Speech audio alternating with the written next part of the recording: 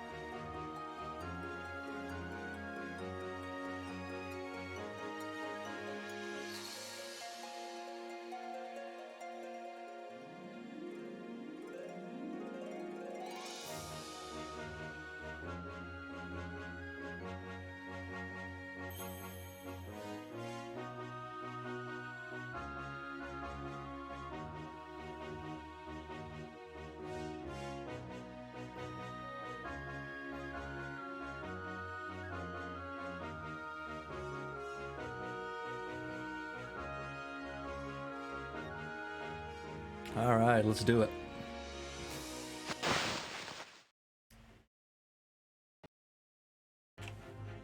All right, welcome in, folks. We're here with what is hopefully the finale of the Great Ace Attorney 1. We have a whole another game after this, but we're going to be taking a break after we finish this up. We're going to play some Way of the Samurai and maybe some other things.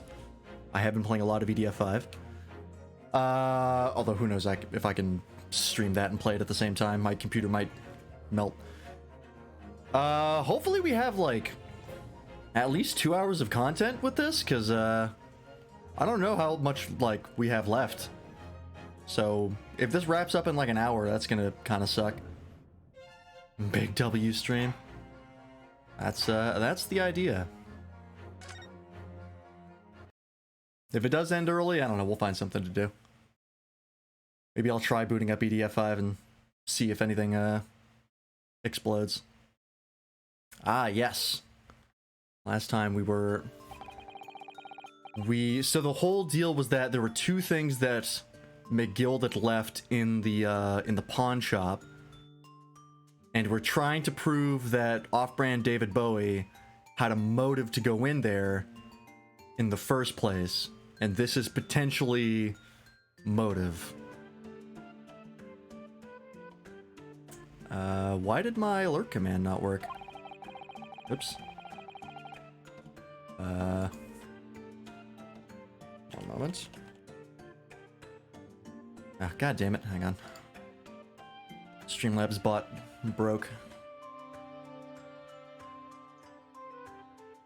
Bot's dead. It's fine. Let's go re-enable it. Oh, it died for you too? I don't know what causes that. It just kind of happens randomly.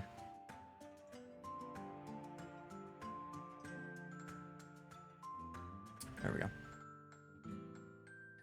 Oh, and hopefully my my stream doesn't break this time. Been happening a lot. Let's hope it doesn't do that. Where's the CloudBots?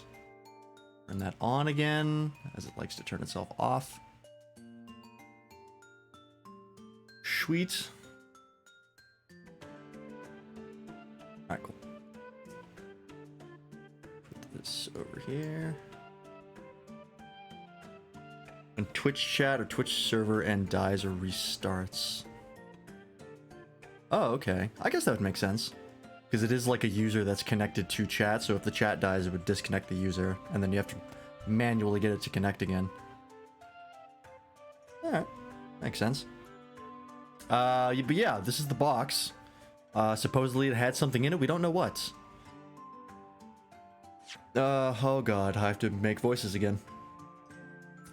This is the article in question, is it? A small box deposited at the pawnbroker by Mr. McGilded 2 months ago. And on the night of Mr. Windibank's murder... Hey, there it is. There's always a random character at the front of that command. I don't know why. I've tried to fix it. I don't know what causes it. Whatever. The only item on the shelves that was touched by whoever broke into the shop. Quick, quick, let's open it and see what's inside. A whole lot of nothing. Oh, it's a music box player. Good gracious, this is no ordinary box, it seems. Wow. Although in truth, I had an inkling that might be the case. It would appear that the box houses a miniature music box movement. Oh, he doesn't like that. What the fuck? Oh yeah, these two were like conspiring last time. What the fuck was that about? And is it too much to expect? I think it would be reasonable to assume that it is a device for the playback of this disc, my lord. I just got out of the shower, so I'm dehydrated. Also, do I look like... kinda... I feel like I should be brighter. I had this on... long... Oh, that's why. Because I'm an idiot. It's supposed to be on 2. There we go. I saw it was on 2 and I was like, that's not right, that's the wrong setting, but it's supposed to be on 1 for Gundam, and 2 for when it's aimed at my face. So, here we are. Here we have the means to play back Mr. McGilded's disc deposited at Windibanks at much the same time. Not strictly correct, my lord. It was not McGilded's disc.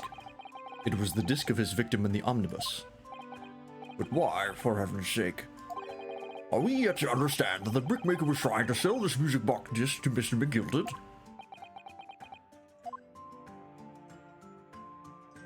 I have a question.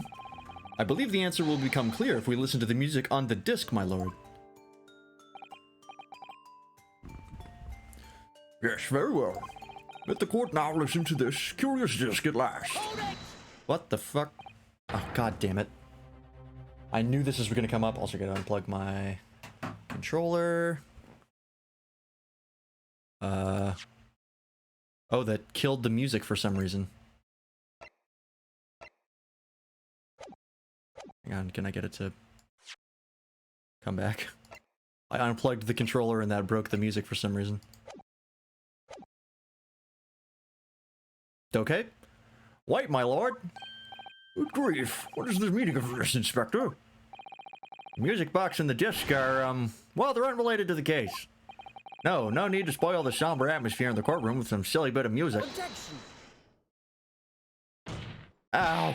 This disc may very well have motivated the culprit in this case to commit murder. Clearly, there's every chance that it's fundamentally important to understanding what happened. The prosecution has no objection. But no! That piece of evidence is police property now. You can't... Oh, clearly Scotland Yard has some vested interest here. But it is policy of this prosecutor to leave no avenues unexplored. And you, Inspector, have no jurisdiction here to prevent that from happening. No further delays, please play the disc.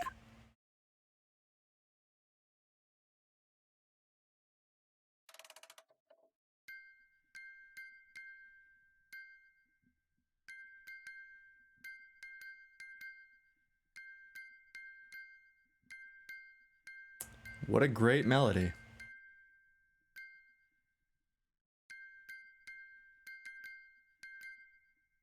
Wait, is that Morse code?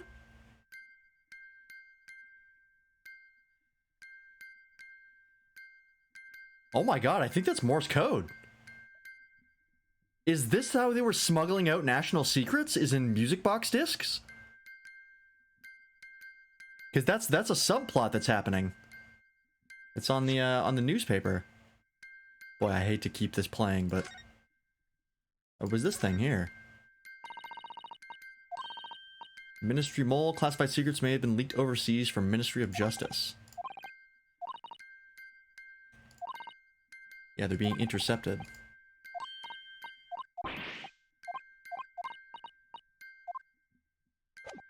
What the fuck? What on earth? That's certainly not what I would call music. No. It's just the same note playing over and over again in an irregular sequence. Oh, is juror number 4 about to lose her shit?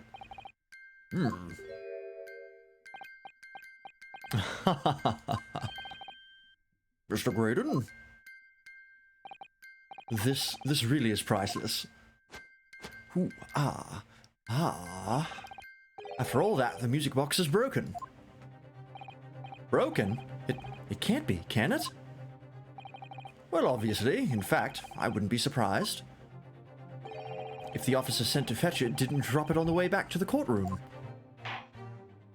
Someone hang that man from the fucking... Find the officer who dropped it. God damn it. Well, with much regret, I feel the court must accept that this music box offers little in the way of clues. Are you ready to move on, counsel? Come on. Yes, alright. It does sound as though it's completely broken, but is it? Could this music emanating from the music box possibly be a new clue? Absolutely. I think it's Morse code. I believe that it could be relevant, my lord. Good lord, but how can it be? It's an abomination, counsel, mere noise. I've got to see how it can have any meaning whatsoever. It does sound strange, I agree. But there's one thing bothering me. While Graydon stands there chortling victoriously, the inspector beside him has a rather telling expression on his face. It's as if Gregson recognizes the sound, as if he's familiar with it somehow. And that's making him appear extremely on edge. I can't keep doing this to my hand. Am I winning? We're coming up on the end of this case, so that's... I call that a victory. We've only lost 1 life. So, we've been doing pretty good. If that is the stance of the defense, my Nipponese friend, answer me this. Oh. Gotta keep listening to it, huh?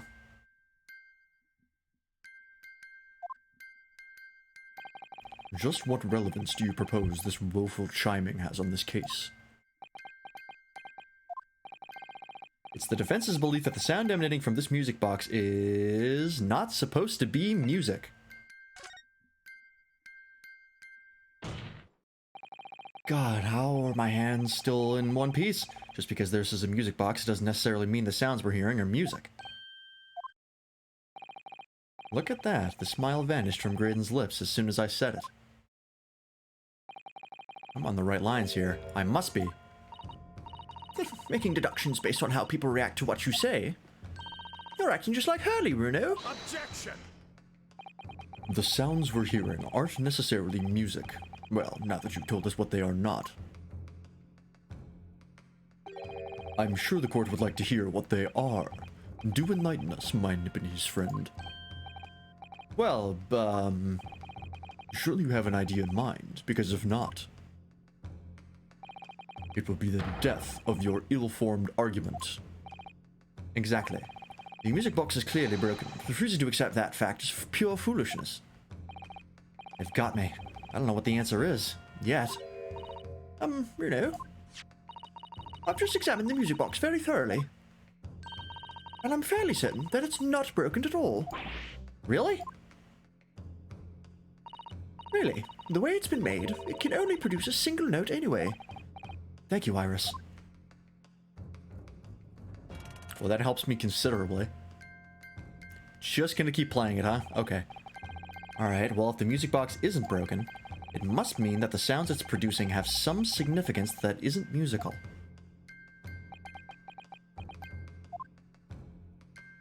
Come on. Ah. Could it be? Is that what these sounds are? Of course, they're not going to tell you outright because they want you to fully put it together, even though it's not really that hard to figure out. Something's just struck me, Bruno. I feel like recently, in the past few hours even, I've heard another sound very much like the one this music box makes. Yes, it's a familiar sound. Actually, Iris, I was just thinking exactly the same thing.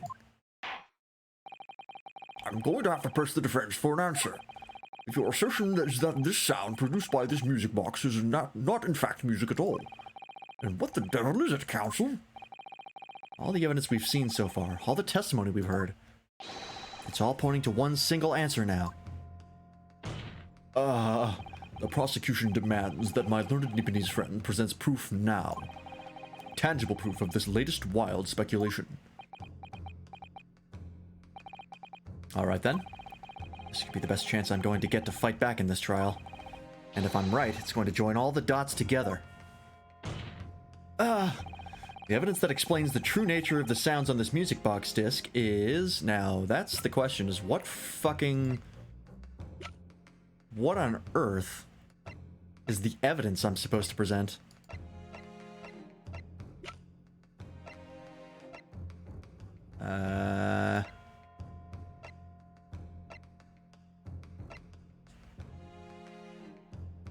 Oh, jeez. How do we actually prove this using evidence?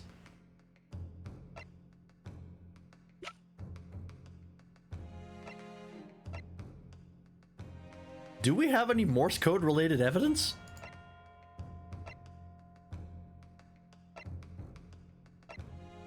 Unless it's the newspaper. I might have to try that. Article about government secrets being leaked to foreign agencies. I'm gonna go with this because I don't think any other piece of evidence even remotely fits. Send it. Take that! Newspaper, Counsel. Got it. The headline is Pawnbroker Parishes and Pickpurse Plunder. Highly supportive of your cause. No, my lord. I was hoping you'd look a little further down the page. Do it. Do it. I used to be able to do like a proper Emperor Palpatine in the do it that he says to Anakin in episode 3. Now I can't do it anymore. Further down, Ministry Mode classified secrets may have been leaked overseas from Ministry of Justice. Yes, this is a very serious matter being investigated at the highest level, I understand. I have heard that international transmissions along supposedly secure lines are somehow being intercepted and leaked to various other countries. And presumably, those transmissions are in the form of wired telegrams. Of course. Juror number 5, your input, please. Stop. Oh, me, sir? Whatever is the matter? You told the court before that you worked at the same communication station as Mr. Graydon, did you not? Oh, Gollum voice was your specialty? Oh, could I ever do a Gollum voice? I don't think I could. I could never manage it. I could do like a really shitty Arnold Schwarzenegger impression, but that was about it. Yes, that's correct. And the particular station where you work deals with government communications and newspaper reports. Oh yes, we're not your run-of-the-mill communication station at all. Our work is extremely important. Then tell me, is this not a very familiar sound? It's because I'm almost Austrian, it's true. I'm from around that region. You don't mean to say, is it? That's right, madam. It bears more than a passing resemblance to the sound made by your telegraph machine as you tap it. I believe it's called Morse code. But I don't believe it. Now correct me if I'm wrong, but when it comes to leaking telegrams from government departments, there could be nobody more perfectly placed than a highly skilled communications officer. Are you suggesting that the music box disc contains stolen government secrets in Morse code?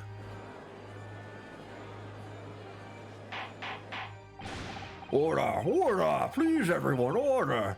This is high treason, Counsel, deserving of capital punishment.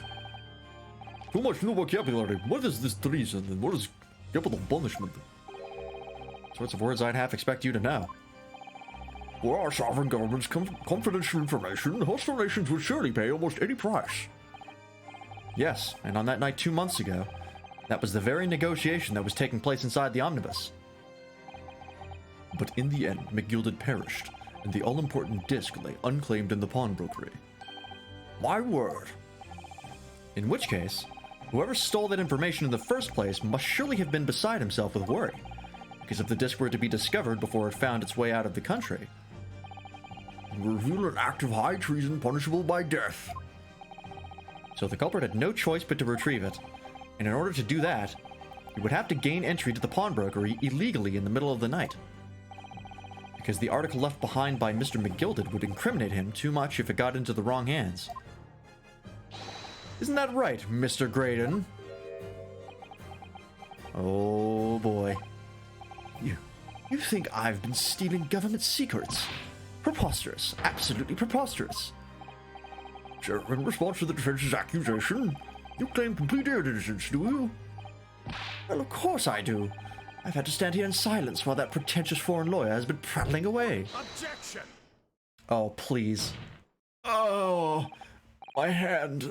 Then by all means, counter the charges, sir. The prosecution demands the witness testifies in response to the accusations brought by the defense. Delighted, I'm sure.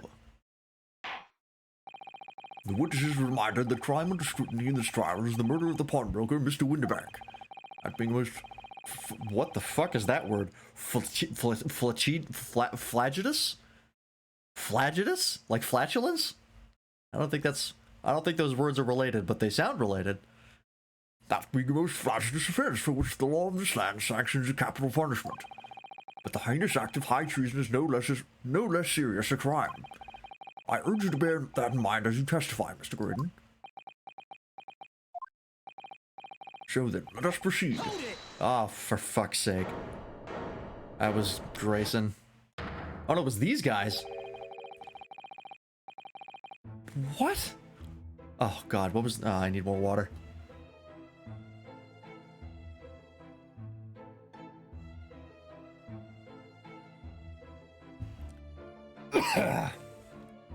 Alright. What was your voice again? You got to have a Robin Walk here, Governor. We got things to say.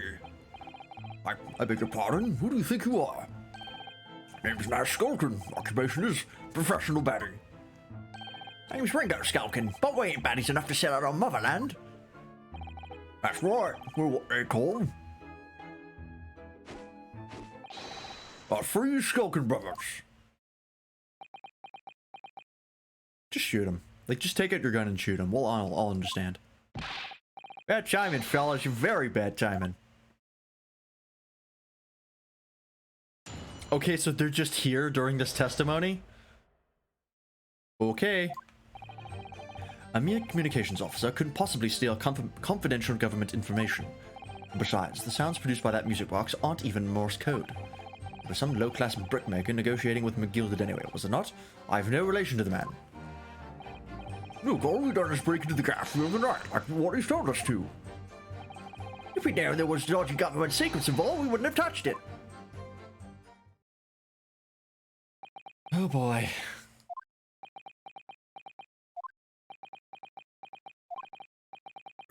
Mr. and Mr. Skulkin. One Bristol to Governor, what's up? I take it that you now admit to the crime. But on the night in question, you did indeed gain entry to the premises illegally.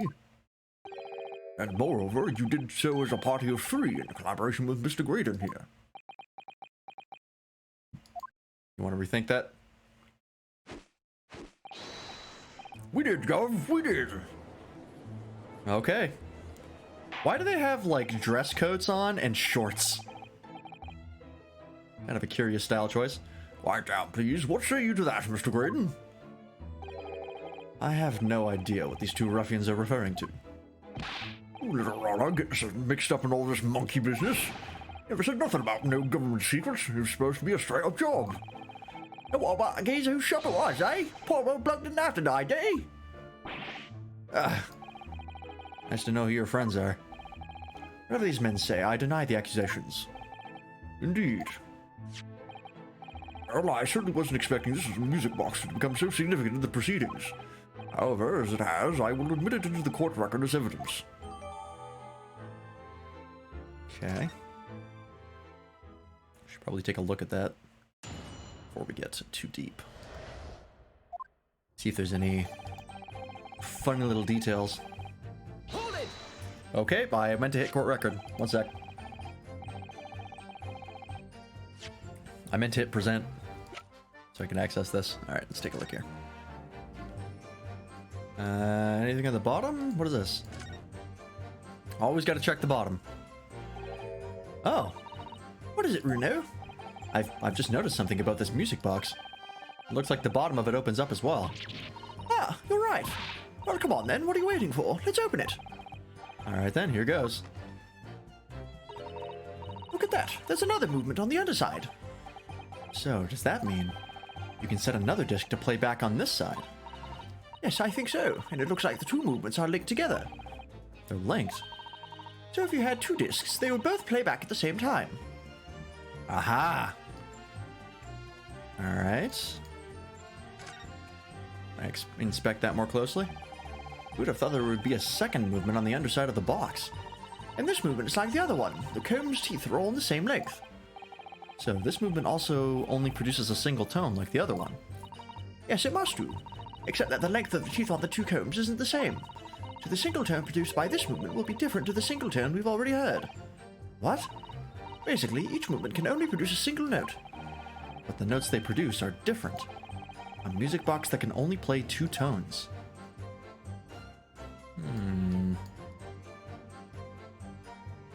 Okay. Is this anything extra? No, that just goes through the whole thing again. Okay. Good to know. So there's a second music disc at play. And we only have one.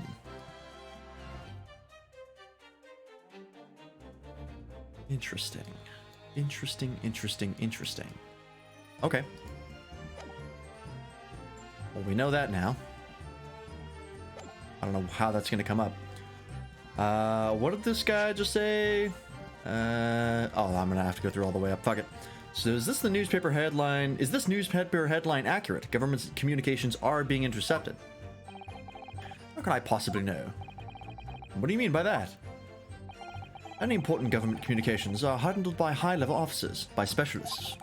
General members of staff in the station where I work would never be entrusted with sensitive information. Oh, this is juror number 4. Oh no, stop. Must say something. Stop. Let me guess. Juror number 5. Or juror number 5, not 4. We regulated communication stations officers aren't as slowly as you're being led to believe. A team of us are responsible for setting up and testing the telegraphs used by the ministry. And Mr. Graydon is the team leader. So that's fascinating. Graydon is a highly skilled operator. Stop. Currently in presence of idol. Stop. So you had access to the equipment used for these confidential communications, Mr. Graydon. Well, what of it? Transmissions are always made behind closed doors so they can't be heard. And in any case, all messages are sent enciphered. Normal employees couldn't possibly understand them. Oh no, stop. Must say something. Stop. Mr. Graydon regularly attends meetings with ministry technicians and the ministry communications team. He assists them in ensuring that there are no errors in important international communications. And he's received the top prize at the Cipher Cracking Convention 5 years in a row now. That's fascinating. Graydon is highly skilled operator. Stop. Currently in presence of idol. Stop. Well, your idol would appreciate it if you'd keep your mouth shut. You should really pick your idols more carefully. I tell you, this lawyer's accusations are completely unfounded. Okay, good to know. Aren't even Morse code. They're not? To anyone with a brain, that would be blatantly apparent when listening to that music box for you in a few seconds. Of course. Surely it can't be that my learned friend is unfamiliar with Morse code. Ouch. Looks genuinely shocked at my ignorance. Ha ha ha. Ah, god damn it. I'm more than happy to demonstrate the basics for you, sir. A lesson? Here in court? Morse code is a continuous series of two distinct...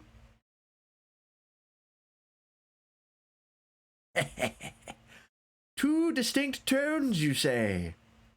Interesting. Tones, you say? Yes, a short dot and a long dash. By combining those in different ways, you construct letters. I see. For example, this is A. And this is B. But when you listen to the sound produced by this music box, you only hear one tone, don't you? But it sounds so similar. The rhythm of it is the same in everything. But there's no discernible meaning to this apparently random sequence of sounds. So your assertion is fundamentally flawed. This is not Morse code. No! Really, you shouldn't be so surprised. What did I tell you? That music box is nothing but a worthless piece of scrap. Perhaps you might consider studying your subject matter before casting aspersions in future. Ow, my hand. How do you keep doing that? Stop. Nothing to say, but stop. Oh, it's so frustrating, isn't it? Iris? I mean, if the government secrets were somehow being leaked using the music box, so many other things would slot into place so nicely. Could there still be something I haven't considered? Would it really be impossible to use this music box somehow to play back Morse code? Give it a try! There's still every possibility that this music box was instrumental in the leaking of government secrets. That's the belief of the defense, at least. Objection! Oh my god, does it please you in some way, my Nipponese friend, to repeat the same line of argument ad infinitum? It's already been established that to be Morse code, two tones are required, dots and dashes. Yes, I'm well aware of that. Then what? Well, it would appear the defense has a hypothesis to put forward. You had better present your idea at once, counsel. How do you propose that this music box, which appears to produce only a single tone, would have been used to cipher secret messages into Morse code?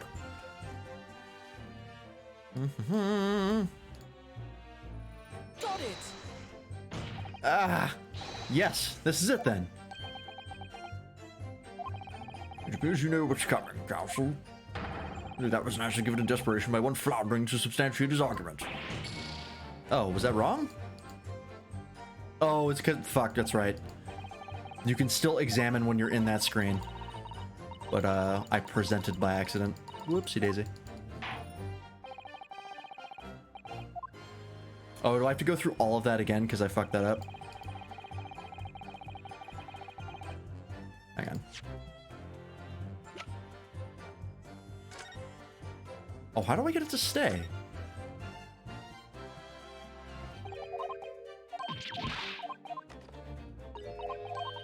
Because it didn't update the court record with this. That's the weird part.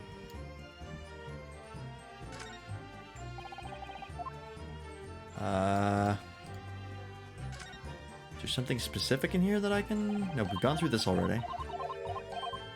Maybe we just have to go through it on that screen and not present the wrong thing this time.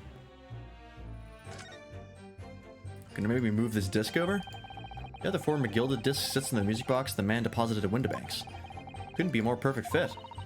There's no question then. This disc was designed to be played in this music box. Yet despite that, the sounds it produces are neither musical nor do they appear to have any meaning. It just doesn't make any sense. I wonder, if perhaps there's more to this music box than meets the eye. Maybe we haven't discovered all its secrets yet. Nope, okay, that's all I can do.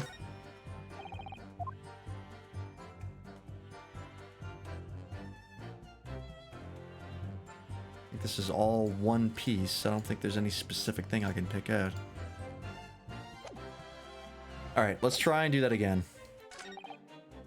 Hold it! Didn't get it to work this time.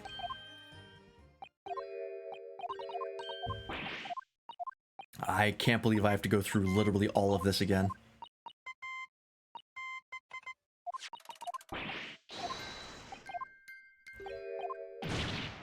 Yikes. Alright, alright. Slappy hands, slappy hands.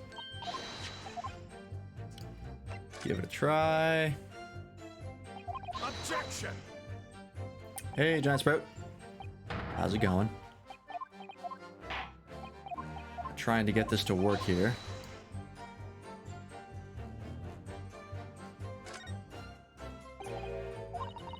There we go. Music box. Yeah, we've seen this already. Open it up. Ding, ding, ding, ding, ding. All right, there we go.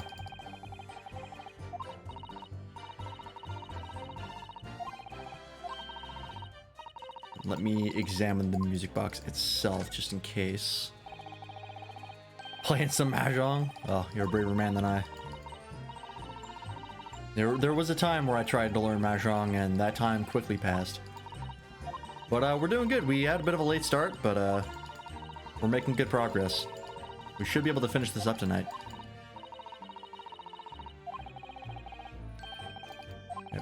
Yep. Okay, I think I present this. There we go. Gracious, what am I looking at here? On the underside of this music box. What? It appears, my lord, that the two movements are linked together. In other words, you can put two discs in this music box, and the sounds of both will play back at the same time. Good heavens! As the chord has heard, Morse code comprises of two tones, a short dot and a long dash. Ow. With a second disc in place, this music box could be used to generate Morse code and convey a message.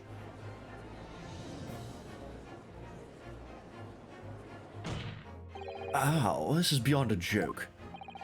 I'm sorry? This poor excuse for a lawyer has absolutely no evidence to support his claims. Though, of course, if my learned friend were able to present the court with the second disc, that would be another matter. Well, I can't at the moment. And may I remind the court that, as the witness has pointed out, he was not the one in the omnibus with McGilded 2 months ago, striking a deal over the disc or discs. Indeed, that was Mr. Mason, the brickmaker. Exactly. I had nothing whatsoever to do with it. Assholes, I must admit the argument presented by the defense has much promise. I believe the cross-examination should continue. A link between Graydon and the victim of the omnibus case must be there somewhere, but I haven't found it yet. Oh dear. It looks like you need to give your argument more strength, Runo. Reiterate your testimony if you please, Mr. Graydon. If I must, though I maintain exactly what I did at the start of this pointless cross-examination. Okay, we don't have enough yet. You've no relation to the man. Prove it! So 2 months ago in that omnibus, McGilded killed the brickmaker and stole the disc. Mr. Mason was a single man with almost nothing to his name. It seems he lived in an artisan quarter some years ago, but people there remember little about him. That doesn't make much sense though, does it? How would a humble brickmaker come to acquire secret government information? How indeed? Oh, there must have been somebody else involved behind the scenes in all of this. Somebody who acquired the disc and gave it to Mr. Mason in order to take it to the meeting with McGilded and negotiate a deal. Dear me. You may have it in for me, sir, but I assure you, I have far more class than that. An old brickmaker from an artisan quarter and this well-to-do communications officer. If only I could find some evidence to link the two of them together.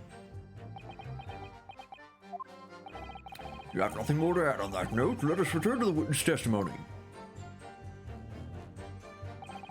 Alright, Nash, Ringo, what do you got for me? Hold it! Please have something. Like Mr. Graydon told you to do, you mean? I said, yeah. Well, sir. Silly Beast thought I was just popping over for a night. Now, Nasser, after all them years, little run had a dodgy job for us. Yes.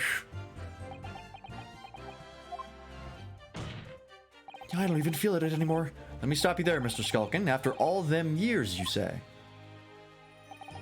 Do you mean to tell me that Mr. Graydon is an acquaintance of yours? Sociable kind of manners, you know. Oh, they say Graydon's an old shiner.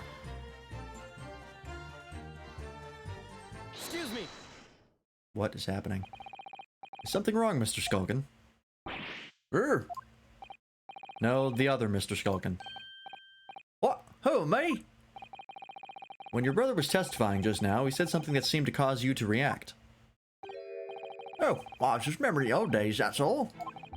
Used to have a right old laugh together way back when. Together with Mr. Graydon, you mean? Yeah, we Ash. I mean, you look back at him now, his fancy whistle of fruit, you only wouldn't Adam and Eve it. I have no idea what that sentence said. But when he was younger, he was from the poor part of town, just like us. Isn't that so? But he was always a leery one. He had the brains, he had the savvy. Always coming up with smart ideas, what would even like what would never have gone through our heads. Oh, blimey, that's the truth. Remember Milford and Skelton's milk run? That was a corker, eh? Save it until after the trial. Your reminiscing has no place in this courtroom. And neither does your fruit. No outside fruit. It's like a movie theater. Well, he asked her a question, didn't he? And we was answering. Yeah, we ain't done nothing wrong. Nevertheless, the court is not prepared to accompany you on your trip down memory lane. Counsel, can we turn our attention back to the testimony, please? I don't know. Could that sentimental story be relevant somehow? Add it to the testimony. My lord, Yes, counsel? the brother's last sentimental statement could hold vital information relating to this case. Very well, counsel. I will permit the brothers to supplement their testimony with that detail. Briefly, I hasten to add. Say no more. Skelton's never skulking. It's in Skelton's milk run. Go there with them were the days. Hold it! I'm sure I'm going to regret asking, but what exactly was that? Some kind of business? It's a little scene we had going back when we was youngsters. A bit of fun, really. Ever fresh milk to the locals, that's what it was all about. That sounds alarmingly legitimate. There must be a catch. I suppose since we're here, I should ask them to elaborate, but on what? The business name? Probably not gonna get me much. Let's go with the business model. So, how did your little business work exactly? Well, every morning down our way, the milkman would come with his cart to deliver milk, see? If you stuck your empties outside your front door, he would leave them full again, right? So, we swooped in on the action, got people to sign up with us. We promised to deliver milk for half the price the other geezers doing it. People couldn't wait to sign on the dotted line. We were raking it in, we were. So, did you live on a dairy farm or something? Oh, Benny, you're off your rocker. We had nothing. We were too poor to have a farm. Right. Now, we had to get all the shipper once you had the idea. And just switch them over, see? Our customers' empties was the forwards from anyone who wasn't on our books. I done it, right? I think you mean to say a diddle, and that's a crime. It was just an honest bit of fun, that's all. Milking the general public in such a fashion is most certainly not harmless as you put it. Well, it was him who came up with the idea. Ash is an evil genius. You mean Mr. Graydon? Yeah, Ash always had his head in the book when we was growing up. So he was going to get himself in an education and get out of the slum we lived in. Oh, we all ragged him about that, didn't we? Told him we were soft in there, didn't even think it. Look at him now. He's only going to become a blinking communication officer, ain't he? Communications officer, Mr. Skulkin. Jones and Wilson's milk run. No, Iris. Don't even think about it. All of a sudden, we seem to be up to our necks in a serious matter of national security. Although all this talk about interception of secret government messages is just a still conjecture at this stage. It would explain a number of things, though, wouldn't it? Negotiation Ginny overheard at the omnibus 2 months ago and the break-in at Winterbanks. But the trouble is, it wasn't Mr. Graydon in the omnibus with Mr. McGilded. No, that was Mr. Mason, the brickmaker who was so horribly murdered. If only there was some link between the two men somehow. I know, but Mr. Graydon's testimony seemed to be as watertight as ever. I wonder if the key to making headway with the cross-examination here could be those two brothers. Okay, I'll have to change and ask about the name, I think. I also gotta press on Ringo still. Yeah, let's press this. So did you know nothing about this music box? We didn't know nothing. Still don't know nothing.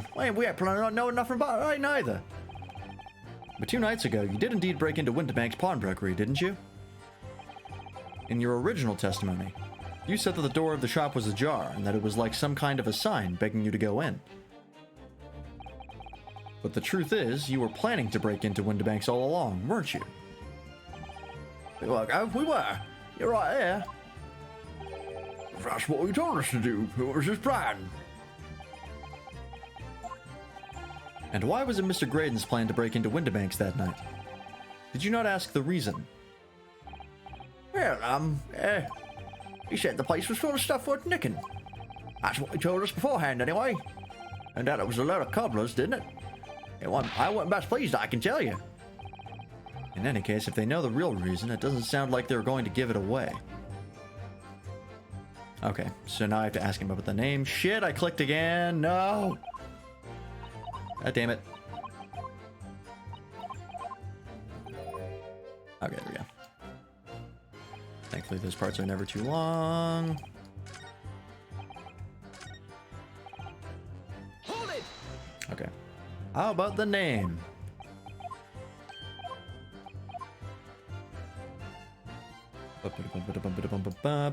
Business name. This business was just a bit of fun, you say? And it was just yourselves and Mr. Graydon involved. Yeah, that's it. Milverton and Skulkin's Milk Run, was it? Yeah, that's it. And where did the Milverton part come from?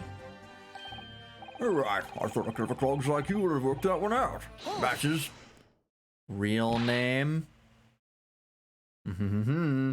Enough of this. How much longer are we expected to listen to this drivel? I don't... Let me guess, you don't accept anything these two witnesses are saying. Tell me, why is it that it was only at the mention of the name Milverton that you decided to interject? Because well, Not the Upper Stones that one came from. yeah, his old man was struggling for money so much, his wife walked out on him.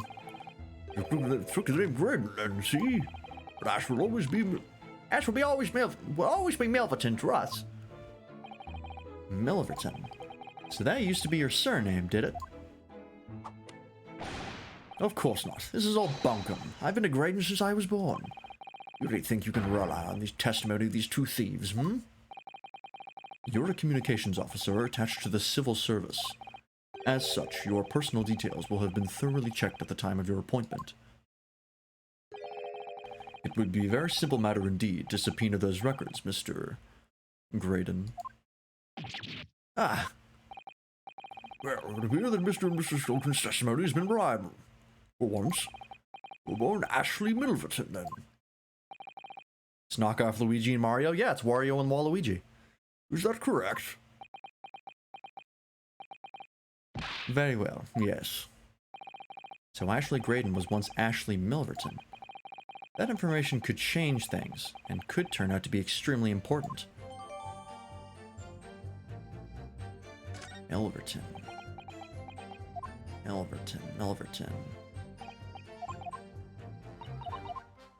How the fuck does that help us?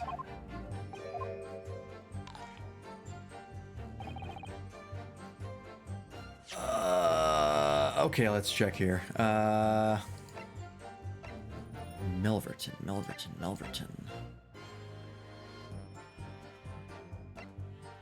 I don't think we've heard the name Milverton before.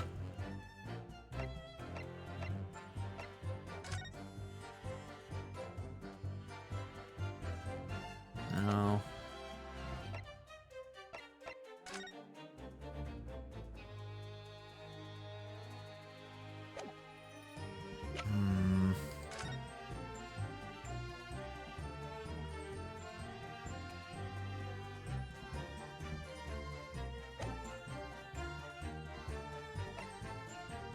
I think we might have to press more? Press some of the old statements now that we know that?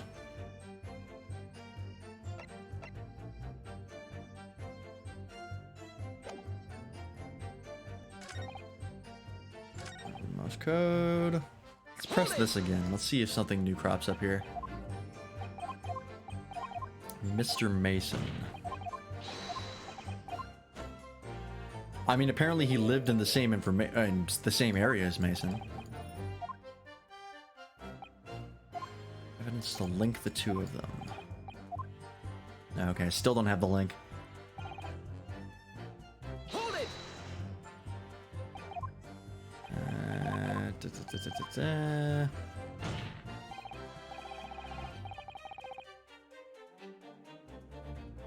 Why couldn't I skip through this?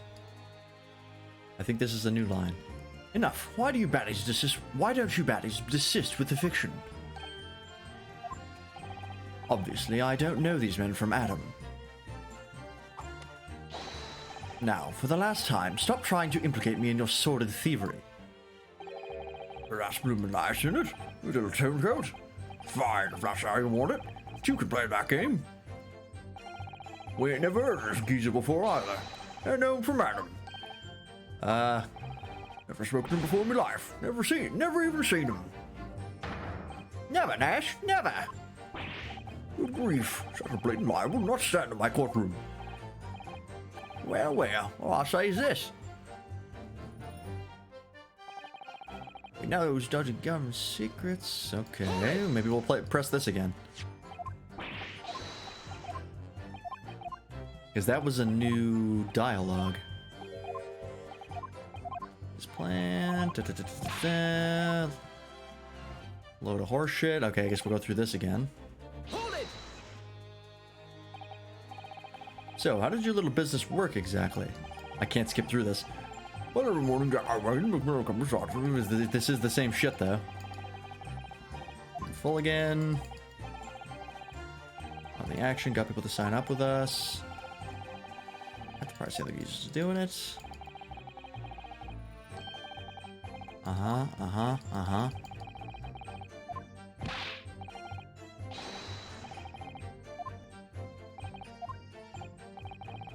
don't know why this is counting as new dialogue, because it's very obviously the same shit. But maybe the questions will be different.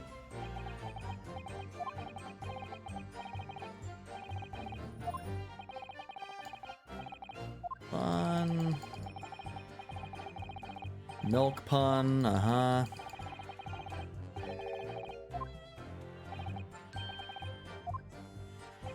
Graydon. Mr. Graydon was once Ashley Milverton. That information could change things. Oh, it doesn't even let me ask about it anymore. Huh, okay, interesting.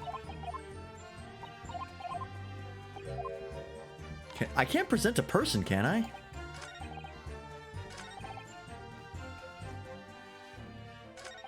And I've pressed everything already. No relation to the man. Yeah, I can't present people. I can't remember what Ace Attorney game let you just present people. I think it was Trials and Tribulations, where you could just do it on any piece of evidence. Hang on, did I press everything? Maybe I missed something. Hold on. I don't think I pressed this again.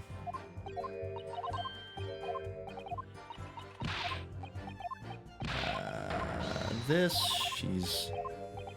he's her husbando. I get it. Okay, that was nothing. Not even Morse code.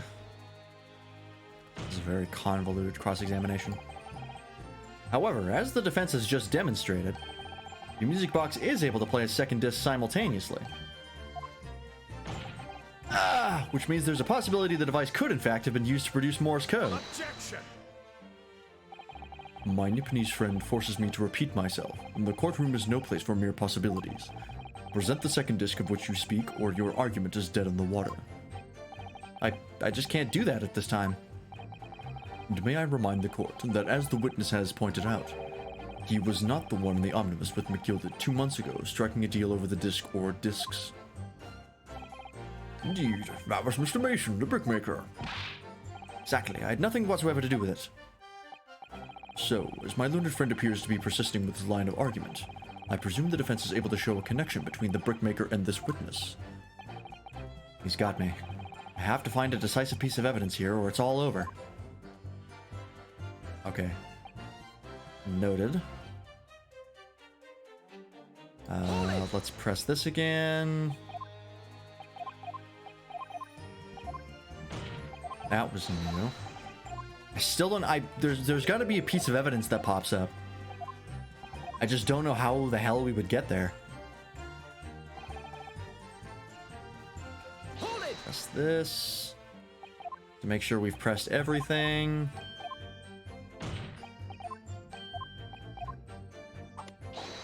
This is where he says he doesn't know them.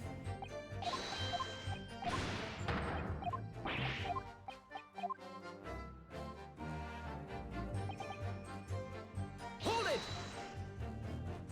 Is there another contradiction that I have to present on?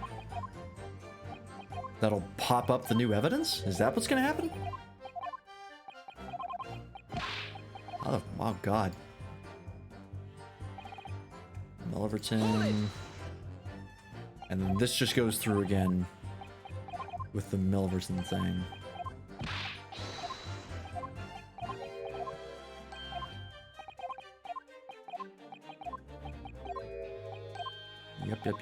Yep. Still don't have any evidence. God damn it. So we must have to present on something. But I've pressed all I can on those two. I don't know what more I can do.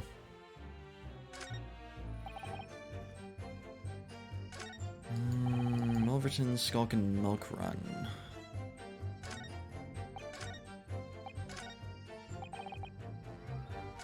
Relation to the man.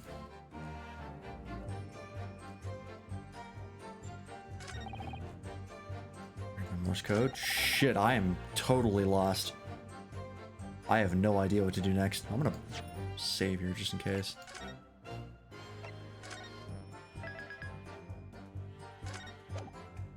This last case is no joke. I get real brain benders. Was it one of the banks 2 days before the black overcoat?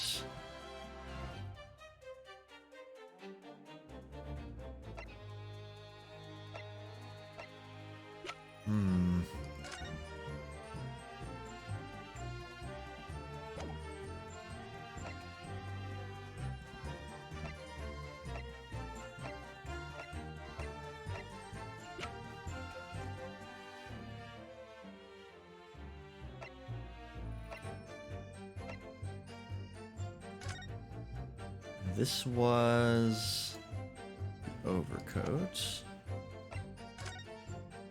This is for the box.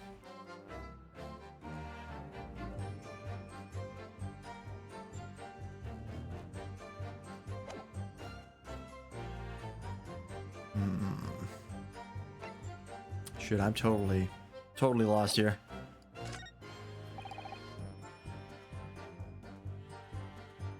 Dennis breaking into the gap the other night like he told us to. There was strategy government secrets involved, we wouldn't have touched it. Milverton and Skulkin's Milk Run. Those were the days. I can't even, how do I even get to the people? All I can do is check my evidence. I can't actually, like, look at the people involved. Is there a way to do that and I'm just dumb? I don't know the control for it?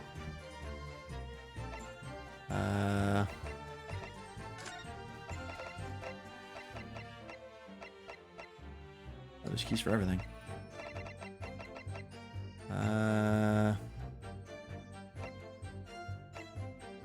Court record, people, and evidence. E. That's how I get to here. Can I hit it again? No. How do I get to people?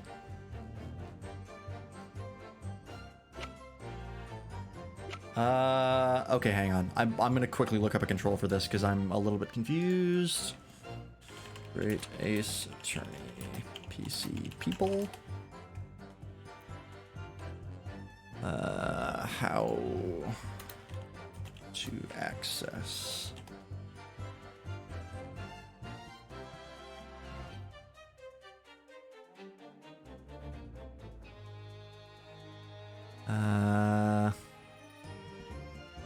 Great Ace Attorney PC court record?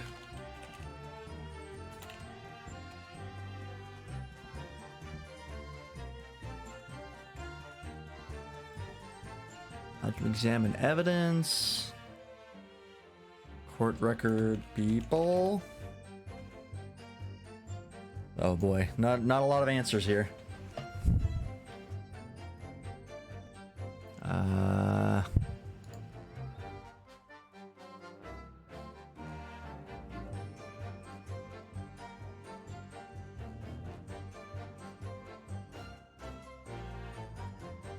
Character profiles. How do I access character profiles? Great. Ace Attorney character profiles button. Maybe that'll give me something. A whole load of nothing. Cool. Okay. If there is a way, I don't know what it is. Because I don't see any controls for it anywhere.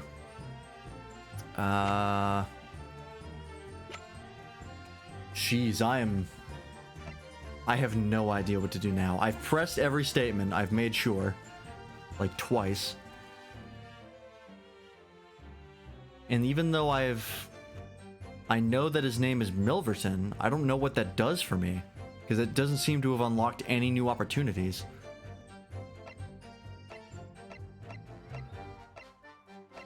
If I could pit them against each other, that would be great.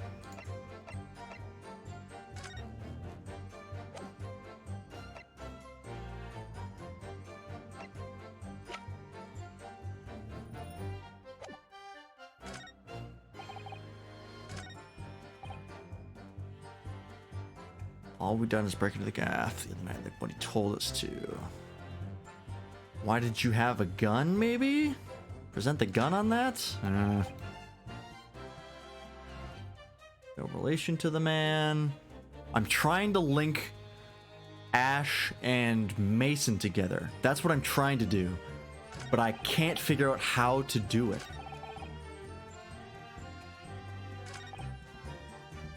Hold it! This is the new thing about the double tone. Objection!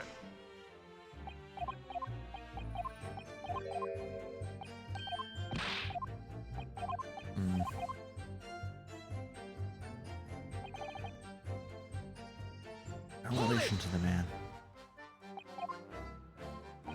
So now I can access the court record. Oh, people, here we go. So you can get to it from here, just not while you're on the cross-examination screen. Okay. Graydon, well, his last name was once Milverton, years ago. Okay. Milverton. Is there a piece of evidence that, like, has Milverton on it or something that I don't know about?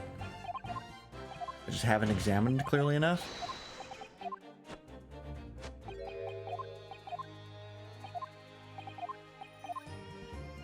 Okay, still nothing here. Let's examine the evidence. Let's see. The other thing is... Oh, here we go. You know what? We haven't actually checked this out. Aha! Aha! That's what I was missing. His name was Mason Milverton. Ding, ding, ding, ding, ding. We found it. Okay, I knew I was missing something. Alright, I have no relation to the man. Wrong. Objection! Got him. Mr. Ashley Milverton. Tell me, why did you try to hide your former name from the court? Because I haven't gone by that name for years. It means nothing to me. No, I don't think that's the real explanation at all. Al, the truth is, you had a reason to hide that name. Explain yourself, please, Counsel. I have here the notes from the omnibus case, my lord. And as we all know, the victim, the man who we now understand to have been negotiating with McGilded. Yes, Mr. Mason, the brickmaker. That's right, only Mason wasn't his surname at all. It was his given name. His full name was Mason Milverton. Milverton? Do you mean to say Saint's alive? Oh, Mr. Ashley Milverton. Is it not the case that the brickmaker, Mr. Mason Milverton, was your father? I don't. As I believe I mentioned earlier, your family history will have been thoroughly checked when you joined the civil service, and it really would take no time at all for the court to subpoena those records. The truth is, you've been illegally acquiring highly confidential government information and selling it on to McGilded in collaboration with your father. Ah! Oh, Hefflon boys. Not even pointing at him, you're just pointing at Van Zeeks. The new facts and evidence unveiled by the cross-examination of the witness all come together to reveal the truth. The truth, you say? That you collaborated with your father, Mr. Mason Milverton, in illegal dealings with Magnus McGilded. What if the true culprit is Van Dix? I don't think so, because he's been really sus and like trying to get Gregson to say more than he's willing to say. So it was like, oh, you don't know anything about this, Gregson? Weird. Anyway. Like, I think he's trying to get this out in the open as well. I don't know what his motivations for doing so are, but I don't think he's the culprit. At least not when it comes to this. Why did this music box mean, Counsel? Yes, stealing information being sent in secret government communications and selling it on to McGilded. Mr. Graydon concocted this elaborate scheme of using 2 music box discs to encode the information, as presumably a safety measure against the information falling into the wrong hands. And a very effective one. I shouldn't have given the scheme any credence whatsoever. But the deal with McGilded went sour, and the brickmaker met his end. Yes, but before he was arrested, McGilded managed to temporarily dispose of the stolen disc at the pawnbroker. Then, having learnt of the situation, you appeared at Windibanks 2 days ago, in an attempt to recover the 2 articles McGilded had placed in pawn there. Oh, he's holding his arm again. But that attempt failed. Oh, we're working together now. I love the moment when the defense and the prosecution start working together against a shady witness. One of the discs was seized by the police, and the other you never found. So that same night, you enlisted the help of the Skulkin brothers and broke into the pawnbrokery. This time, determined to recover the second disc. Now, I'm suggesting that the second disc was inside the music box. Wait, we never knew nothing about that. On the night that Mr. Windibank was killed, the intruder to the pawnbrokery touched one item, and one item alone, the music box. As rather ingeniously demonstrated using the 2 prints from the security camera, indeed. So, the question that naturally begs answering is this: why was only that one article disturbed? The answer is obvious, because it contained the second disc, which the intruder was desperate to retrieve. Since, if it were to fall into the hands of the police, it would be proof of high treason. Well, Mr. Graydon, do you deny that all of this actually began on that fateful night 2 months ago? I refuse to accept any of this nonsense.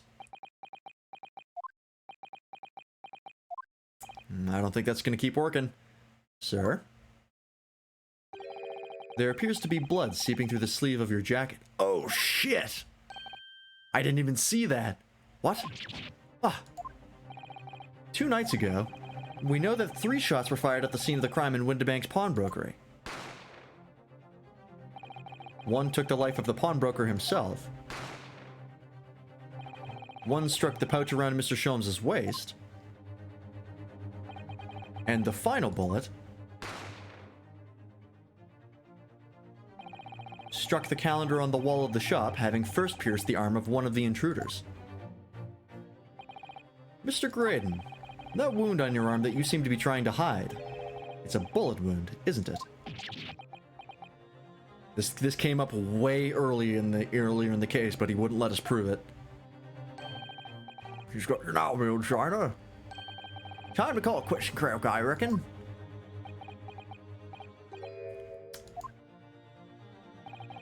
Don't acknowledge my presence there under any circumstances whatsoever. Those were my terms, remember, and I paid you handsomely to comply. Clearly, I was a fool to think I could trust some common backslum thieves. Fine, I admit it. I was there in Winterbanks that night. I paid this pair 10 guineas to accompany me. And as you've noticed, I sustained an injury in the course of my adventures.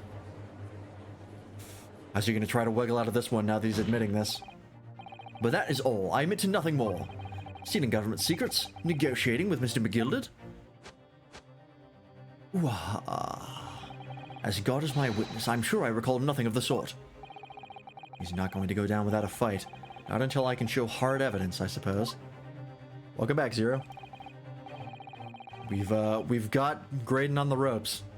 Or Ash on the ropes, because his last name is Graydon and was once Milverton. It's changed. Nevertheless, the defense has now established a crucial fact. Which is...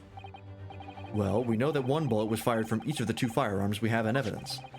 The bullet from the Skulkin brothers' gun hit the pouch around Mr. Sholmes' waist. And the bullet from Mr. Winterbank's gun clearly must have been the one that caught Mr. Graydon on the arm. Indeed, it must. We can rule out the possibility that the man shot himself. There was a third gun, and that leads us to only one conclusion. Mr. Winterbank was shot by a third gun, which can only have been fired by the third intruder. Goodness. That's right, Mr. Graydon. The only person who could have possibly have shot Mr. Winterbank that night is you. Hold it! How did they not pick up on this? I think the problem is that we did, but he wouldn't let us prove it in any meaningful capacity. Because he wouldn't let us examine the wound. It was just like, no, you can't look at it. And it's like, well, fuck, I guess that goes nowhere then, because we can't force you to, apparently. You little upstart. You made a grave mistake when you summoned me here. What? What's that supposed to mean? Yes, as you rightly say, I was there at the pawnbroker's. I did my best to hide the fact, naturally. I had no intention of ruining the distinguished career I'd built for myself at the communication station. But did the thought never cross your mind? Did you never consider the possibility? What do you mean? What thought? What possibility? The possibility that if I was there at the scene, I may have witnessed the crucial moment. You see, this makes me a key witness in this case, and I have my hands firmly around the neck of your client. What? Are you suggesting? I saw it all. I saw the very moment that pickpocket girl pointed the gun at that poor defenseless pawnbroker and shot him. What? Surely nobody is falling for this. This flies in the face of literally everything we've established over the course of this trial. Order, order, order! Well, it seems we are finally entering the last act of this theatrical trial. Mr. Graydon. Yes? I trust you are fully aware of the implications here. If it is shown that your claim is false, you will have incriminated yourself as the killer. Oh, I understand fully. Then I must ask you to give your formal testimony once more. You will explain to the court precisely what you saw at the moment the defendant allegedly shot the victim. Nothing would give me greater pleasure. Alright, I think this is going to be probably the last testimony. I have to go refill my water. But when we get back to this, we'll see what happens.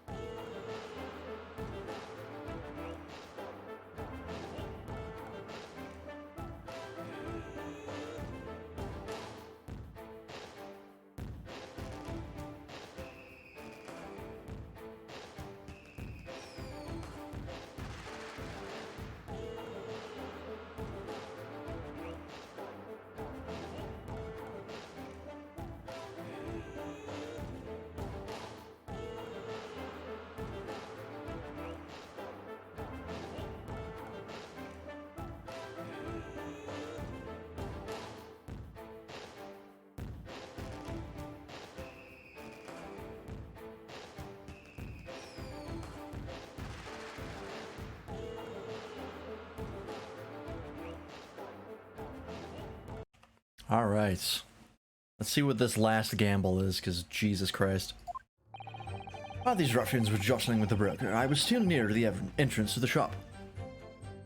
Oh, it's because I had the desktop muted when I went to the be right back screen. That was actually something I should actually fix. And something I can fix fairly easily. One moment. I have to go to studio mode, get this, copy that, and then I have to put that in the BRB source.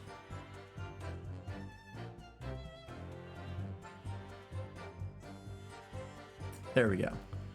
So now, let me just check to see.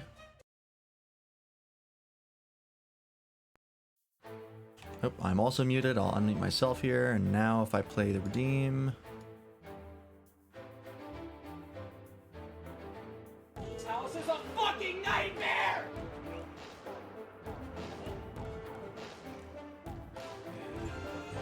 Did that work? Should have worked. I can't tell. Did it work? Okay, cool. I just have to put the same source that I use in the start screen into the BRB stuff. All right, cool. I'll have to remember to do that on. Mind you, I don't really have that many other screens, so that's problem solved, really. All right, let's keep going. And when back through Nash over the counter, I felt a sharp pain in my arm. I pursued the man, but he shut himself in the storeroom. I could see him through the peephole in the door, though. The accused, in a black coat, shot the man in the back as he was trying to flee to safety. I saw the blood spatter all over that wretched girl. Then she tossed the gun out of the peephole, so I picked it up and made my escape.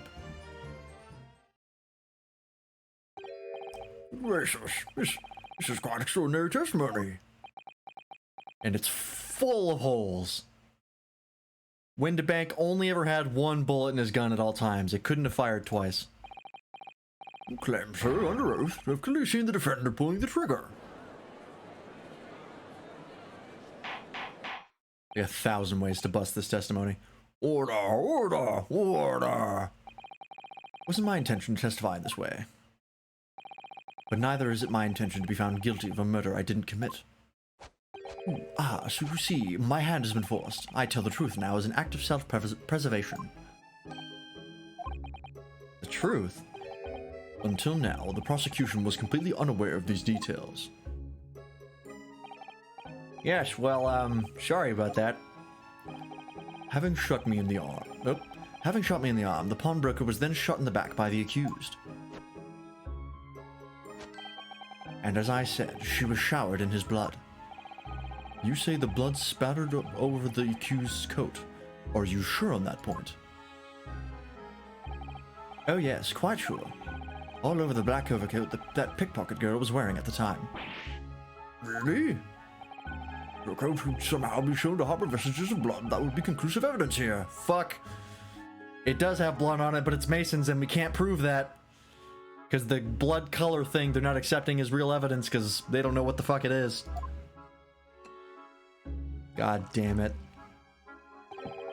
Such an investigation is entirely possible, my lord. What? Only very recently, a German scientist has developed a technique to identify human blood. So here's to true science, not some amateurish detective's dubious foray into the world of chemistry. There's nothing dubious about Hurley's work. His ideas are all sound. Oh yeah, I think the implication is that it's like, it's the same color as blood. Ideas are of no use to us here. In science, as in... Fucking nightmare! Yep. As in science, as in law, theories must be proven before they stand. Oh, something I should change. Because I can hear that twice because of two things. God damn it. Why is scrolling? Wendy's order's been canceled 4 times. Rip. One moment. I have to turn this to... nope. Wrong source. God is looking for geeks here tonight. He's looking for nerds. Yeah. What the fuck am I looking for? Where is it? Advanced audio properties.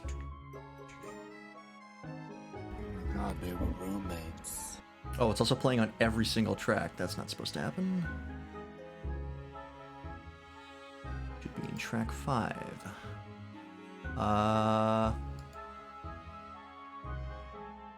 Monitor off. There we go. Now it should only play once for me. Doesn't make any difference for you, I don't think, because you can't hear that. Oh wait, no, you could hear it, because I could hear it, and everything I can hear, you can hear. There we go. Now we are good, I think.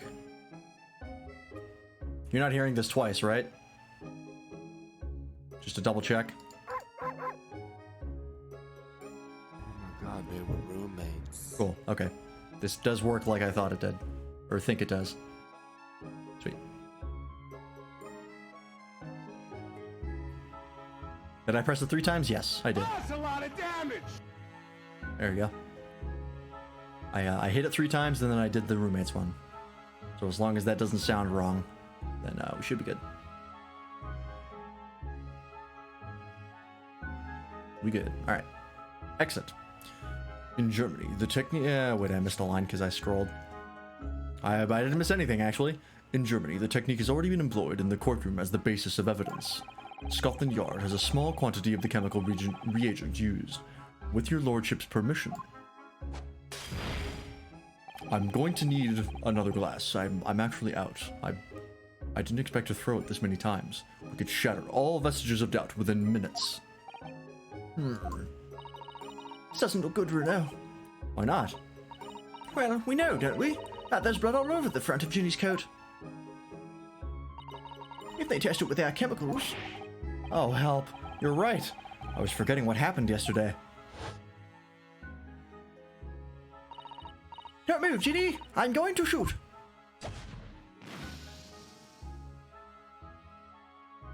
It's Mason's blood!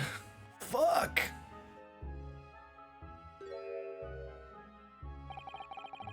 But that's not Mr. Windibank's blood, that stains from 2 months ago. That's Mr. Mason's blood from when he was stabbed by McGilden, who was wearing the coat at the time.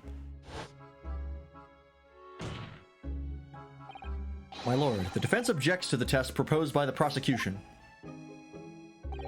Overruled. Lord Matzeeks, make it so at once. Bastard. With pleasure, my lord.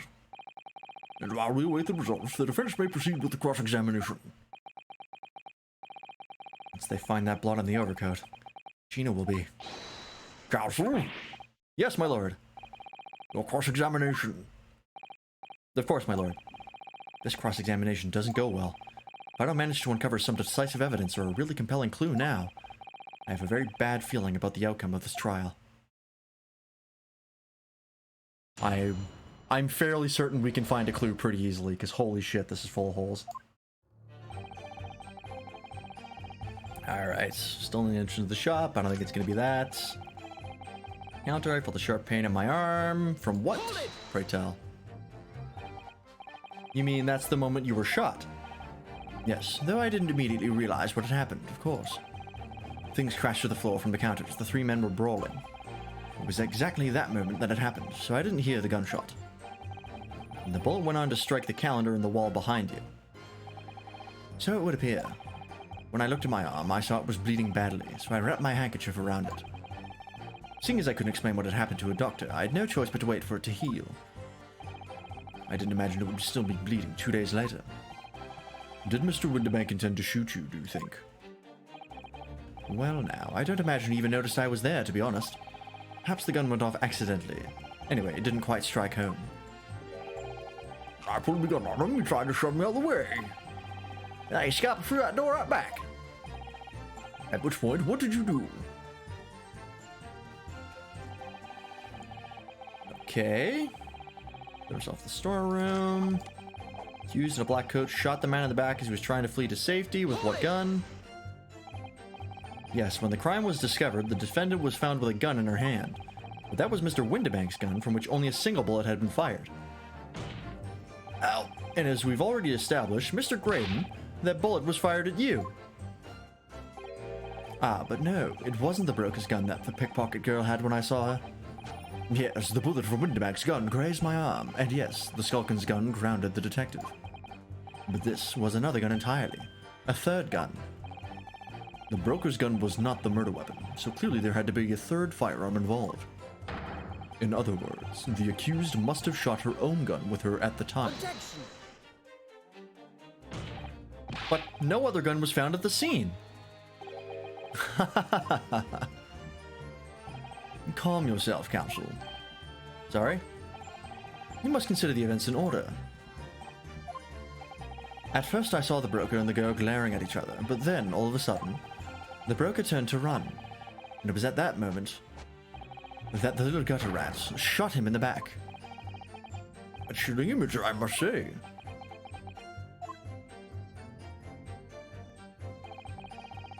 The blood spread over that wretched girl, and then she tossed the gun out of the peephole, so I picked it up and made my escape. Hold it.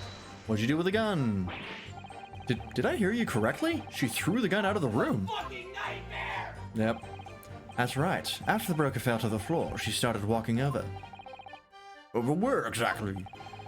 In the direction of the storeroom door, to where I was watching.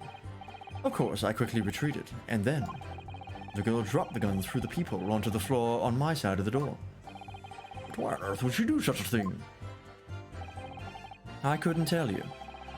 Perhaps she was hoping to distance herself from the murder weapon. Gonna use that redeem a lot. It's a very accurate redeem. It gets a lot of use. And this is a fucking disaster. Without thinking, I went and picked it up. Oops. I suppose I was worried about just leaving it there in case any more tragedies took place. Shady as fuck. So it was you, in fact, who took the third gun from the scene of the crime. What? Yes, it was yours truly. I left the clear-up to my lackeys and left. Clear-up? We made a bit of a mess around the counter, so Mr. Whistle Studio told us to tidy up. He thinks he's our bloomin' mum sometimes. Well, I was paying you enough, my god. Tell me, Mr. Graydon, when you left the pawnbrokery that night, was it by any chance that with the second disc in your jacket pocket? You're like a bullet that... All right. What the fuck is happening over here? Excuse me? Grayson, do not assault the witness in front of the judge. That's a crime. Excuse me. The music didn't even stop. Oh, there it goes. Gentlemen. What is happening?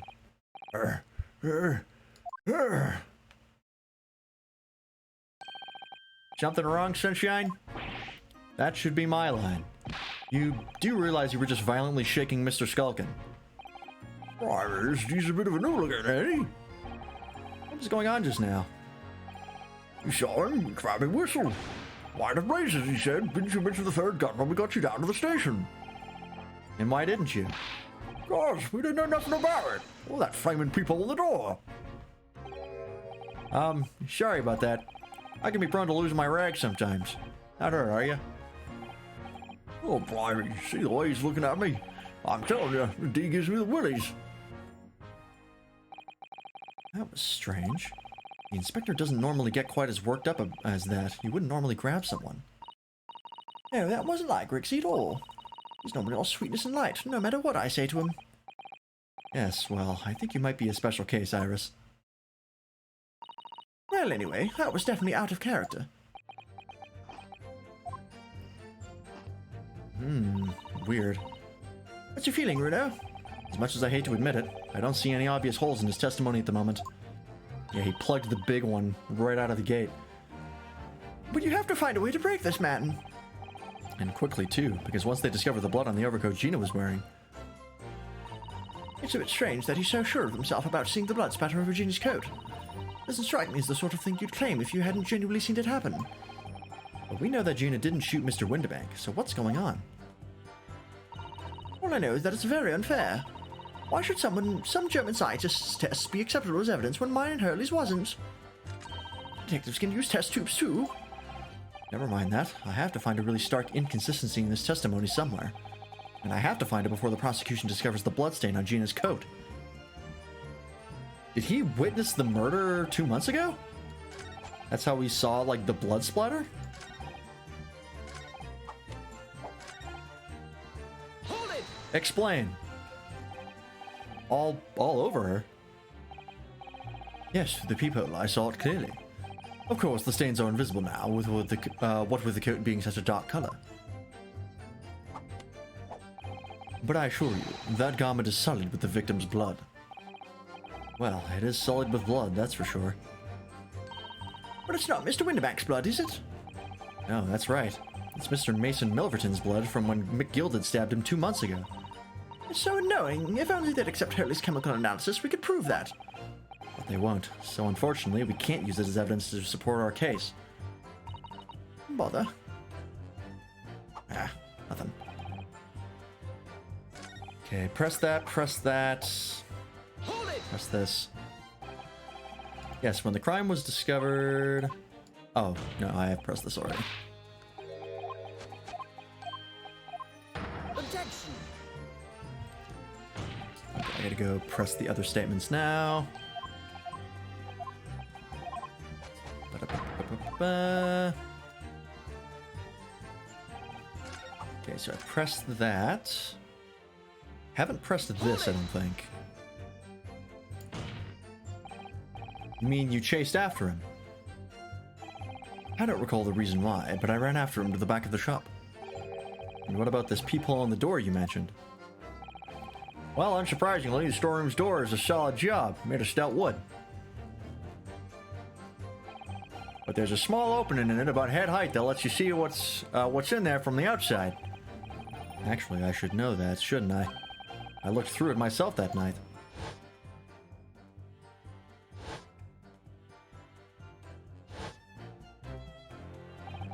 And what about you burgling brothers? Did you see what went on through this peephole as well? Not likely, Gov. Didn't see nothing I saw it, Gov. I doubt these two buffoons were even aware of the peephole's existence. The Skulkin brothers were there, but they didn't see the killing of Mr. Winterbank take place. Inside the storeroom, I could see the broker and that young girl standing there. Defendant? Yes, though neither of them noticed that I was looking. The girl raised her gun and pointed it straight at the man. And then, what did you see next? Okay, that's got nothing. Sharp pain in the arm. I guess I haven't pressed this yet, so let's see what happens here. Mr. Winterbank emerged from the storeroom, I believe. Ringo and Nash were scouring the counter when he suddenly appeared and flew at them. He already had the revolver in his hand. Fortunately, I wasn't too close. I've never been so scared in all my life. Yeah, we were just regular, mild-mannered burglars, that's all. Not like violence. As the pair who carry a gun. What do you mean when you say you were near the entrance to the shop? I was in the doorway, running my eyes over the shelves of forfeited items. Looking for the music box, of course. The broker went for Nash in the first place. Then Ringo joined in, making it 2 against 1, so I assumed they could handle the situation. But I was wrong. Oh, try it on me, little bruv. Oh, geezer chucked me over the blooming counter. Drive from the gun of the old fella, and that soon made him scarper. There's you setting him on the port to finish this pawnbroker together. Shame on you. Sorry, Gov. Yeah, there was nothing. I just had to press everything. My lord, requested your lordship's permission to interrupt the cross-examination. Explain yourself, officer. I have the results of the test that was ordered earlier, my lord. Ah, the blood. On the accused's overcoat. Thank you, officer. Very well. The cross-examination is hereby temporarily suspended. I presume you have no objection, counsel? Not fast enough, I know. No, my lord.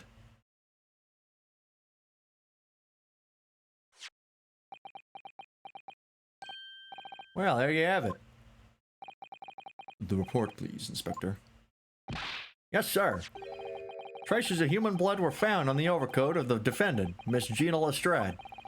On the extent of the stains, it would appear that they were the result of spattering following a gunshot wound. And a report. Goodness me.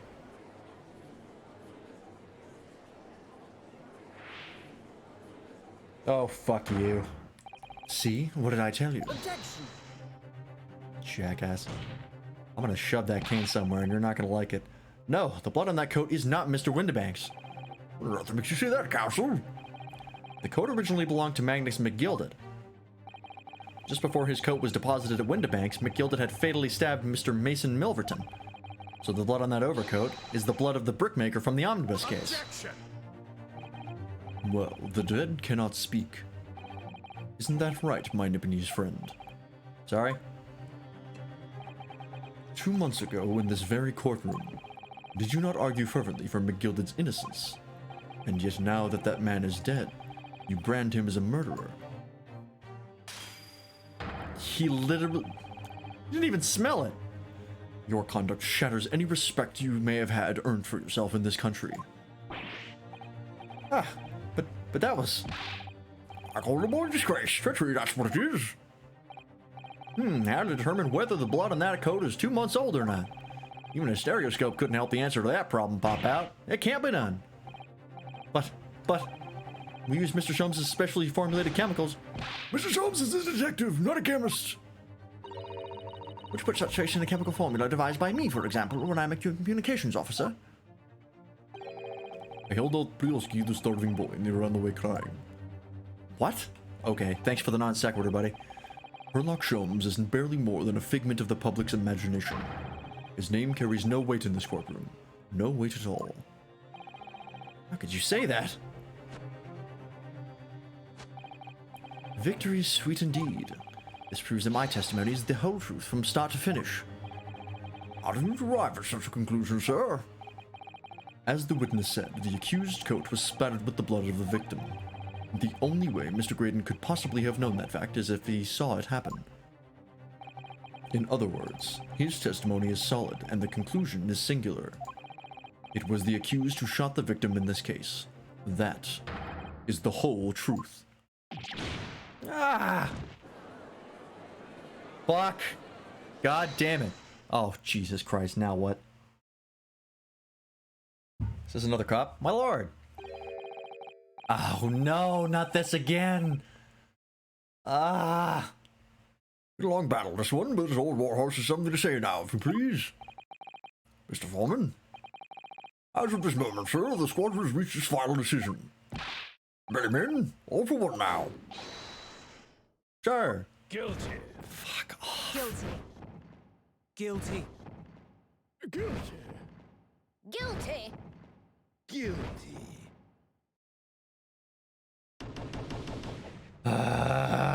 God damn it. We were so close. Well, it would appear the ladies and gentlemen of the jury have reached a unanimous verdict. Here we go again. The defense has consistently failed to unpick this witness's testimony. Here's to any attempt you make at unpicking the juror's decisions being equally successful. I don't believe it. After I've come so far, how is it all unraveling on me so fast? This house is a fucking nightmare! Agreed.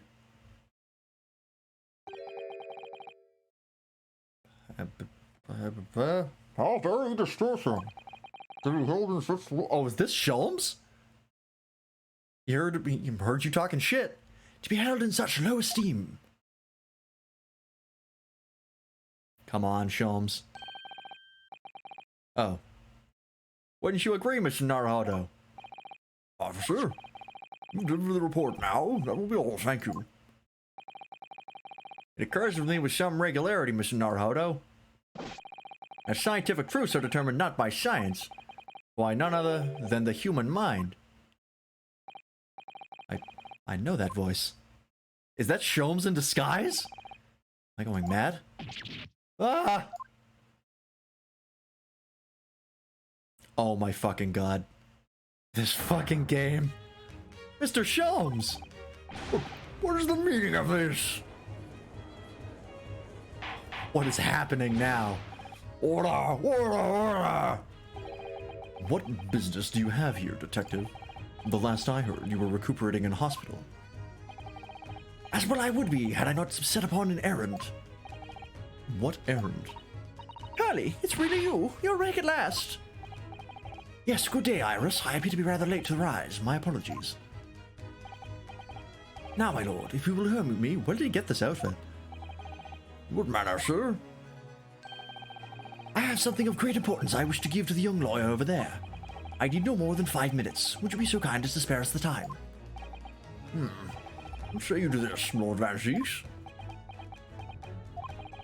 This trial has taken many hours of the court's time, having spent so long already. Exactly. Having spent so long already, we don't want to go wasting any more precious time. As I was saying, having spent so long already, it would seem churlish to deny the defense a mere 5 minutes. Eh? Very well then, counsel, you have 5 minutes.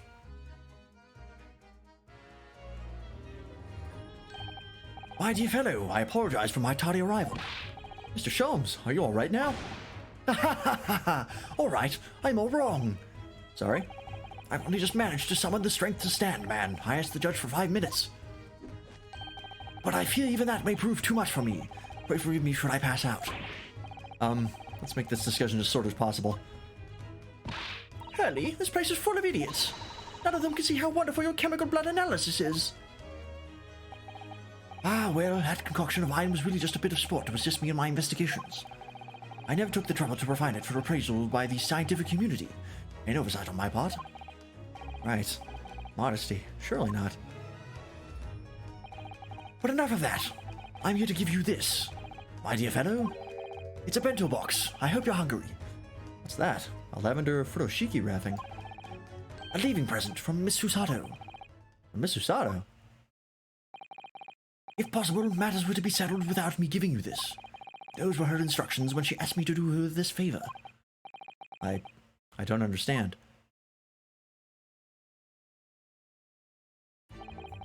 Miss Susato foresaw today's events, I believe. She knew that the culprit would attempt to escape justice by means both devious and underhand. And that you, Mr. Naruhodo, fighting fairly as you are wont to do, would find yourself in considerable peril. It's the first time we've heard this track? I don't recognize this. At that very moment of crisis, you would be given this small parcel. Those were the dear lady's instructions. A leaving present from Susato-san. Whatever could it be? What? Wait, we've seen this before. What is this? Oh, it's the machine I made. Ah. Oh, the cat door maker? Why do we have this? How was this gonna help us? Look, I use this. It's my latest invention. What is that? I call it the cat flapper mat. You can make a cat flapper for a little furry friend like Waggy in seconds. How the fuck is this gonna work? What's Susie up to? Miss Susato muttered the following words before she left. I'm a failure. I don't deserve to be a judicial assistant. What? Didn't she say something like that?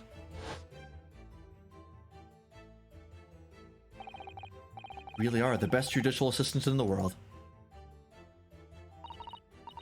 Well, that's extremely flattering. But I'm sorry to say that I've been a complete failure. Ugh. Bad time for hiccups. Whatever did she mean by that, Mr. Sholmes? That night when you left Windibanks in pursuit of the thieves, Mr. Zato made use of this contraption for a certain purpose. That is your answer, dear fellow. Not at all cryptic, then. Susato-san used this cat flap-a-mat that night, but why?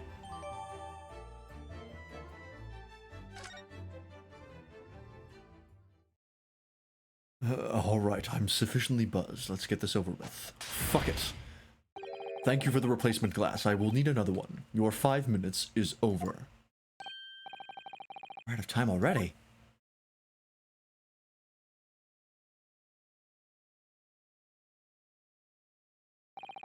I'm grateful to you for affording that brief recess, Mr. Reaper. I need no thanks, Detective.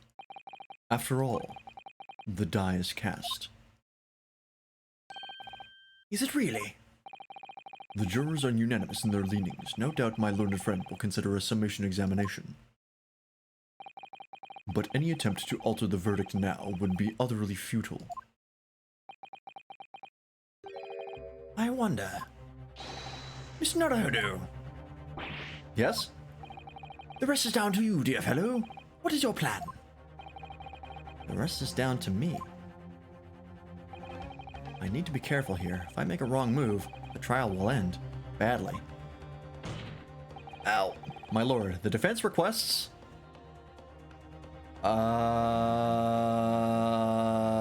Safety save.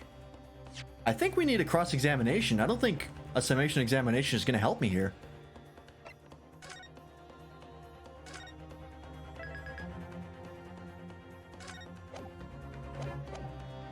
And time to think is just stalling for time. That's not going to do anything. Yeah, I'm going to go for further cross-examination. Further cross-examination. Objection! We'll find out. The jurors have spoken. Protocol dictates that you may not cross-examine a new witness now. Objection!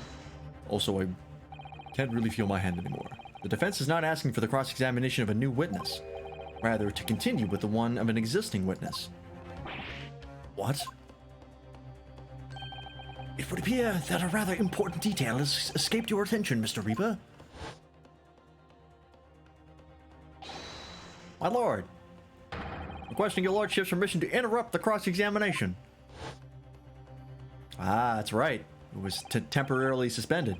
Thank you, officer. Very well. The cross-examination is hereby temporarily suspended. I presume you have no objection, counsel? No, my lord.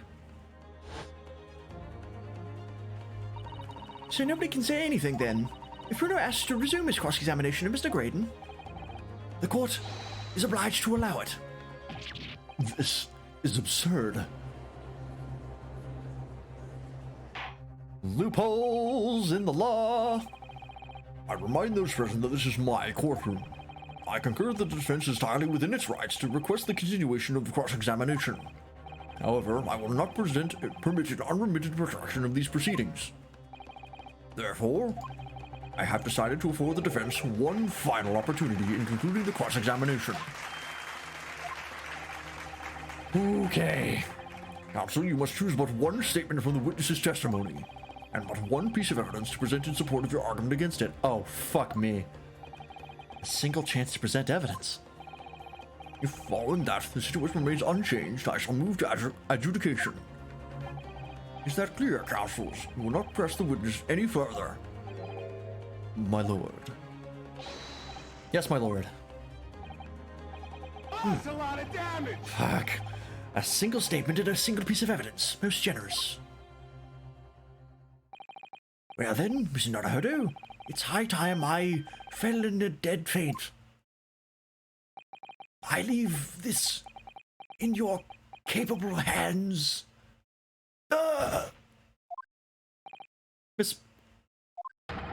Mr. Sholmes!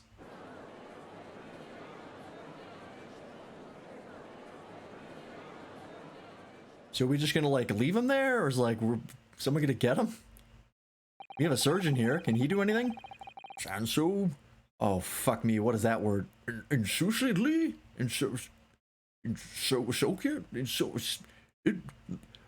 to stand so before the court in a state of such a high fever. Either the man has extraordinary strength of mind or an extraordinary lack of feeling. I imagine he's feeling very little now. The detective is sleeping soundly in one of the antechambers. Strike a man when he's down, why don't you? Well then, counsel, are you fully prepared?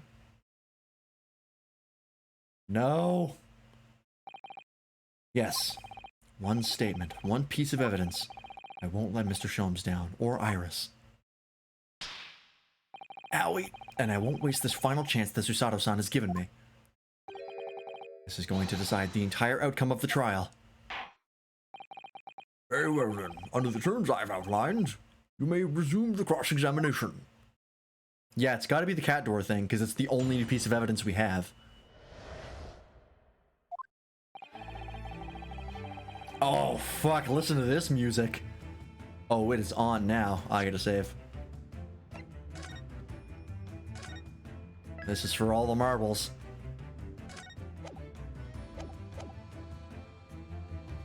Okay, let's see. When the bank threw Nash over the counter, I felt a sharp pain in my arm. Hang on, before I get too far. Let me see this. Examine. Can I see how this works? Finish an hour and a half early. We'll probably have like a fairly big epilogue in the first place. Oh, there's a level on it. Whew. Those vicious teeth look like they could rip through almost anything. They're good, aren't they? They're made of a special alloy I developed just for this job. The cutter rotates 10 times per second, so it can get through any kind of door in no time at all. And what are the two parts at the top here? Ah, those are for attaching hinges to the section of door that gets cut out. Right, of course. Nothing can match this machine for power. It can make mincemeat of even the toughest of doors. It sounds so charming and friendly when you say what it's for, but it feels like the reality of the cat Flap-O-Mat is that it's a grim weapon of door destruction. Wagahi is so adorable, there's nothing I wouldn't do for him, even developing deadly weapons.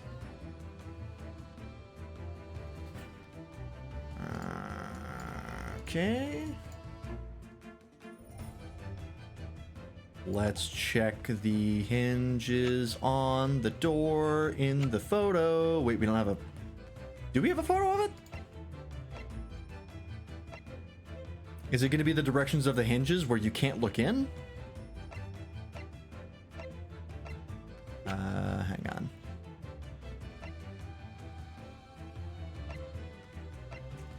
Do not have any picture of that. Oh, maybe we do. Sure fucking don't.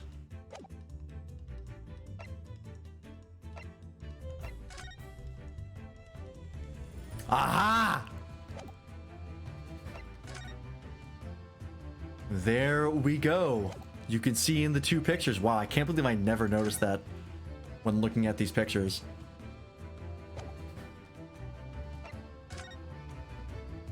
So this was at 1 a.m. and this was 1:30 a.m. See the man in the peephole through the door. The accused in a black coat shot the man in the back as he was trying to flee to safety. Saw the blood spatter over the wretched girl. Just making sure I'm presenting on the right statement. So he tossed the gun out of the peephole, so I picked it up and made my escape. So I think I have to present the picture here.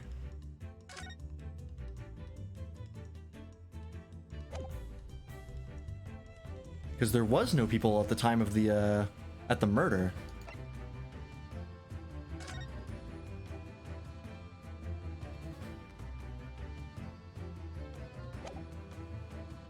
Unless it's the cat Flap-O-Mat.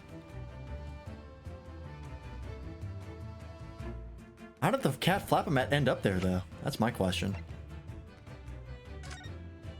Okay. Let's think here.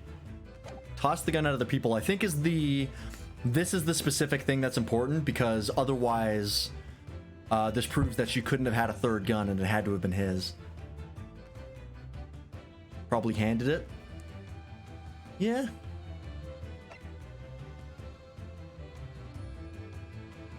I don't know for what reason she had it. Like, why? Why she would have taken it, but... okay. She'd have probably had it from Iris. Yeah, that'd be the only thing that makes sense, right? Is she,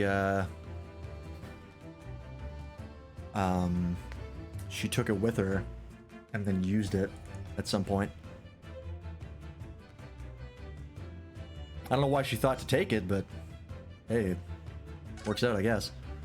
I'm gonna go ahead and say it's this photograph. Well, actually, No, I'm gonna do the cat flap-o-mat because I have a feeling that since I could have presented this earlier, it wouldn't have worked. So I think it has to be the flap-o-mat. To get into the storeroom? You didn't know Windibank would be there. Oh, you know what? That makes perfect sense. Yeah. So she could, like, put her hand through and grab the lock. Yeah, that makes sense. Okay, so there's this statement. And this statement. I think either statement will work here. No, I think it has to be the last statement because that disproves the possibility of the third gun being in Gina's possession. I'm gonna go ahead and say it's this. Objection! Yeah, there we go. What on earth is that eccentric contraption, Counsel? Oh, it's my cat flap-o-mat, my lord. Makes a way for cats to get in and out of a room. You can cut through any door you can think of, and make a new little door in the middle of it. That's right, my lord. It's a device for creating so-called cat flaps. Small doors for cats to come and go as they please without their owners having to open the main door. I'm sure we can all work out with that for ourselves. Ah. That cat lover's contrivance has no possible relevance to this case. Oh, really? Of course it doesn't. To start with, there was no cat flap in the pawnbroker's door. Not being a keeper of cats myself, I am afraid I have failed to see what this had to do with the matter at hand. Perhaps it would help if I described its function another way, then. This contraption is able to create a peephole in any door you can imagine in practically no time at all. I beg your pardon? A peephole, you say? 2 nights ago, we arrived at the scene only minutes after the murder of Mr. Windibank had taken place. That's right. According to the paperwork at the yacht, it was you, your Japanese assistant, and Sholmes. Yes, the 3 of us were together, and it's recently come to my attention that my assistant made use of this device at the time. Oh, so Gina didn't have it. Susato had it. And she used it to see into the storeroom. Oh. Okay. Okay, interesting. Your assistant did what? There was a peephole in the storeroom door, I can attest to that. Because I looked through the peephole myself in order to see inside the locked storeroom. This is ludicrous. What are you trying to say? Of course there was a peephole in the door. I said as much in my testimony. How else could I have witnessed the crime, for pity's sake? Yes, how could you? What? Counsel, kindly say what you mean. Alright, it's time. Time to strike the final blow. What I mean is this, my lord. My assistant made the peephole in the storeroom door, and until such time as she did, the door had no hole in it to look through. What? No! Oh, baby. Objection! This is a farce. Are you really suggesting that the peephole in the door was... Yes, it was created only after the incident had taken place, by my judicial assistant using this device. Your assistant tampered with the crime scene whilst being fully aware of the gravity of her actions. This is a most serious act of vandalism. For which I humbly apologize, my lord. It was in the few minutes that I had left the scene in order to pursue the Skulkin brothers and alert the police. Nevertheless, in the light of this new information, it becomes apparent that Mr. Graydon's testimony is riddled with holes. Explain yourself, counsel. The majority of Mr. Graydon's testimony that appears to incriminate the defendant is based upon what he witnessed through the peephole in the storeroom door. Yes, that filthy girl shooting the man in the back. However, if at the time of the incident, that peephole did not yet exist in the door, there's no possible way that you could have seen what you claim to have seen. In short, your entire testimony is a pack of lies. Ooh, baby. Order! Is there any credence in this revelation? Objection! None whatsoever, as my learned friend must surely realize. Exactly. This is just some cheap trick designed to discredit me. I'm afraid not, sir. Of course it is. Do you seriously expect people to believe that plaything can cut through a solid wooden door? Oh yes, I designed it to be very powerful. It can cut through even the toughest of doors. That's absurd. I don't believe it for a second. Haha, I had a feeling you'd say that. What? Righty, Koi, time for dinner. Oh my god. You can't keep getting away with this. Well, Young lady, this is the Old Bailey. What does not make cat flaps in the oak paneling at the Old Bailey? I'm not done yet. Don't worry. This doesn't mean that the peephole in the storeroom door at Winterbanks was made by your machine. And there's no way you can prove that it was. No, but it's easy. What? The cat flaps my cat flapper mat creates are all of a fixed size, and the dimensions of the peephole at Winterbanks are an exact match. Old Sicky's lost for words. Excellent work, Iris. Thank you. And now it's my learned student friend's turn to be lost for words, I feel. I believe your judicial assistant has already left the country for your Eastern Island home. Well, yes, that's true. Then you may have some difficulty in establishing all of the facts. For the sake of argument, let us assume the people has dimensions that are a perfect fit for this contraption. In that case, when was the people cut? The prosecution demands proof of your answer. What is the purpose of your line of inquiry, Lord Van Zieks? It's very simple, my lord. The defense argues that the people was created after the incident using this device. But now that the perpetrator has returned to her native land, she cannot testify to the fact. There is no proof. Wrong! I checked the photographs, shithead! And for as long as the defense remains unable to prove when the people was made, my learned friend's claims amounts to nothing more than a baseless accusation. What? Indeed that is so, Lord Van Zieks. Well, counsel? Don't give up now, Bruno. Nightmare! This is the time to create your own opening and force your way through. I don't know if I can do this, but I do know of one thing. Sato-san is the greatest judicial assistant in the world. Very well. The counsel for the defense will present evidence to support the claim made. Proof that the people in the door of Winterbank's storeroom was created after the event and not before. Bingo! Should I? No, it's going through my live, so I got time. Just let me double check. Yep. Ding, ding, ding, ding, ding! What are you? Print from that detective's Infernal's cameras again. My judicial assistant, Miss Susato Mikotoba, is an extremely intelligent and capable woman, which is why I never had any cause to doubt that she would have considered this scenario and made sure I had the necessary proof. And the necessary proof was this photographic print, counsel. This print shows a scene in the shop moments after the defendant entered the premises. Agreed. And it also shows the accused mercilessly wielded a gun in the direction of the defenseless broker. But more to the point, please ignore that. It pictures the storeroom door in the background. Let me see that print again. I don't believe it. This really is quite remarkable. The door to the storeroom is completely devoid of a peephole of any description. Mr. Graydon,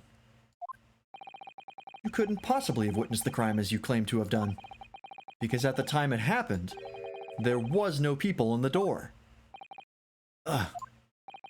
In other words, your testimony is a catalog of lies. Oh, is it breakdown time? Ah! Oh, it's breakdown time, baby. Was that it? Wait, was that it? Oh, that was disappointing. Order! Order! Order! I'm satisfied with the defense's substantiated his claim beyond all reasonable doubt. This witness's testimony was entirely fallacious. Flamboyant as fuck even in defeat. Yep. That's not the only thing we now know beyond all reasonable doubt. My learned friend's assistant's guilt can no longer be denied. That woman tampered with the crime scene. But more importantly, Good lord, there's more, Lord Van Zeeks. the defense may have established a reprehensible instance of perjury. But that is no proof that this man is the victim's killer. Oh, fuck off. Are you kidding me? Yes, that's right. What? I was there at the scene. It's true. This house is a fucking nightmare! Ah, and I was shot in the arm. It's true, but that's all. Yes, in fact, if you look at the circumstances, I am the victim here. Oh, please, no! I don't believe this. But they're right, as it stands now. I don't have any definitive proof that he is the culprit. Still, he can't worm his way out of it now. Iris? You know what they say. There's no point in locking the cat's door after the cat has bolted.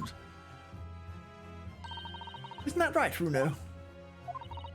As Hurley always says, one lie begets another. No, wait. That might have been a line I wrote for him in one of my stories. Well, no matter who said it first, you're right. Mr. Graydon, not only did you give false testimony to the court, but the lies you told make no sense. Make no sense. What do you mean by such a remark? What you said in your testimony reveals that you know something you shouldn't have known. The blood stain. In other words, there is a fundamental inconsistency in your statements. What? Objection! How could he have known that there was a blood stain? This is provocative talk, counsel. Won't you enlighten the court? Explain this alleged inconsistency. Iris was right. One lie begets another. The inconsistency is revealed by the lies in the witnesses' statements. They show that Mr. Graydon had knowledge of something he shouldn't have known anything about, namely, the bloodstains on the coat. The bloodstains that were present on Miss Lestrade's coat. That's right. The victim's blood spattered all over her when she shot him. But how could you possibly have known that? Obviously, because I saw her do it through the peephole in the...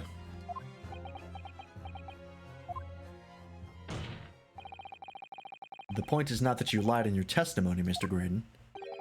It's the nature of the lie you concocted that is so revealing. You're not making any sense. Then let me ask you a simple question. How is it, Mr. Graydon, that you knew of the existence of the peephole in the storeroom door? What? Well, obviously, Has the cat got you to on witness? The peephole in the door was made after the incident occurred, and once I returned to the shop having failed to catch the two burglars, Scotland Yard's investigators arrived immediately. Since that time, the police have been at Windibank constantly carrying out their investigation. Isn't that right, Inspector Gregson? Well, yes, of course. That place is chock full of pond articles, and my lads have to thoroughly examine them all. I gave the order to have officers working around the clock in shifts so we get through it all. And consequently, there's no way that you, Mr. Graydon, could have gained access to the shop. Oh, so I think two answers would have worked here. Therefore, you should have known nothing about the people in the storeroom door. So the fact that its existence forms the basis of your testimony is completely inexplicable. Objection! And yet, the fact remains that Mr. Graydon did maintain that he witnessed the crime take place through the people in the door. Oh, no, is that possible? Can I have a word, please, Lord Van Zeeks? Speak, Inspector. It's just that I really ought to be getting back to the station now to put in my report. Oh, is Gregson guilty? Did Gregson do something? There's really nothing more I can add to this testimony, so if it's all the same to you. Permission denied. Oh. It's not at all the same to me, Inspector. Not at all. Oh, that's a lot of damage! You will remain exactly where you are until this trial concludes. You shady bastard. Oh, of course, sir. Mr. Graydon, you you shouldn't have known about the existence of that peephole. Which can only mean that you must have been informed about it by somebody else. Objection! Stop there, my learned friend. You realize, I trust, that the words you just uttered have extremely serious implications. Yes, but the defense believes that the details about the case that Mr. Graydon claims to have seen must have been revealed to him by a certain person before his testimony. And in fact, considering a particular clue we have, there's really only one person that could be. Who is the person in question, counsel? Who gave this witness details of the crime scene to facilitate his false testimony? I mean, it had to have been Gregson. It's the only person who could have told him. I'll save just in case, because we are pretty deep in this. But, they were conspiring at one point, and that is extremely suspicious. Take that! The truth is, it can only have been you, Inspector Gregson. Me? Objection! You had better have some proof to substantiate such a rash claim, my learned friend. Consider the fact that we have only been aware of Mr. Ashley Graydon's identity for the last few hours. We learnt of it only during the course of the trial today. Indeed, preparations for his testimony were made with great urgency during our hour-long recess, while the police executed the subpoena and brought the man here from the communications station. And until that time, Mr. Graydon would have had no idea, no inkling that he would suddenly be required to appear in court. Are you suggesting that until such time as he was summoned? Yes, my lord. Until then, it's reasonable to assume he knew nothing of the peephole. It was only once Mr. Graydon was in the stand that he realized his position, that he would have to defend himself against the accusation that he was the third intruder. You're suggesting to the court that it was while this trial was in progress that he received the information, so that he could commit perjury in order to save his skin. Exactly. And the only person with the knowledge of the investigation that he had any contact with is you, Inspector Gregson. This is a bloomin' outrage. Why would I be giving away details of our investigations to this fella, eh? I was summoned to his lordship's chambers during the recess in any case. Had you forgotten that? Why, true. I had a number of questions regarding the events that transpired at the pawnbrokery. Which means the first time these two laid eyes on one another was after proceedings resumed the following recess. Since then, they've been in full view in the stand, where such illicit discussions couldn't possibly have occurred. Wrong. Ooh, I've just remembered something, Bruno. What is it, Iris? There was one time before, wasn't there? I think it was when Junita was testifying. Oh yes, now you mention it. When the bailiff was dispatched to retrieve McGilda's music box from the scene of the crime. That's it. It was during that testimony. I remember finding it strange at the time. Mr. Graydon and the inspector seemed to be having some kind of secret discussion. It would have been possible for you to give Mr. Graydon the information he needed then. You little toe rag, you're making all this up. I'm a respectable Scotland Yard inspector, for crying out loud. Why would I do something like that? Why would I be giving away confidential details to the likes of this bloke? Admittedly, you wouldn't have had any reason to do something like that for no gain. But perhaps it was part of a deal of some kind. Then it starts to make more sense. What deal, counsel? I wonder if perhaps in exchange for details about the peephole at the crime scene, Mr. Graydon agreed to give a certain something to the inspector. The second disc? I'm sure I need not remind the inspector that, found to be true, striking a deal of any kind with a witness would be considered a gross case of malfeasance. Well, I... Objection! So both our hands are broken, right? Like we're just ignoring that? Okay. It's becoming clear that jumping in with accusations is the Nipponese student's specialty. I don't do that. But with the stakes so high, the prosecution is not prepared to listen to baseless charges.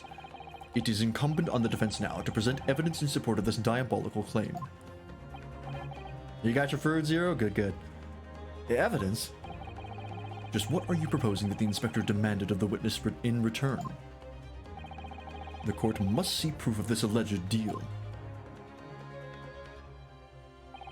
If Inspector Gregson really did strike a deal with Mr. Graydon, yeah, it's the second disc, like, for sure, then logically there's only one thing he could have asked for. That must be it.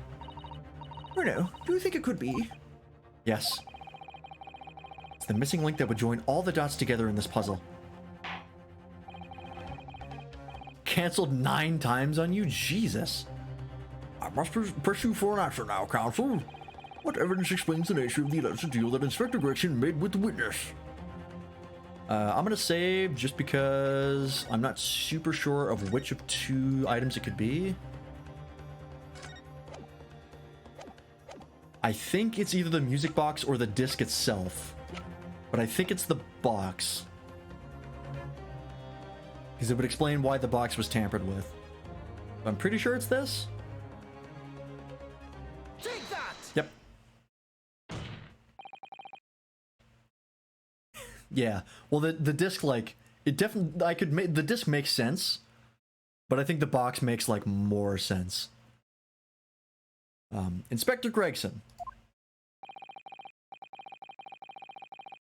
Besides this murder, is it not true that you've been working on another very important case? What are you getting at now, Sunshine? Is it possible that this other top secret case is what's alluded to in this newspaper article here? The classified secrets being leaked overseas from the Ministry of Justice. Oh, how the bleeding Nora could you? We discovered during the course of this trial the music box deposited at Windibanks by Magnus McGilded. A special music box designed to play 2 discs at once. It would seem very likely now that encoded on the pair of discs that were in McGilded's possession are the leaked classified secrets. So I put it to you, Inspector, that in order to recover the second of the discs containing those secrets, you covertly made a deal with Mr. Graydon in which you exchanged the disc for details of the case. You little... Ah! Oh, there's that, there's that pursuit theme. I can't even talk. Order, order, order! On the day of the incident, when we met you at Windibanks, you said this. I'll be taking that whatever it is and McGilded's down to the yard, thank you very much. So hand it over. No, don't give it to him. It's mine, that is. Mine. I'm sorry, miss, but anything belonging to McGilded has to be taken in as evidence now.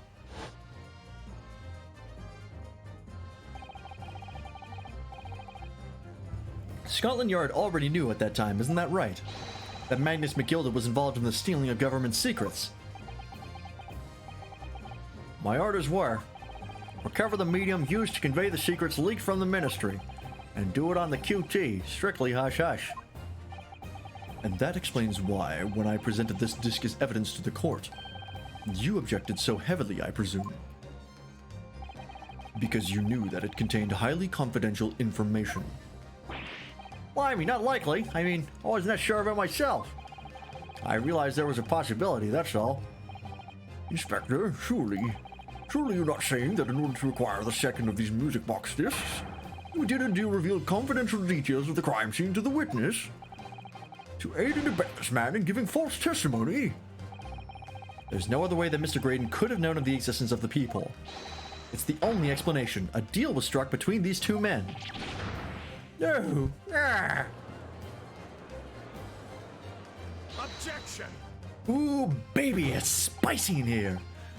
If, and I stress if, this sobering assertion turns out to be founded in truth, it would mean that the second disc is as we speak here in this very courtroom. Wait, what? In this room? How could you possibly make a claim like that? Because Inspector Gregson is a Scotland Yard detective. What? What's that supposed to mean, eh? As a seasoned policeman, the inspector will have approached this alleged deal with caution. Certainly, he would have not accepted a gentleman's agreement in this matter, No, he would have insisted on having the article agreed upon in the palm of his hand.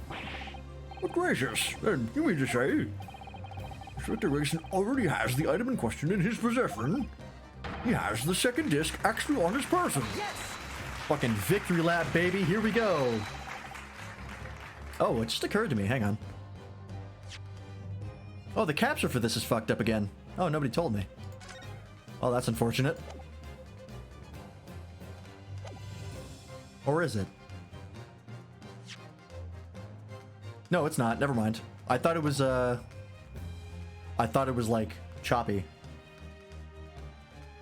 I thought for a second out of the corner of my eye it was fucked up. No, it's perfectly fine. All right, never mind. I'm out of my mind. The defense demands that the inspector is searched at once. Definitely. They could only have struck a deal with each other when Ginny was testifying before. And Grexy hasn't moved from the witness stand since. My lord, please, order an examination of his personal effects immediately. Well, Inspector,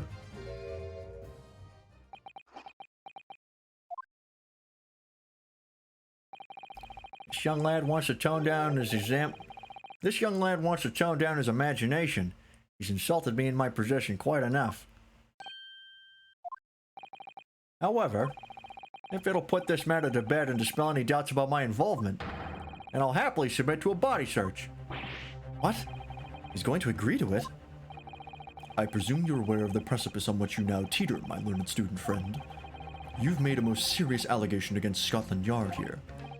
If, following the search of the inspector's personal effects, no disc is found, you will be deemed unfit for court service. This trial will end, and my country's government will formally demand of yours that you are severely reprimanded. That sounds serious. indeed, to have a visiting student make such defamatory remarks about our country's most senior police force is not something Her Majesty's government will be able to overlook. Or just threatening Runo because you're scared. The accusation is beyond serious. You must be prepared for grave consequences. It's true. I can't imagine Gregson would have accepted a gentleman's agreement for something so critical. The disc must have physically changed hands, which means the inspector should have it. But somehow, something doesn't feel quite right here. Very well, counsel. You know the implications. So let me ask you one final time. Yes, my lord. Do you still persist in formally requesting a search of the inspector's personal effects? Confidence save! I think we have to search someone else. I think we have to search Graydon.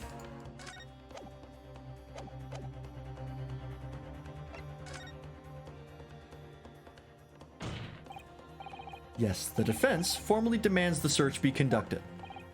Well, Don't say you weren't warned, but your typical Nipponese stubbornness may well land you in hot water this time. Perhaps the lesson will do you some good.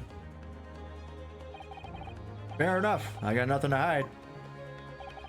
very well then. Bailiff, conduct a search of the inspector's personal effects, please.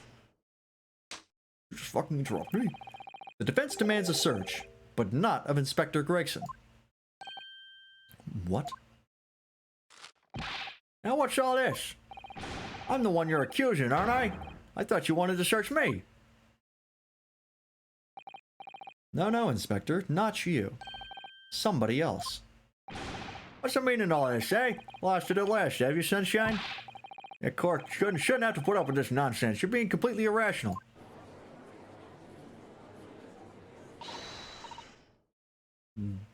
Be quiet, all of you. Oh, it was Iris. Runo's doing what you all told him to do and having the courage of his convictions. So you should respect that and listen to what he has to say in good faith. Because that's the British way. Pulling a no true Scotsman on him. Good call. Well said, young lady. Indeed, this court is in awe of the defense counsel's conviction and eagerly awaits his next words. You what? Now don't be hasty, my lord. I'm not mistaken about things I've seen in court today.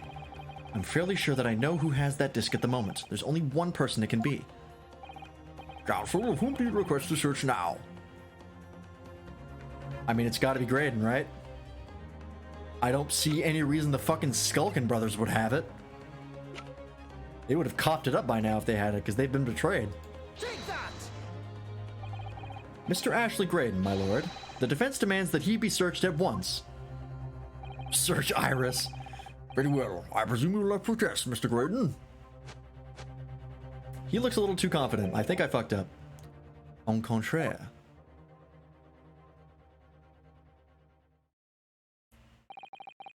And so a brief body search was carried out by the court bailiff. A few short minutes later, it was revealed that Mr. Graydon had nothing unusual in his person at all. Wait, what?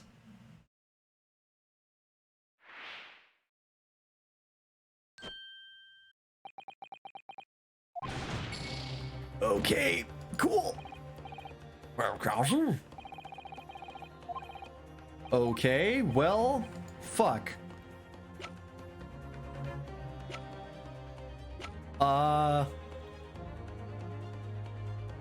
Call his bluff? Maybe. I should save.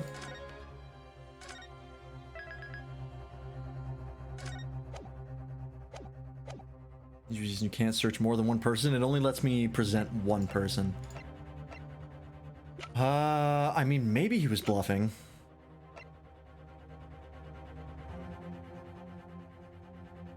But it doesn't make sense that the Skulkin brothers would take it. But it also doesn't make sense that, like, if he's bluffing, he's a fucking god. Like, he should play poker. Because that's the most amazing bluff I've ever seen in my life.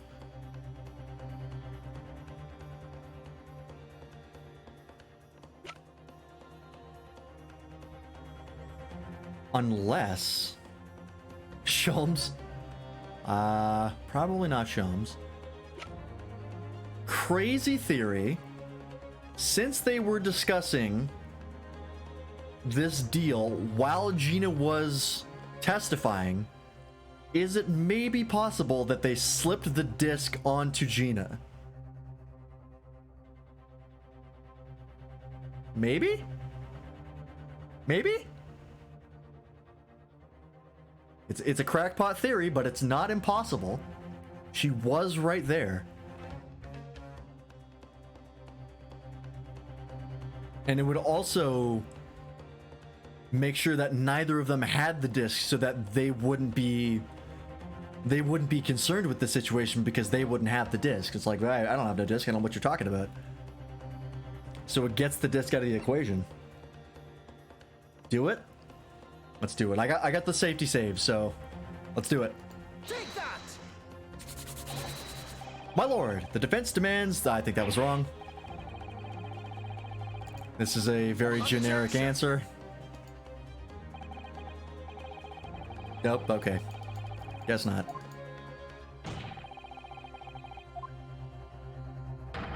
Son of a bitch. Alright, one life left. Grace doesn't have the missile. The question is, where could he have hidden it? But at least he's been in the witness stand the entire time in full view of everyone in the courtroom. Situation wish to go about hiding anything, really? So there's honestly only one place he could possibly have hidden it then.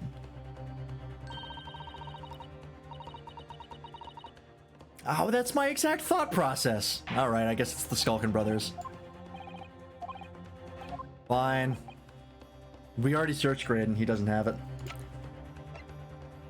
It has to be Nash because he's right next to him. Take that! Yep, it was him. Of, my lord, Mr. Nash Skulkin. Well, I never. Here. Me. Him. Very well then, bailiff. Restrain the witness and conduct a thorough search of his personal effects. Hold it! Please, my lord. Inspector? Scotland Yard has to object to this search. Objection! Oh, the fucking text bubbles flying around everywhere. Unfortunately for you, Inspector, your objections carry no weight here. Eh? In this courtroom, only the prosecution and the defense have the authority to object. But Lord Van Zeeks. I have no idea what forces are in play that might influence your actions. But personally, I have no intention of obstructing the course of this trial.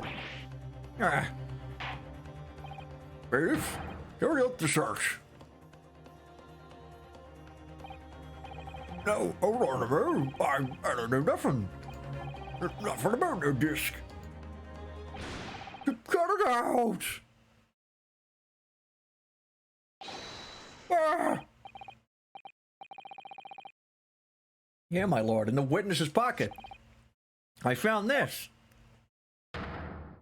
Zeke says it for sure. He had no opportunity to get it. He was never at the witness stand. Good lord, that's... Another music box disc. I don't know nothing about it. Nothing.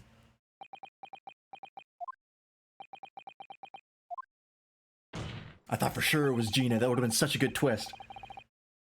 Well, I guess maybe in the time that she's just had to herself, she might have just found it already because it was just in her pocket, so... Yeah, I still think it was cool. That is the second music box disc left behind by Magnus McGilded. Is it not, Inspector Gregson? Ah!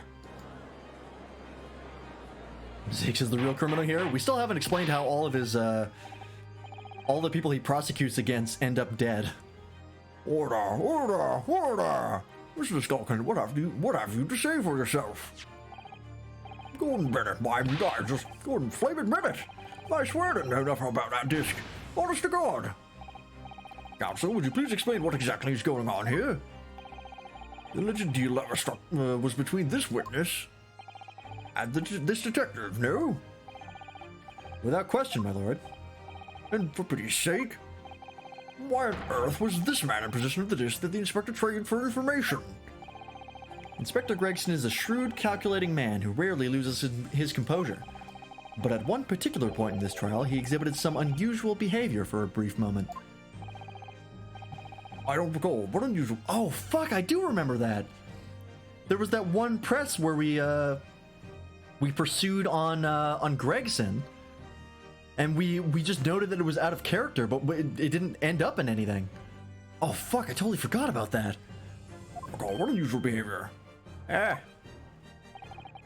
was, yes, during my cross-examination of Mr. Graydon. Tell me, Mr. Graydon, when you left the pawnbrokery that night, was it by any chance with the second disc in your jacket pocket? I admitted nothing of the sort. Oh, yeah! I was thinking of another time, actually. He's done this several times. But this also makes sense. While Mr. Graydon answered my questions, the inspector appeared to have grabbed Nash Skulkin by his coat and was shaking him violently. Yeah, you did know. Thought me no was gonna falcon off, I did. I was wishing I'd been born as me brother, I was. And what exactly happened to make the detective attack you like that? I ain't got a clue. He just suddenly turned and grabbed me whistle like that and started shaking me. Why the blazes didn't you mention the third gun when we got you down to the station? That's what I said. You had it right down my ear, all did. Why is still throbbing now? The way the detective behaved then was extremely out of character. But looking back now, it must have been then that he did it.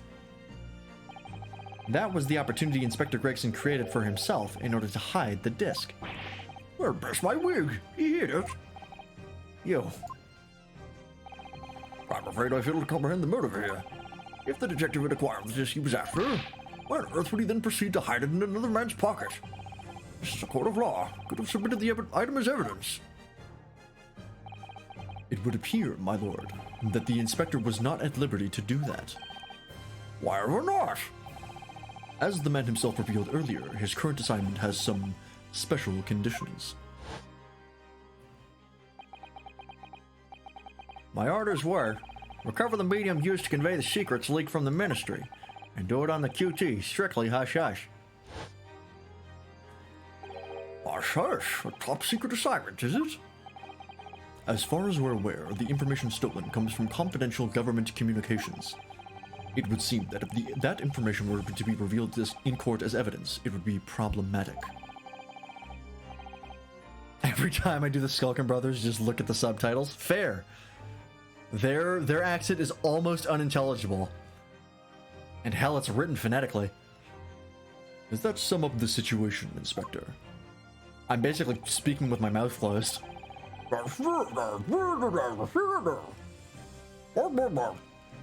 I'm operating under direct orders from the ministry. I'm afraid I'm not at liberty to answer that question. So, realizing there was a chance that you may be searched here in court, you took steps to hide the disc you had acquired from the witness. Ah, does this mean... You only pretended to attack Mr. Skulkin in order to get close enough to him, to slip the second disc into his pocket. So it was all a pretense? Oh yeah, I do that for a lot of accents where I speak out of the side of my mouth like this. I don't know why. I just like, I can't get the same like effect as like this does.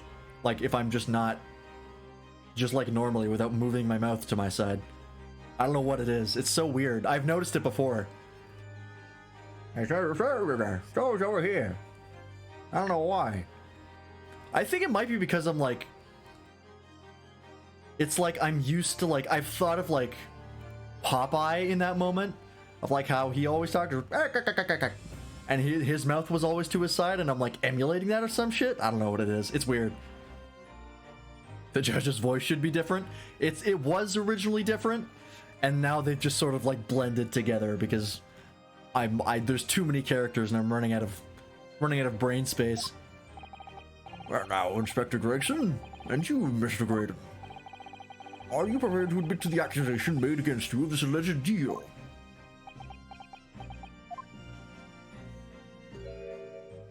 Oh, is he giving it up? Admit to it. Yours truly. Please. Mr. Graydon. Clearly our Eastern visitor has an uncommonly active imagination. However, there's no proof that I passed that disc to the inspector. Objection! Oh, I could scream. But then... The average old man voice? I can't keep that voice up for long. It's why I don't do it. It's hard enough just doing it for like the few characters that have that voice, but like doing it for someone who talks as much as the judge, my voice would be totally shot after 4 hours. Probably before 4 hours are up. It's a very like hard on the throat sort of voice. How do you explain the reason why you knew about the people? Like the voices I gave to the prosecutor, Rinosuke, and the judge are all to like make sure I could continue to do them for 4 hours. Because I knew if I picked a really hard voice, I would just be completely blown out. I'm under no obligation to explain. What? Yes, I lied in my testimony. That I admit, so sentence me accordingly. But that is all I admit. Murder? Leaking government secrets? Striking a deal with a detective? All of it is this young Eastern man's fancy. I have no idea what any of that is about. You... What? I'm doing the Skulkin Brothers for the past, like, month? Yeah, Skulkin Brothers is easy. That's just my voice over here. Right, it's a voice that, like, originates entirely in the mouth, but the old man voice is the throat. I make my voice like this, and I squeak all the voice out. I'm an old man, no! And, like, any voice that, like, is hard on the throat like that, you want to limit the amount that you do that, because it is hard on me. This one's over here. Very little throat movement. You know how to do it with your lips? Oh, I have no idea. Well, what about you then, Inspector Gregson? Do you admit to making a deal with Mr. Graydon in order to acquire that disc? Ladies and gents of the jury, as a Scotland Yard inspector, I will declare this and nothing more. I am acting in the best interest of the country. Whatever I've done, it's been in the name of justice. So, as members of the public of this fine country, I'd like to think that justice will be your guiding light when you're making your decisions. Fuck you. That guy's not a citizen. He's Russian. That is quite a country indeed. Rarely have I encountered such extraordinary tumultuousness in the concluding of a trial. Nevertheless, in the absence of any further evidence to be presented, I believe it is time that we put the matter to the jury for their final leanings. You're Russian? Well now, as a fellow servant of the Queen Country, I must say I sympathize with the old inspector. Yes, he's a dependable man, I'm quite sure. In the service, one becomes a good judge of character. Even crossing your eyes doesn't help when it comes to looking at this case. It's all blurred to me. Well, as a fellow professional, I'd like to put my faith in the detective, really. This house is a fucking nightmare! Graydon is a highly skilled operator. Stop. Currently in presence of idol. Stop. The detective has very much thrust in his eyes. More than this I cannot say. I don't believe it. These 6 jurors are... They're going to believe Gregson. If they declare their decision now... Isn't he going to be found guilty? If I don't manage to produce some definitive evidence right now, then we're going to lose. Either some proof that Graydon killed Mr. Windibank or stole those government secrets, or some evidence to force Gregson into admitting that he struck a deal with the witness. Well then, counsel, I think it's time I imposed on the jurors to declare their final decisions, no? That is, unless you have some compelling evidence you have thus far not presented to the court. If I let the judge call on the jurors to announce their leanings, Gina will be found guilty. So there's no choice then, Runo. You have to throw some more evidence at them. This is it now. It all comes down to this. Who do I present evidence against? Gregson or Graydon? Fucking save! Fucking nightmare! When I was getting loosey-goosey with those lives in my possessions, I was not expecting this to go as long as it was. Jesus Christ. Oh God. I think it's Graydon, because I don't have, I think, anything on the inspector.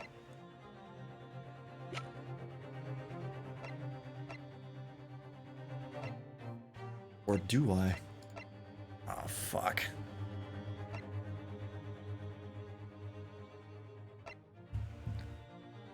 Do Gregson? I don't know what I would pull on him, though.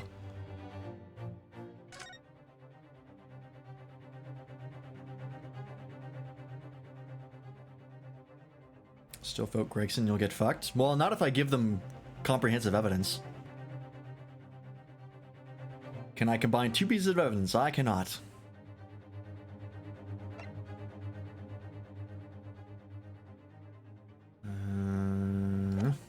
That's not gonna help. Jesus Christ.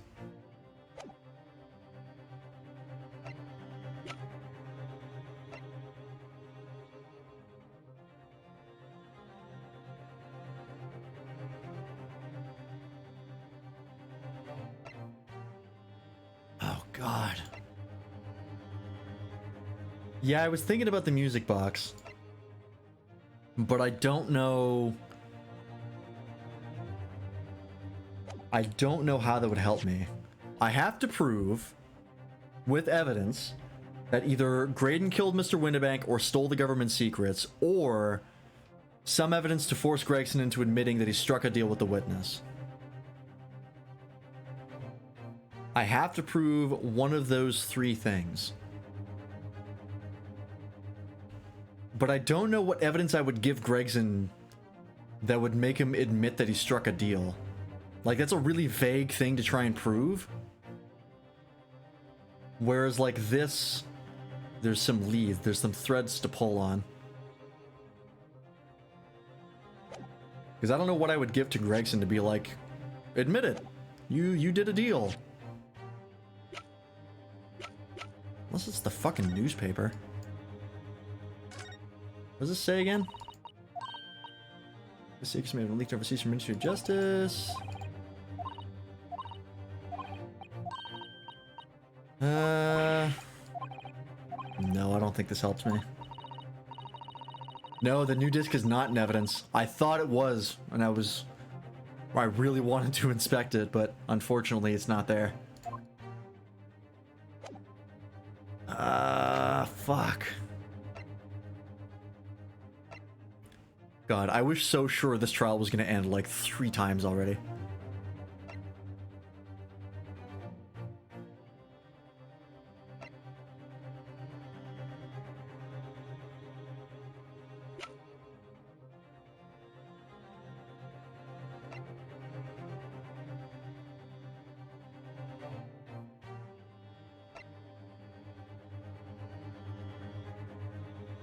I think it's the 3rd gun. Because we've proven now that there was no peephole, and he said that the gun that Gina used was passed through the peephole to him. But since there was no peephole, that couldn't have happened. I guess it doesn't. No, it doesn't disprove that. Well, no, because it does disprove it, because no third gun was found in the area, and it was a locked room. She couldn't have gotten out, so either the gun had to have been there, or there was no gun.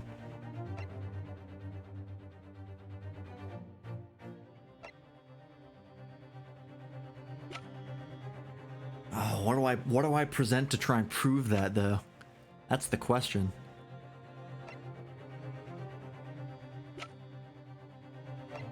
Skulkin Brothers gun? I can't present evidence on something that I don't know exists. Like, I have no evidence to... There's evidence that it wasn't there. That's all I have. Fuck. This is hard.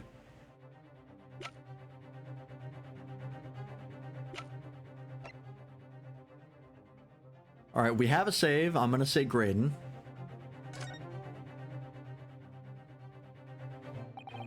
Mr. Graydon, there is one final piece of evidence I would like you to see. You misguided fool. Whatever you intend to show me now, you'll be wasting your time. I have nothing left to lose. I assure you, I will admit to nothing. It's my last chance. It looks like I'm going to have to force his hand here. One final piece of evidence to get him to admit to the deal he clearly struck on the stand. Nope, I don't think this was it.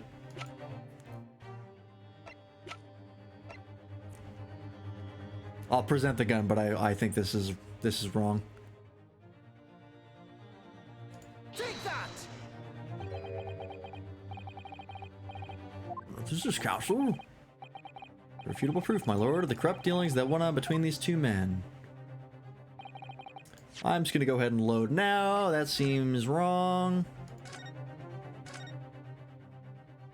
Gregson and Music Box? I mean, I can try it.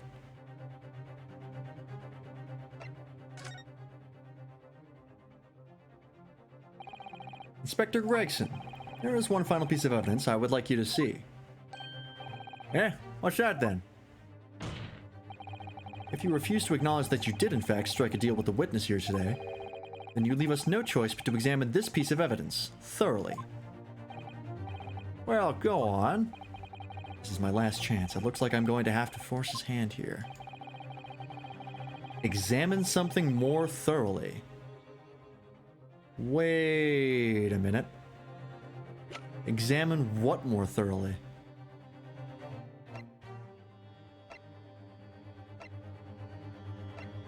What is something that could implicate him here?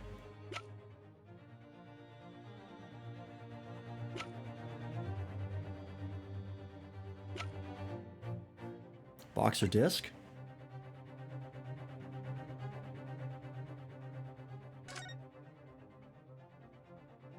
Gilded.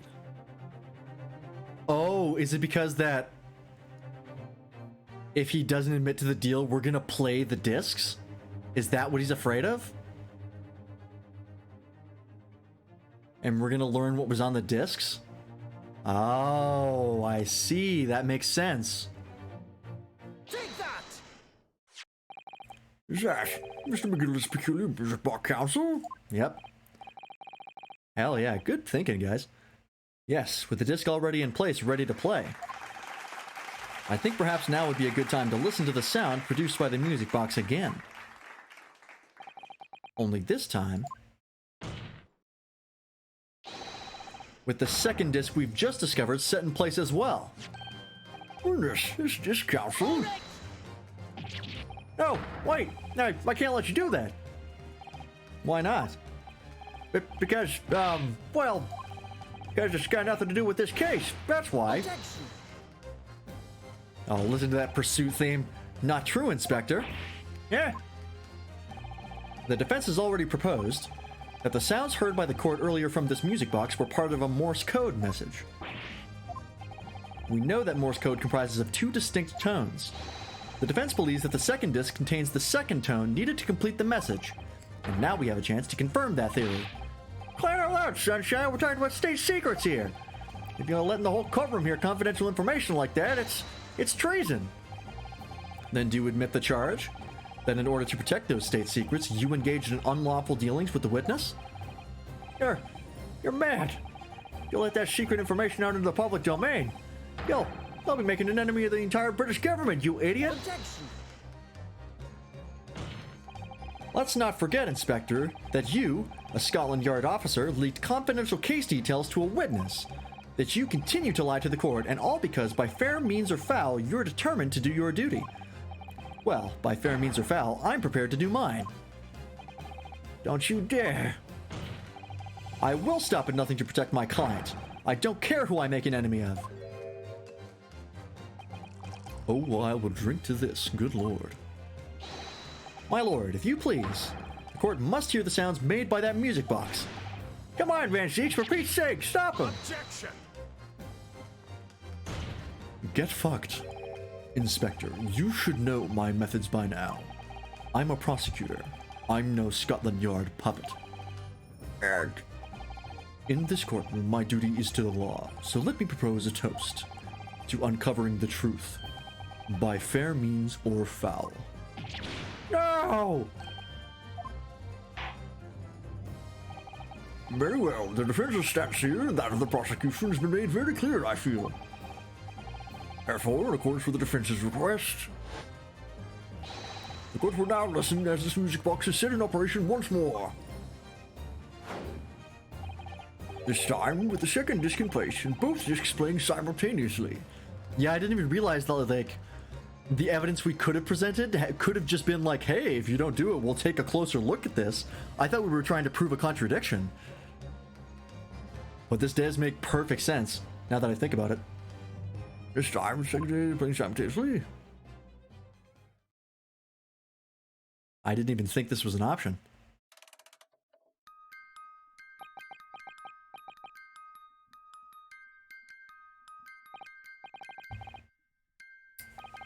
Oh, listen to that. It's unmistakable now. It's Morse code.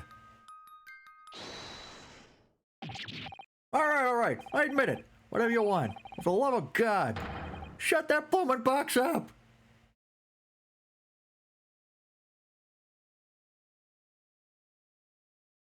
Got him.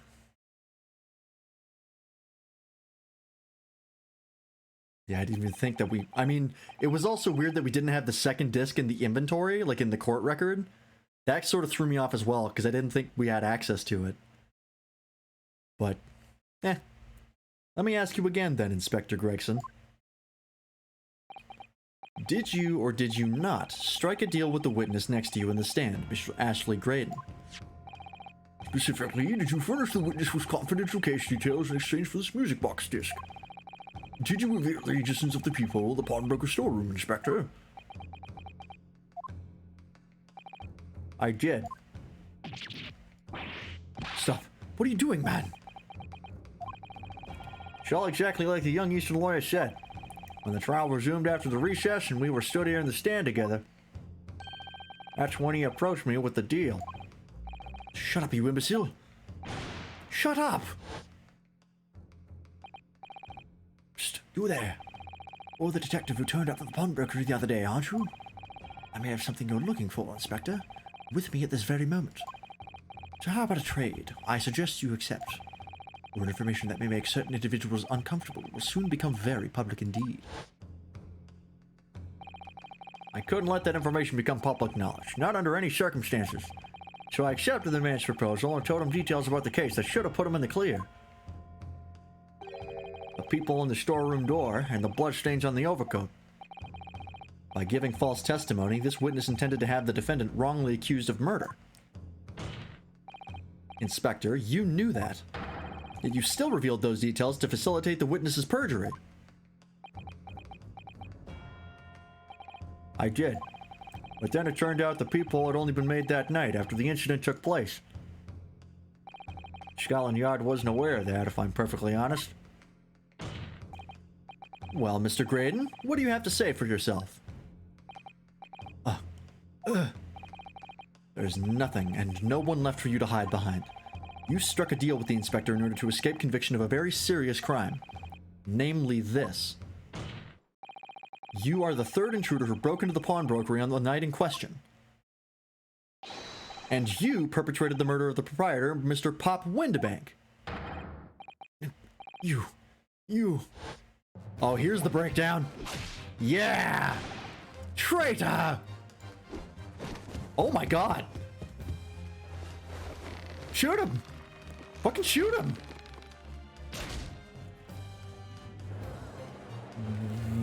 Whoa, what the fuck? Native! Restrain that man! At once!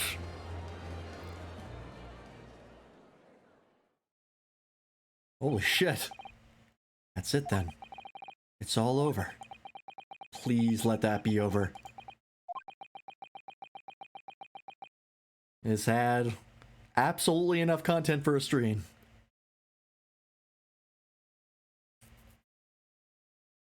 Please explain how and for what people are getting in trouble now. Boy, that's a lot of explanation. I don't think I can do that succinctly. All I can tell you is that Graydon is the one who killed Windibank.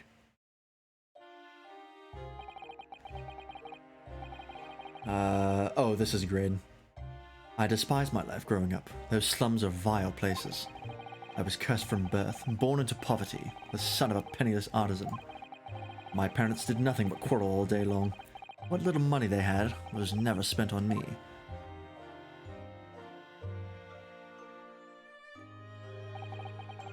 What did the Skulkin brothers get in trouble for? For breaking into, Oh, you want, like, the rap sheet of all the crimes committed?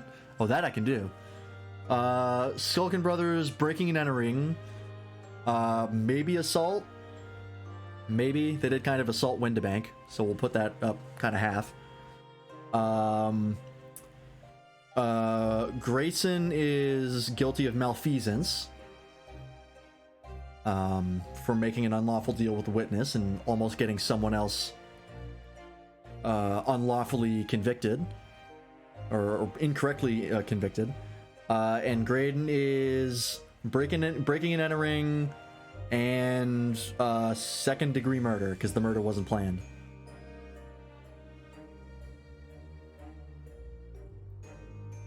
And perjury, like from everybody, just across the board. But nobody ever gets like actually fucking like in trouble for perjury in these games. Yeah, Susato is guilty of tampering. Or tampering with a crime scene. Gina Lestrade is convicted or is guilty of trespassing, I think? Because I don't think did she break and enter? Or was the door open? I can't remember. It's either trespassing or breaking and entering. Also probably assault because she pointed a gun at Windibank, which is like pretty fucked.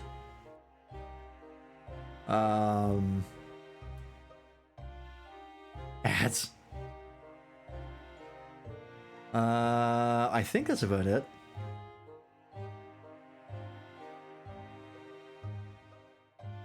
Yeah, I think that's about it. So I set about studying, to better myself, to one day escape from that hellhole. And then she became a communications officer. I admire your determination. But then you decided to try to sell government secrets. Why? Ugh. Isn't it obvious? Because I wanted money.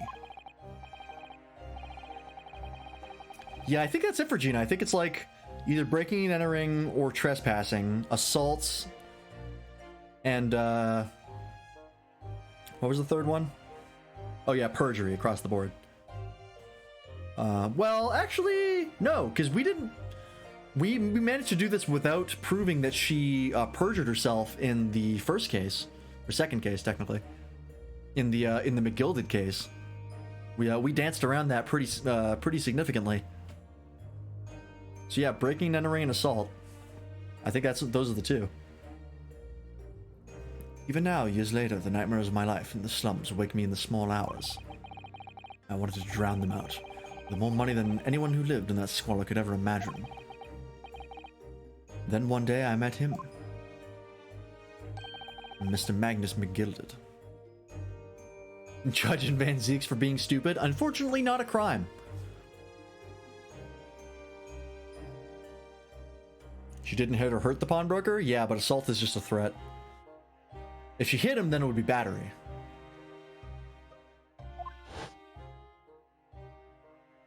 Or battery with a weapon, or whatever it is. You're a fiend with a queer talent, so you are. I've money to throw your way if you're interested. All you need to do is go along with me little plan now. I was to steal the Ministry's telegraphic message logs, and McGilded would buy them for a handsome sum. As I was responsible for inspections of the Ministry's communications office, it was a simple enough task. The lure of the devil's offerings, how easy it is to succumb. But you must surely realize the seriousness of the crime you are committing. And for that reason, I took great lengths to ensure that my actions were untraceable. By using the music box. My father was a brickmaker, though my mother divorced him when I was still a child. Yes, Mr. Mason Milverton. That's right. He was very skilled with his hands. He'd once been a music box maker's apprentice. I imagined his skills would be sufficient to create a machine that could generate Morse code. So I sought out my father again, to employ his services. It was the first time I'd seen him since I left the slums 10 years earlier.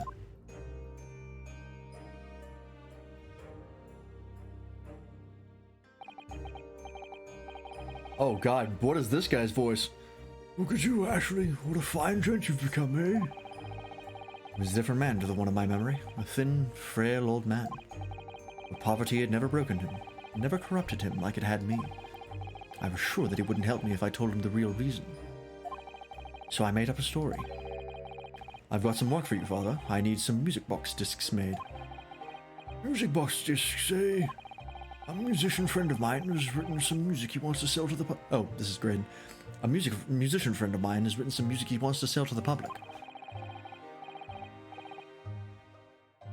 The next Elden stream...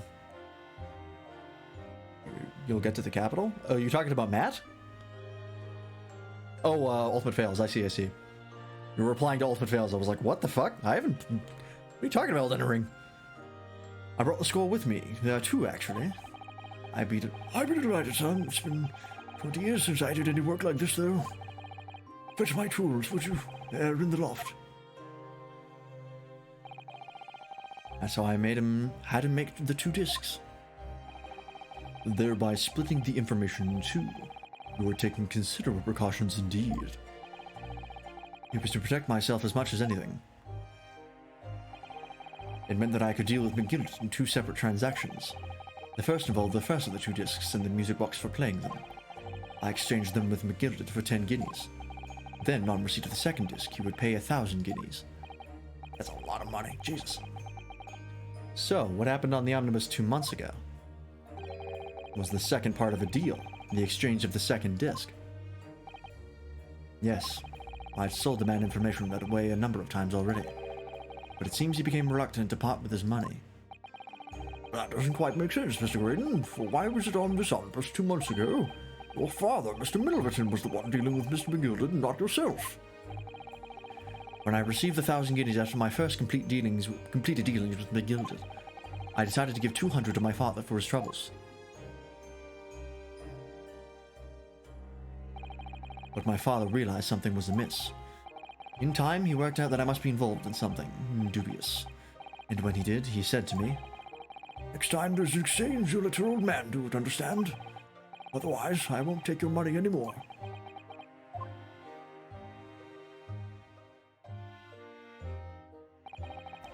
That was my father's way of dealing with it, I suppose.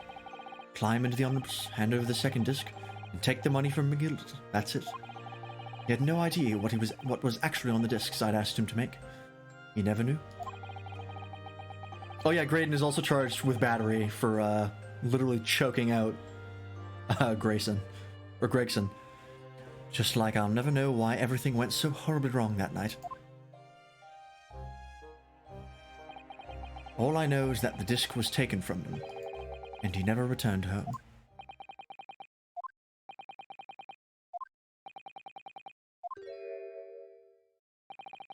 It was only then that I found out what sort of a monster McGilded really was. So after 10 years of not once uttering it, I swore on my father's name. To exact revenge. Oh, he's the one that killed McGilded? Oh, fuck! Double murder! That's a first-degree murder, too! Damn! As anyone with even the remotest knowledge of the man will no doubt be able to imagine, McGilded brought all his wealth and influence to bear in the most despicable of ways. You gotta stop doing that, my guy. To crush any semblance of justice in his trial. The crime scene was tampered with, evidence was fixed, and witnesses were bribed. That trial 2 months ago was a farce from start to finish. My feet had barely touched British soil back then, and I walked into that hornet's nest completely unaware of the sinister background to it all. I'd made plenty of money out of my dealings with McGilded by then, so I spared nothing in my arrangements 2 months ago, as I knew exactly who to hire. If you're willing to pay the price, there are people in this city willing to do anything you ask. McGilded himself had shown me that.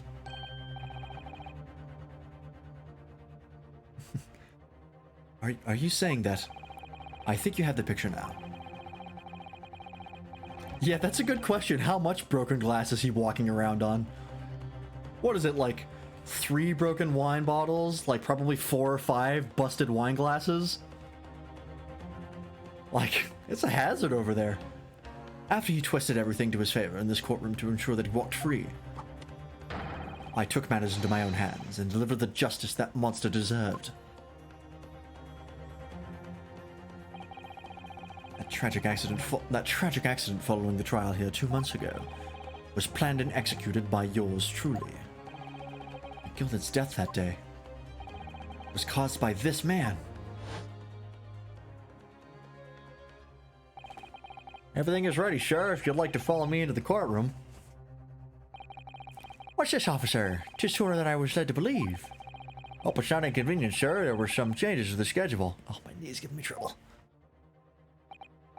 Well, I must be making tracks now. 'Tis time for the inspection.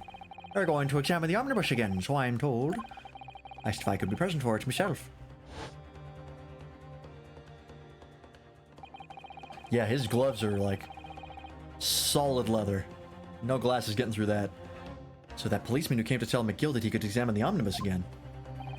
That's right, an imposter hired by me. McGilded used his wealth to manipulate the trial. So that guy impersonated a federal officer. Super illegal. Can't do that. Another crime down the books. He paid people to adulterate the omnibus with all manner of false evidence. He threatened witnesses to lie in their testimony.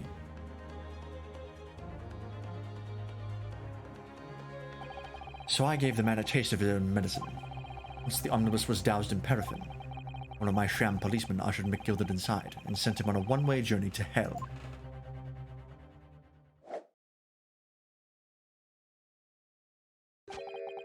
An eye for an eye. And that's how I avenged my father's death. A spine-chilling encounter indeed. But that wasn't the end of it for me. There was a loose end, you see. A loose end? Yes, I should think it's obvious. The second disc, which my father had taken to exchange with McGilded. Ah, yes. There was indeed no mention of it in the man's trial 2 months ago. Clearly because it had been removed from the scene of the crime. When I realized it was missing, I remembered something. Something from the first time I dealt with McGilded.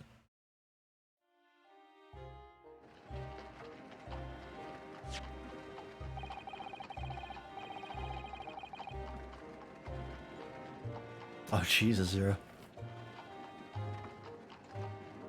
I mean, I've had some pretty heavy leather gloves on. And, like, you can barely, like, drive a nail through them. But, who knows what his gloves are made out of. This is the first of the 2 discs, and the music box you need to play them. Well, look at that now. What an ingenious little invention. So then, I promised 10 guineas for you, young man. What's this? Windimax Pawnbrokery. Aye, 'tis a pawnbroker's ticket, so it is. You can use it to redeem an article I've deposited there for you. There's no need to give it a name. Give a name. Just hand over the ticket and tell the fiend the watchword. I put a jewel in pawn for ye. It'll fetch a good 10 guineas if you sell it, so it will. I've never heard of a pawnbroker being used in quite that way before. Have you not, Mr. Graydon? London's pawnbrokers are very useful places, you know. Each one is like an extremely secure vault.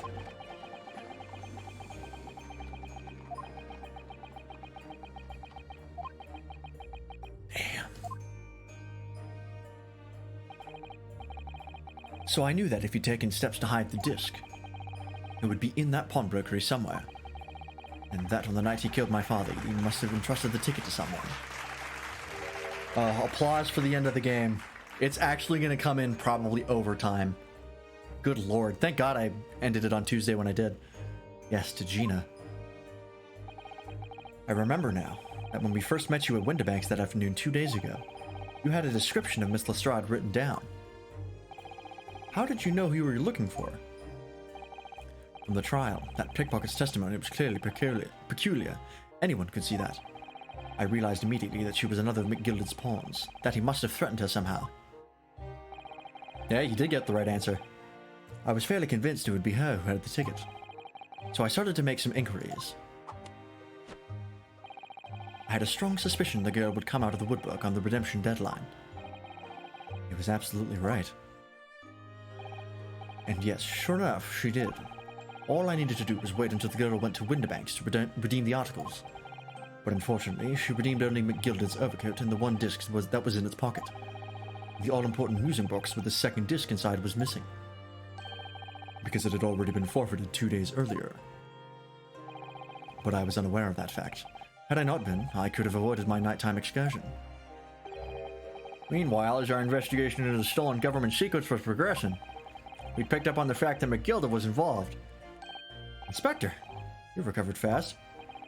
My orders were to recover the stolen information as quickly as possible, so we started gathering the fellow's possessions and examining whatever we could lay our hands on. We had a full-scale investigation going on at the yard, but we had to keep it as quiet as we could. And then, when the inspector here took the disc from me in the pawnbrokery that day, I became nervous. Wait a minute. Typo. I become nervous. Hey, we haven't seen a typo yet. It was bound to happen. Actually, I think we might have seen one. I don't remember what it was though. I was sure that the music box in the second disc was still there in the shop somewhere. So I knew that it was a race against time. I had to find those articles before the police did. But that's what prompted you to break into the place that same night. With the help of your old friends, the Skulkin brothers. What happened that night in the pawnbrokery, I can only describe as a nightmare. While Nash and Ringo were searching the counter, I'd located the music box I sold to McGilded on the shelves of the forfeited articles. You can banish yourself to the Shadow Realm. You can just straight up get timed out for the rest of the stream and hang out in the Shadow Realm. Why you would want to do so? No idea, but people have done it. I added it on a whim, and people have redeemed it several times. I don't know what people want. And the second disc was inside. Yes, I slipped it into my pocket with a very deep sigh of relief. But then something entirely unexpected happened. What are you doing in my shop? I was curious and wanted to waste points.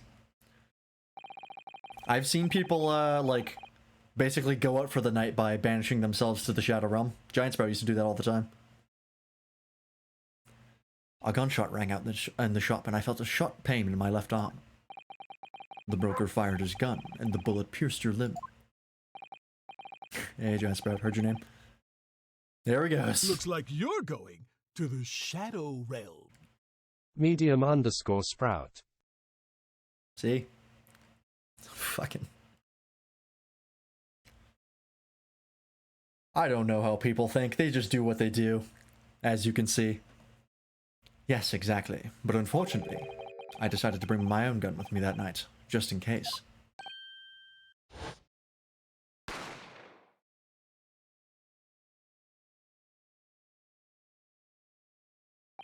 Oh yeah, he was lurking. Before I knew what was happening, I had fired back. The man who had already turned to flee. I hadn't intended to fire in his direction, much less kill him. But unfortunately for both of us, the bullet hit home. It struck him in the middle of his back as he fled through the storeroom door for refuge. A sorry, sorry tale. It all took place in the blink of an eye. I don't imagine Nash and Ringo even realized what had happened at first. I was terrified, so I fled. And that's the whole story. That's everything that happened at Winterbanks on that wretched night.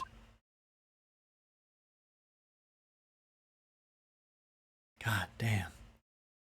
What an absolute clusterfuck. But hey, at least we found out, like, I knew the bogus second case was going to get explained. It was inevitable that that was going to happen. You're really trying to get me to play Skyblock.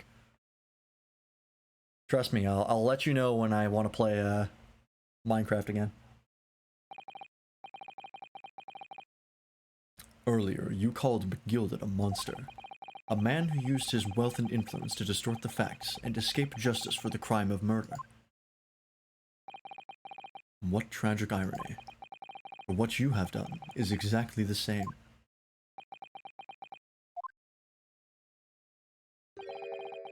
You've become the very monster you saw and despised so deeply in McGilded.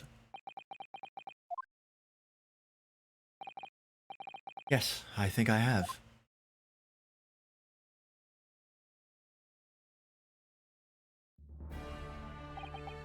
Well, this has been a long and exhausting trial. However, it would seem that at last we have arrived at the truth.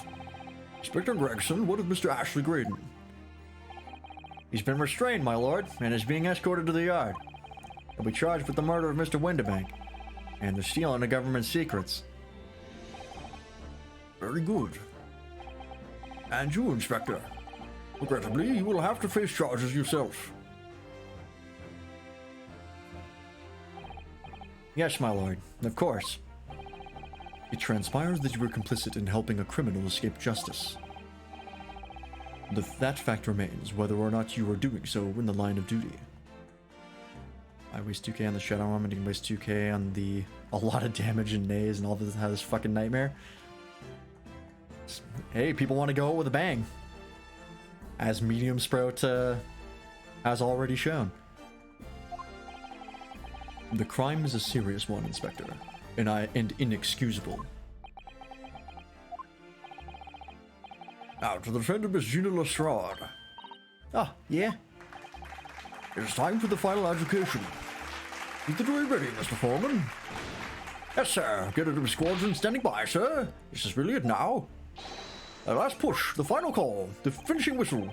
My men are ready to deliver their verdicts. Thank you, Mr. Foreman. Very well, ladies and gentlemen of the jury. Will now declare your final decisions to the court. Not guilty. Not guilty. Oh, yes. Not guilty. Music to my ears. Not guilty. Not guilty. Not guilty.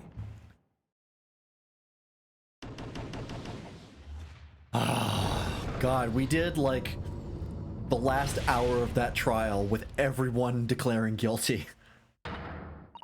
Haha, that's the stuff. I'm off the hook. Finally, Runo, you finally managed to do it. Finally is the word. I really wasn't sure if we'd come out on top for a while there. Susie was right. You're the best lawyer in the world. Mr. Strad, I'm not finished with you yet. Eh? What are you looking at me like that for? Before you start enjoying your freedom, there are certain other crimes to consider. God is looking for geeks here tonight. He's looking for nerds. Yeah. Eh? 2 months ago, in my courtroom no less, you gave false testimony, did you not? In relation to the trial today, not only did you unlawfully enter Winterbank's pawnbrokery, you also attempted to abscond with Mr. McGilded's property, it seems. Eh? I never done nothing of the sort. Of course not. It's not like you were gleefully wearing McGilded's coat in your cell yesterday or anything. Oh, and just when I was getting excited about throwing a party for Ginny this evening. And turning our attention to the defense, determining that, when played together, the music box disc contained a message in Morse code was, well, it was certainly a most unexpected revelation, Counsel. Quite so, my lord. The prosecution was caught entirely off guard. In fact, I think we should applaud my learned friend's courage here today. I propose a toast to demanding that government secrets be disseminated before the entire fuck you! Eat my ass! Ah. But very sorry about that. It was the only way I could get Inspector Gregson to admit what he'd done, so...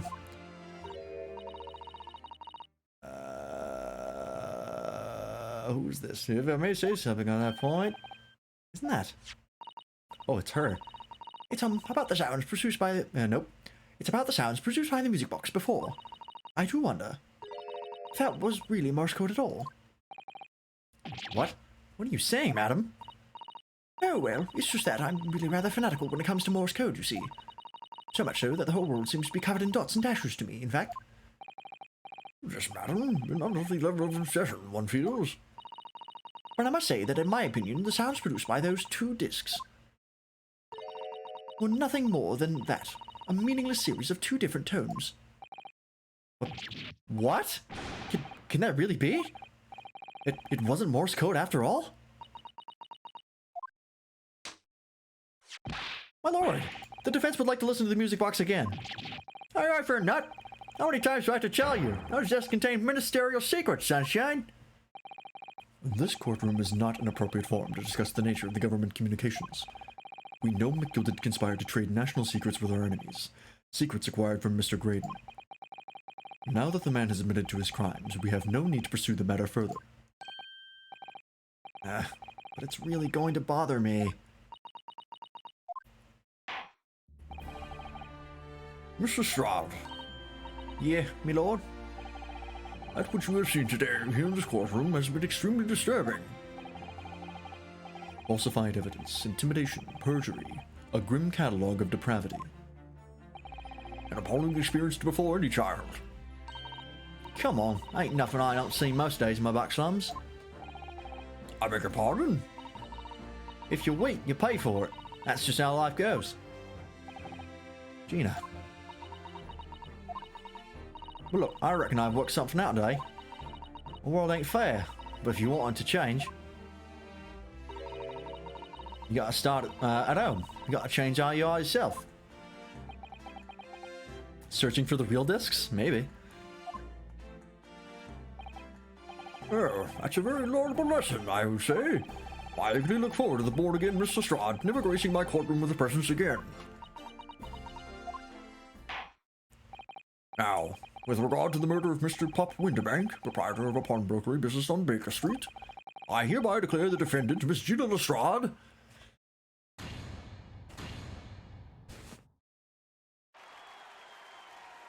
Oh, it feels good. Give me that confetti. Oh, yes. The applause and the fireworks. Where the fuck? Why do you still have that? That's a deadly weapon. That was all. Court is adjourned. Bailiff restrain her. What the fuck? Put it upside down and played nonsense? Maybe. Or maybe it was, his father basically, like, cluing into what was going on and intentionally fudging the discs. As, like, so that he wasn't committing treason. On a personal note, I must say you surprised me, my Far Eastern friend. Ah, Bo. Despite being a Nipponese, you saw through the pretense to the malice that festered within that Englishman. And at the same time, saw through the grime to the surprising heart of your English client. You have a curious talent for judging character, especially considering our very different cultures. I don't think there's anything curious about it. Whether we're from the Empire of Great Britain or the Empire of Japan, we're all human beings. We're not so very different on the inside. You know, I took this case for one very simple reason. To lock swords with you once again here in the courtroom. You did? When I encountered you for the first time 2 months ago, it reminded me of toasting friendship and trust with another Nipponese, only to find my trust betrayed. Oh, what? Are we getting Van Zeke's backstory? Through you, I hope to look into the eyes of the man I once knew and try to understand. You mentioned something similar earlier today about total betrayal at the hands of the Japanese. We also still do not know what Kazuma came here to Britain to do. He had a secret mission. We still don't know what it was. What happened exactly? Well, you may ask. And one day, when the time comes, you will learn the answer whether you like it or not. Oh, is this setting up the second game? Oh, fuck. Alright, then I'll wait for that day if I must.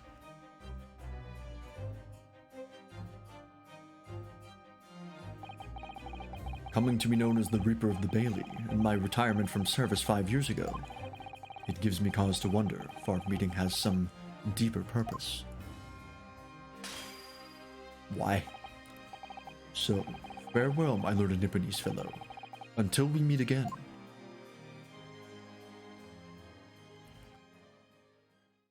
Mutual respect? Impossible. Seriously though, why did you have to do that? Those glasses can be reused, you know.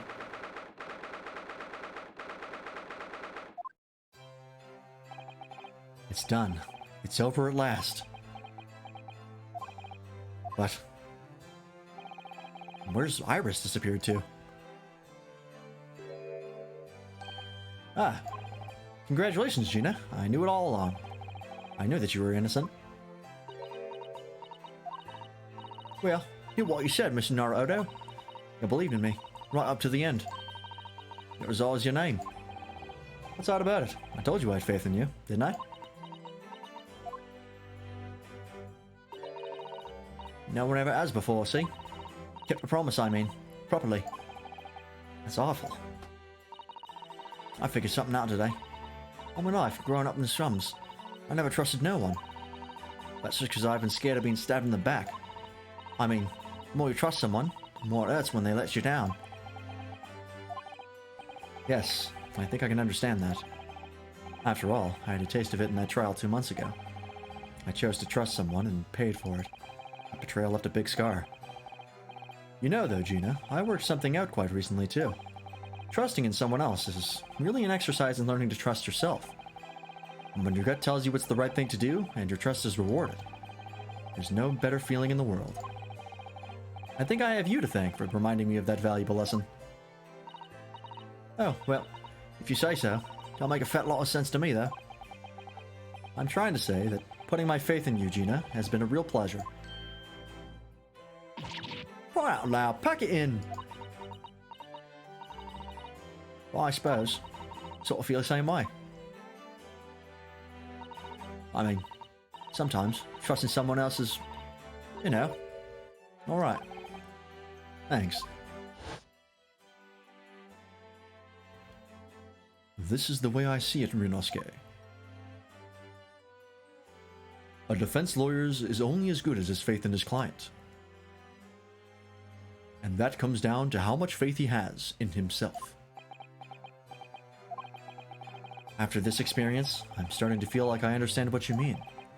Kazuma. Am I living up to your expectations? Am I turning out to be the lawyer you believed I could be?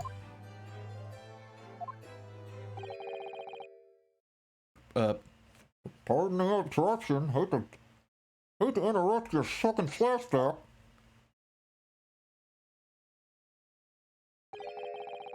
Oh, god damn it, it's Sholmes again. Oh, fuck. What the deuce does a man have to do to be noticed around here, my dear fellow? Ah, that voice. Too late for that voice now, Miss Naruto. I've been standing here patiently in the corner of the room for an eternity. Ah ha! Yes, it was me all along. I would have said when finally you noticed me. But you people, with your incessant babbling. Oh, Mr. Sholmes. Ah ha! Yes, it was me all along. You see?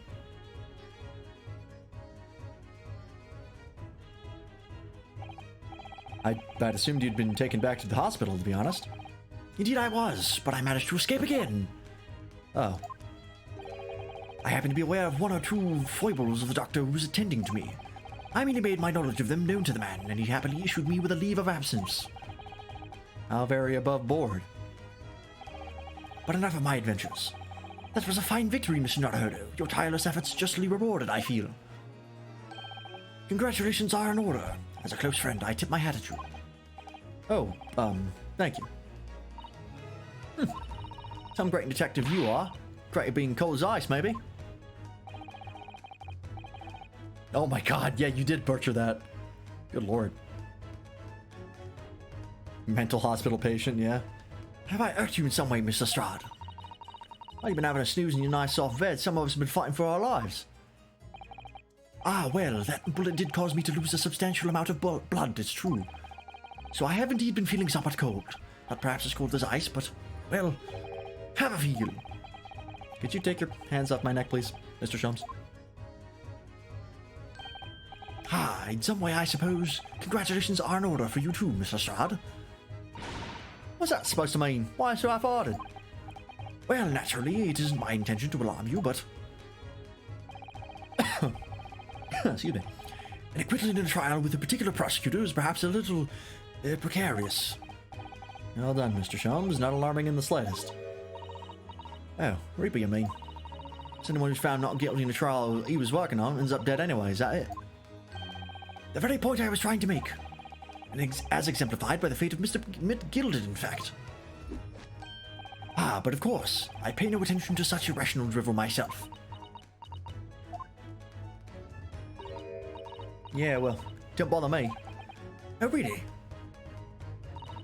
Of course not. The way I see it, Reaper's a bit like him upstairs. Him upstairs? You mean, like God? Yeah, him upstairs knows what's what, right? He knows what people are like on the inside. He won't have got the wrong end of the... He won't have got the wrong end of the stick. There are some covers like that in Box Trotter what are rotten to the core. At the end of the day, him upstairs make sure they get what they deserve.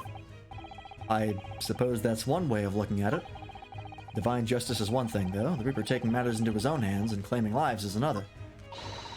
Well, I ain't like McGildas of this world, so I ain't scared. I got principles, see?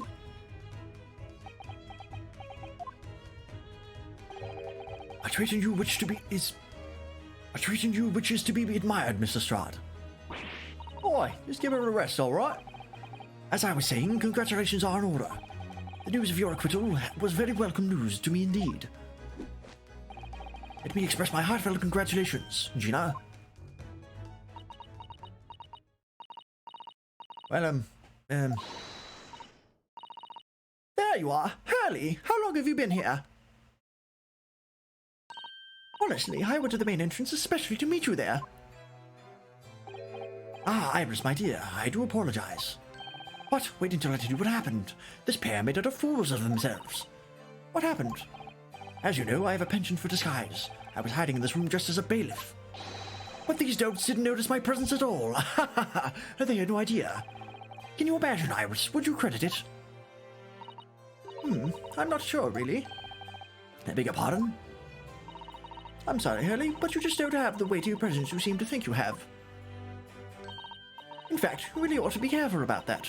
It's going to land you in trouble one day. I'll be careful. Ouch. Anyway, it's such a shame. I was so hoping to throw a party for Jeannie tonight. But you won't be able to come, will you? don't look like I'm going to be going nowhere for a while. You heard the judge's patter. I got stuff to make amends for, apparently.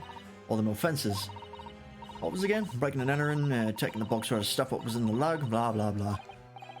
Yes, I think you'll find that basically being a pickpocket is the main offence. But diving ain't an offence. It's a job, ain't it? I don't think so. Still, it's got me thinking all this. Maybe I should start looking for another line of work. I mean, you didn't start off as a lawyer, did you, Otto? Well, no, but I was never a pickpocket. Well, anyway, I reckon I can make a change. I'm gonna do something for all of them like me from the slums. Something that makes a difference for them. That's a wonderful idea, Ginny, and I'm sure you can do it. It's hard to read your dialogue sometimes. I'm struggling. What is it?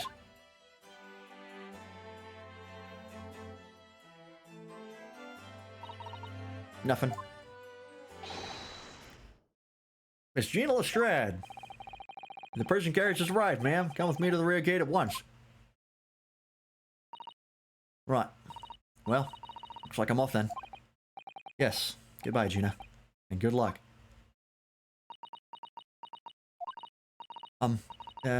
Otto? Yes? Okay. Alright. You don't need, nope, you don't need to do this. It's unnecessary. God damn it. Ah! What was that for? I don't know. I mean, I don't know what to say, so. Ah, indeed. Perhaps the situation calls for a phrase hitherto missing from your vocabulary, Mr. Strahd. On occasions such as this, I would recommend a simple thank you. Oh. Oh yes, it's good advice, Ginny. Right, I see. Well.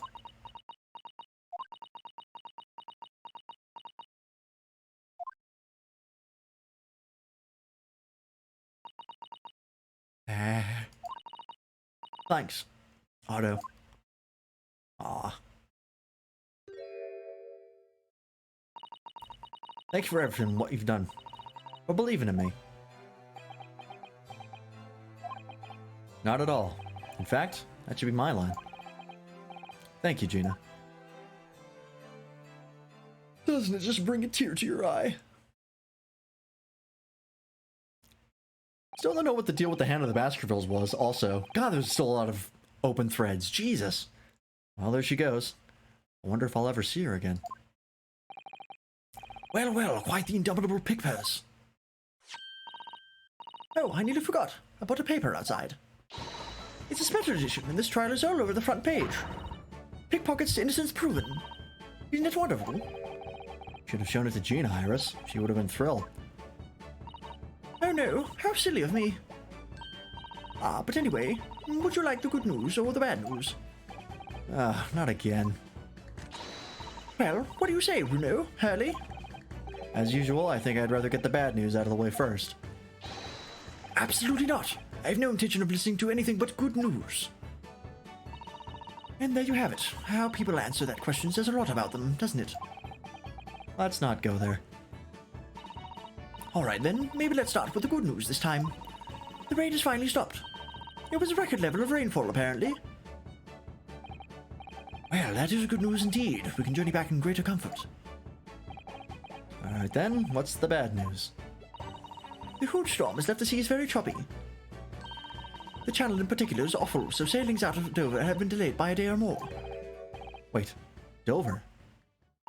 That's right. If we head to the station immediately, we may still make it in time to wave Susie off. But...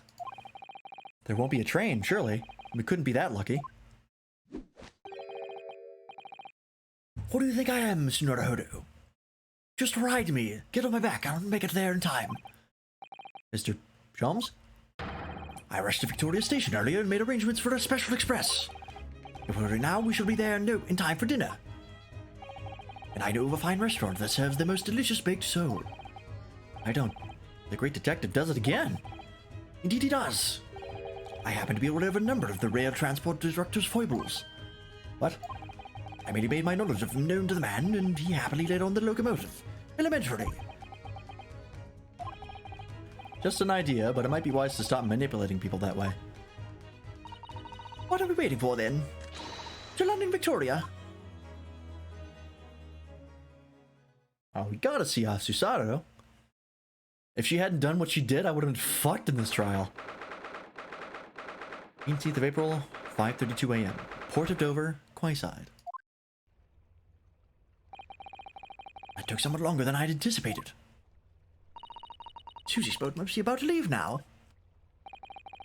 Miss Susato, where are you?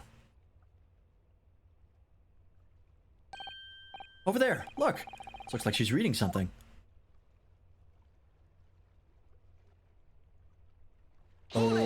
my god, what the fuck are you doing? Mr. Sato, wait! What are you doing?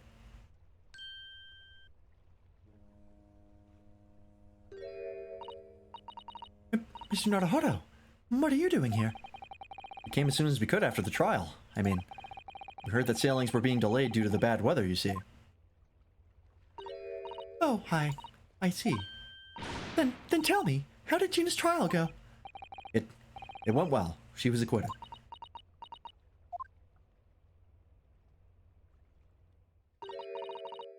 That's wonderful. Really wonderful news. Yeah.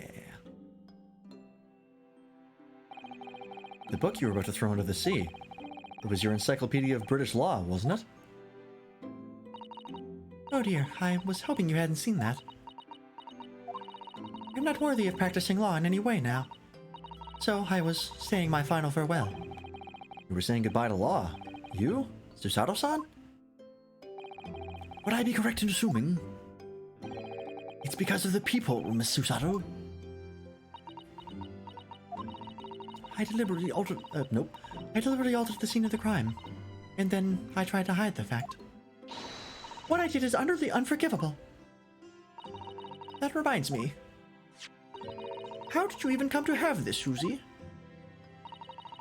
On the evening of the incident, Mr. Sholmes had invited Gina to dinner, if you remember. Oh yes, we had a wonderful time. Well, Gina gave us a little introductory lesson, didn't she? To the art of pickpocketing, I mean. Oh, that was so much fun. I stole Runo's armband. Yes, please don't do that again, Iris. That band's very important to me. Well, if it's so important, you should pay more attention to it. You didn't notice for ages. On a whim, I thought it'd be fun to see if I could take the cat Flapomat, so I put it up my sleeve. Really? And then I rather forgot about it until I found myself in Mr. Winterbank's shop with it later that night. I see. And then...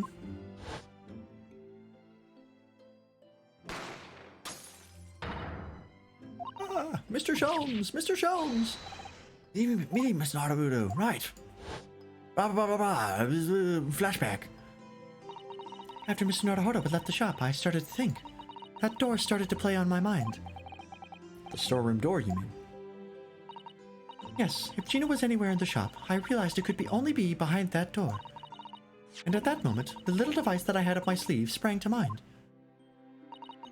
I was so worried about Gina, I simply had to know. So, you used the cat Flapomat to make the peephole in the door.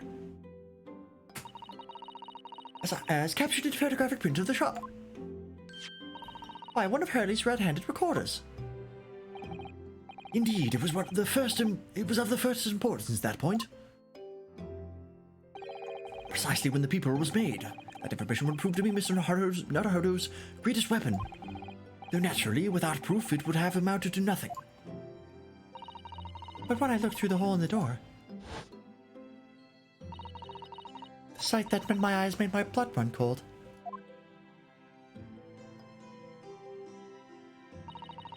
Thoughts started to run through my mind. I remembered that trial 2 months earlier. The trial of Magnus McGilden. I thought about how he had manipulated the evidence and arranged false testimony to secure his freedom. It made the British justice system feel very dark and sinister to me. And then, a terrible thought occurred to me. What if some wicked criminal was planning to do the same thing now? Because from the appearance of the crime scene, it looked exactly as though Gina had shot Mr. Winterbank. Even though I was sure she would never have done such a thing. We're worried that the true culprit would try to frame her for the crime. That's right. But then I realized it would be very difficult for anyone to give false testimony in this case. What do you mean? Well, the crime appeared to have happened behind the door of a locked room. For someone to claim falsely to have witnessed it, there would have to be a way to see beyond the door. Ah. Which people would be the very thing. Only the people I had made wasn't actually there until after the crime had been committed, of course. And the criminal would know that, so it wouldn't make any difference. But the possibility of a rather ingenious trap was there, was it not? A trap? Is that why she did it? So, is that why you kept it a secret, Susie? You never mentioned that you made the people to anyone, not even to the police. I know, and I knew at the time what I was doing was wrong. A criminal offense, even. That's why I decided to confide in Mr. Sholmes. If Mr. Naruhodo was completely backed into a corner, with no other possible means of escape, the truth about the people could save him. That was my plan. She really does think of everything. But then, why didn't you just tell me everything before the trial began? My dear fellow, you're not thinking straight. If she had done that, it would have rendered you complicit in the whole escapade. Ah, You could have been disbarred if you had been seen to have knowingly tampered with a crime scene. So Miss Usado decided to shoulder the burden of responsibility alone. For your sake, and Mr. Strahd's. Miss Usado. The truth is, when it happened, I did it because I'd lost a little of my faith in the law. Oh, I was worried that the right person wouldn't be convicted of the crime. But the moment I allowed myself to think that is the moment I lost my right to call myself a judicial assistant. what you did isn't comparable to what he did. Graydon is the one who lied in the witness stand, using that people as a way to implicate Gina. And besides, if the people inconsistency hadn't existed, I'm not at all sure that she would have been acquitted in the end. Miss Usado, what you did saved Gina's life. Well, with your kind words, Mr. Naruhodo. You've saved me too, from my regrets. Yay. Well, we must all be thankful that Mr. Strahd's freedom has been assured. Yes, exactly. Although some of the loose ends in that trial will continue to play on my mind, I'm sure. But the revelation that the music box disc contains secret messages in Mr. Naruhodo. What a triumph to work that out. I'm full of admiration. Well, actually, that argument wasn't quite as compelling as I thought it was. Oh, it wasn't. There was a communications officer among the jury members, you see, a telegraph operator. And she said that the majority of the sounds on the disc were just meaningless tones. As one would expect. After all, we are talking about secret government communications. No doubt they were written in cipher to avoid being readily understood should they have been intercepted. In cipher? I see. So then we could never have hoped to understand the message anyway. Nonsense, my dear fellow. It's quite a zero-pipe problem, I assure you.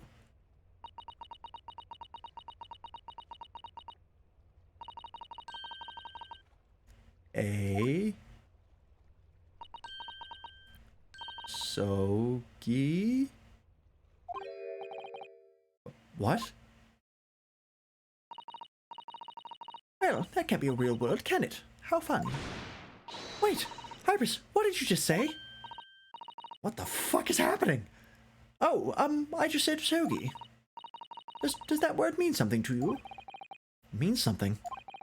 Sogi was the name of my best friend. What? But how? How do you know that name, Iris?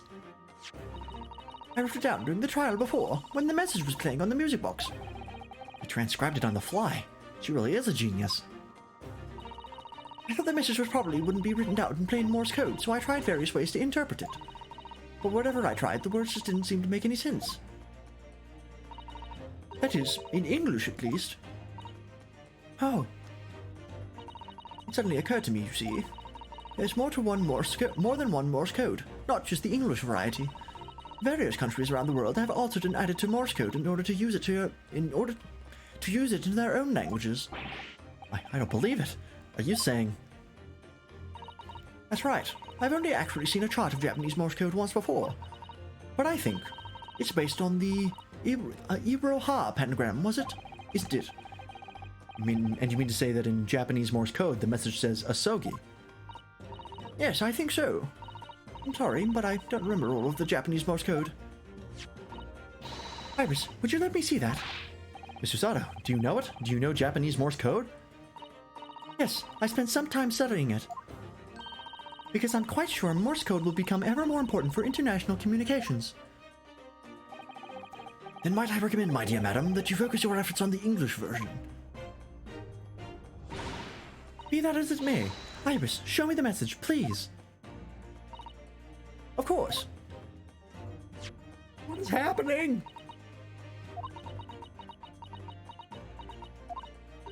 But what can this possibly mean? Whatever is in that long sequence of supposedly meaningless dots and dashes. It's made the color drain from Susato-san's face. There's no doubt that this message is written in Japanese Morse code. It just gets worse. It just keeps going. So the British Empire has been using Japanese for its secret communications. I don't understand the reason why, but the message appears to be a list of 4 people's names. 4 names. The first is Kei Asogi. Kazuma Asogi. Why? Why was his name on that disc? The second is A Shin. Shin? I don't recognize that name. The third is T Guregu-san. Gregson? Ah, it would seem Tobias Gregson is the third man on the list. What's his name doing in a secret government communication as well? And the last name... What's the matter, Miss Susato? It's just so strange, so unexpected. Oh, what is it, Susie? Don't keep us in suspense. The last name is J. Wilson. What? Wilson? John H. Wilson? You mean Daddy? It says only J. Wilson, so I'm afraid I can't be sure. Then, after the 4 names, it reads, if I translate from Japanese, that is all 4. And that's the end of the message. Or rather, the end of what you noted down, Iris. I just can't believe it. Who would have ever thought? Those discs contained Japanese Morse code. Not to mention a strange list of some disturbingly familiar names. It would appear that this particular message is a communication of some kind between Great Britain and the Empire of Japan. So, Daddy could be in Japan then. Where Susie and Bruno come from? Oh, well... no. It's not very likely, really, is it? I mean, there are thousands of people with the surname Wilson, and there must be lots of J's among them. Professor John H. Wilson, visiting professor of medicine at the Imperial Yumei University. But we can't tell Iris about that now. We just can't. It's just so strange. Somehow, in solving the case of Mr. Windibank's murder today, I feel like I've rolled back a boulder at the mouth of a very dark cave. I do wonder if perhaps it's a dark cave that we shouldn't go wandering inside.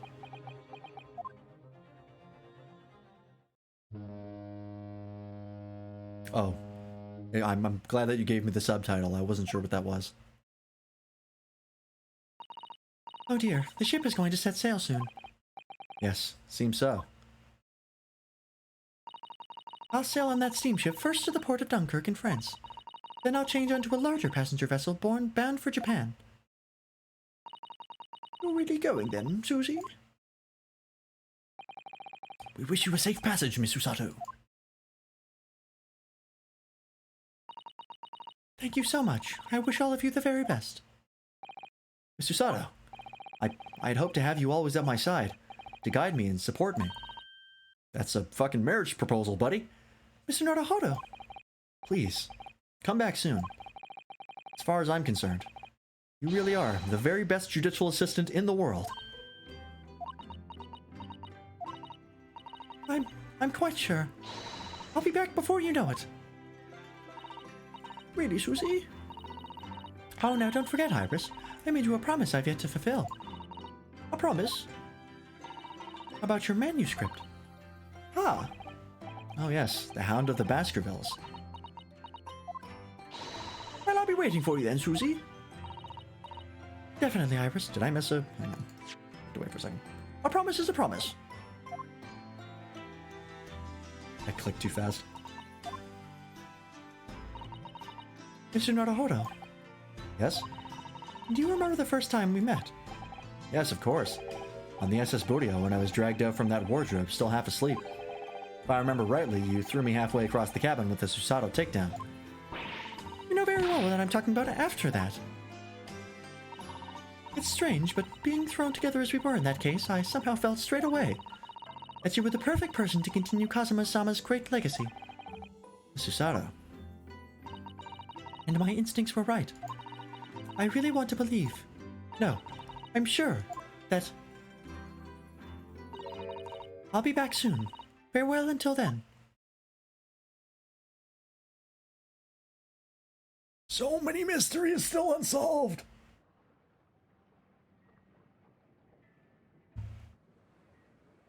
Anime. Somehow we seem to have come to the end of the adventures of Ryunosuke Naruhodo. Next game. We'll get to the next game. That'll we'll take a bit of a break, but we'll definitely come back to it because I super love this game. It's like this is definitely my favorite Ace Attorney so far. Fate led me to becoming a lawyer, to traveling halfway around the world, to meeting the great detective. Oh yeah, for sure it's gonna be real in the next game. There's no way they just leave it. Of course there will. Trials and Tribulations, Ace Attorney, number 3 reference. Whatever happens, I know I'll be able to turn my fortunes around. And he has a violin for some reason. What the fuck? Do you just have that on you whenever? Well, alright. I mean, it's not the craziest thing we've seen Sholmes do, so it's pretty par for the course, to be honest.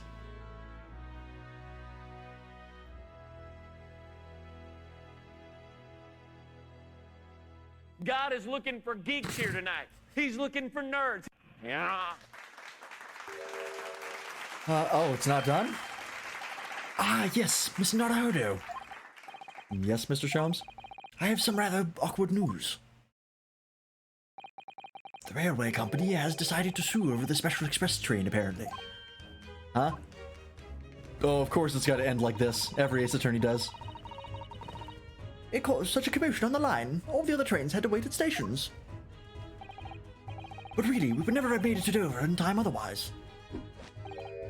Anyway, I explained everything, and how was all your fault? Huh? Huh?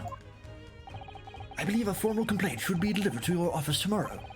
But not to worry, my dear fellow. According to Miss Susato, you love defending yourself in court. Huh? Huh? Huh? That's all right. I'm perfectly happy to testify. He really didn't look like the sort of man who'd do something so outrageous. See? Mr. Sholmes? Yes? A word, if you don't mind. Why, certainly. Any word you like.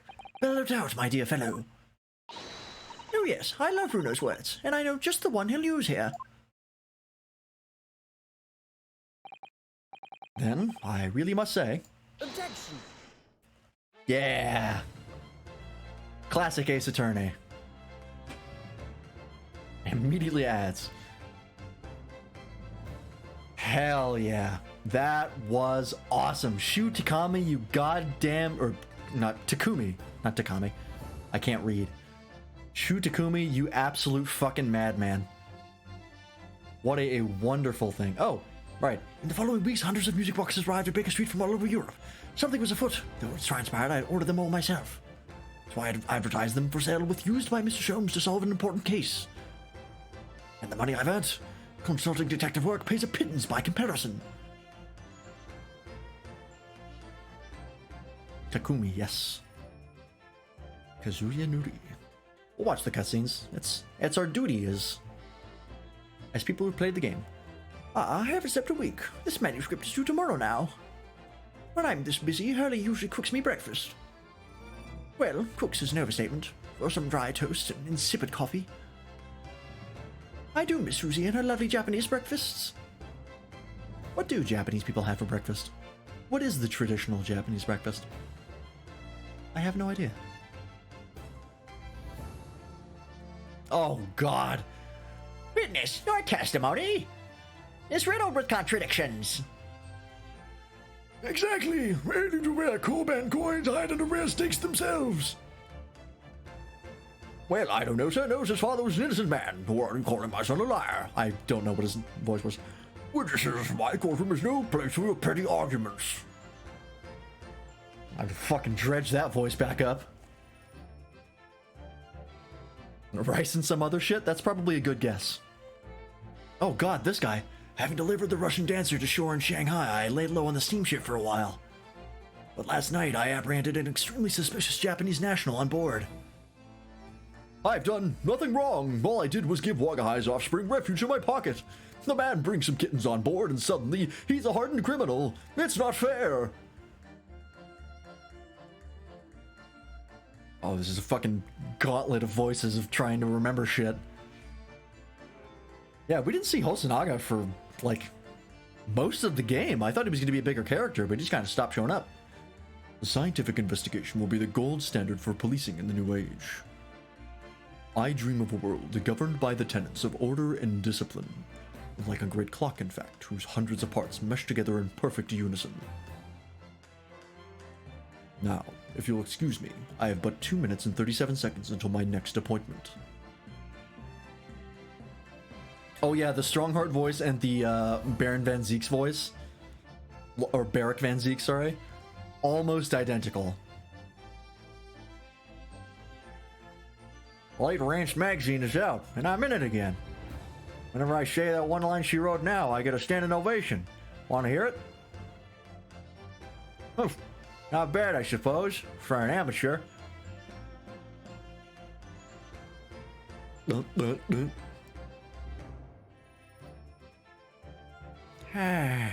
Your ladyship puts me to shame.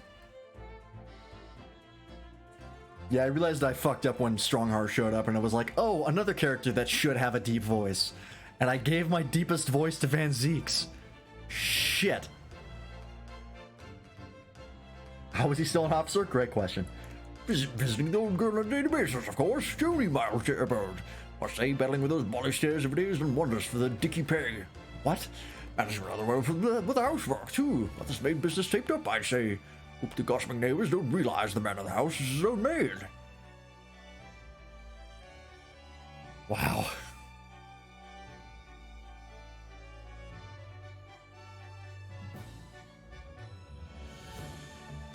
Who is it now? Oh, God. My Rolly's back on the beat again, all thanks to the Reaper. There's nothing I enjoy more in these days than... what was this guy's voice? I'm a better boy now, looking out for Londoners, their dropped pennies, and my lovely wife. I found it. Oh, Pat. Oh, Rolly. I stirred your cup with your pipe? I don't know. He has it, I guess. It's quick and easy. I don't know. Who knows why the people in this game do what they do? Looks like I'm gonna be doing time for a bit now. Virus comes every day for a nutter. So I ain't too born. He's always going on about all them cases what Sholmes is looking into. Criminal investigations are kind of interesting when you get into them. Because they're fucking dumb? Yeah. The characters in Ace Attorney are pretty wacky. Wacky and crazy. Except for usually the attorney in question. Oh god. Yes, I renounce my upbringing and chose a life of sophisticated crime. But regrets? Please. Bro, that's what we used to do. We got time and need a plan to come back. Milverton is Skulkin's milk run, right? Oh, God. The Three Musket Watches, milk of the damn whole floor's worth. Jesus Christ. I hope you all rot in prison. I never want to see any of you again. I'll kill you myself. Good Lord.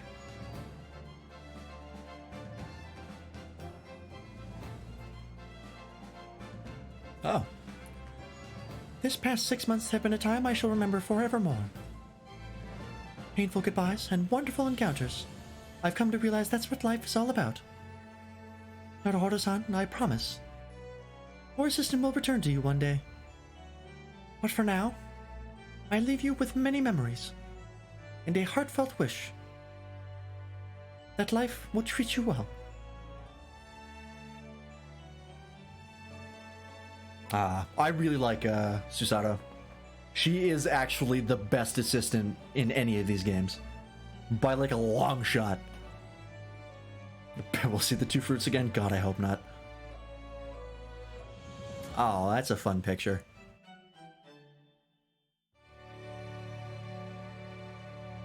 Oh, a lovely ending. That was great.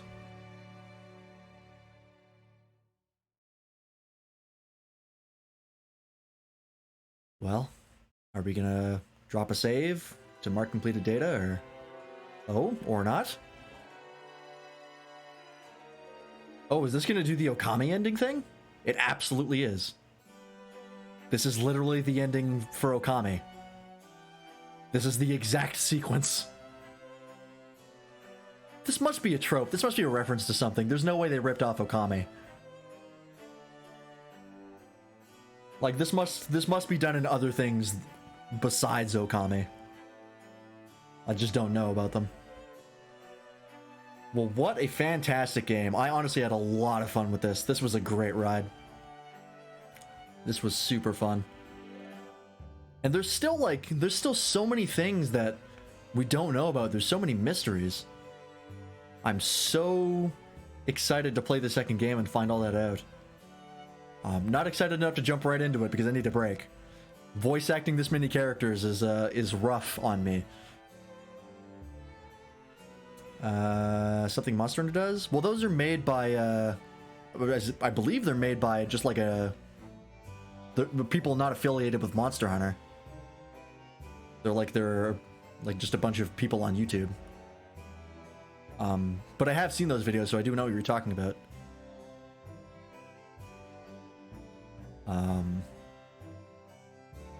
So yeah, like, I think this must be like a reference to something. But I mean, like, the scrolling effect on the background, especially of like all the different like moments in the game, that's directly from Okami. Because that's what Okami did. Oh, and he stays behind because he died. Oh, that's sad.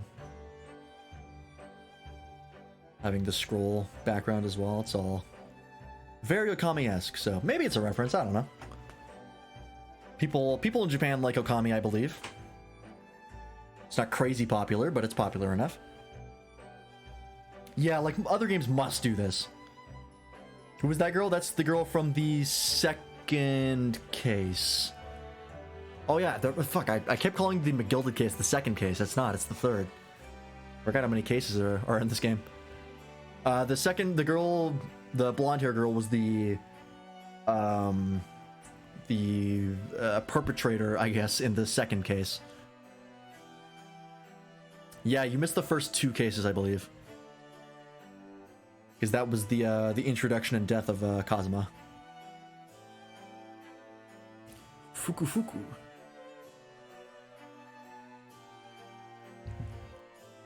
It's got a lot to it.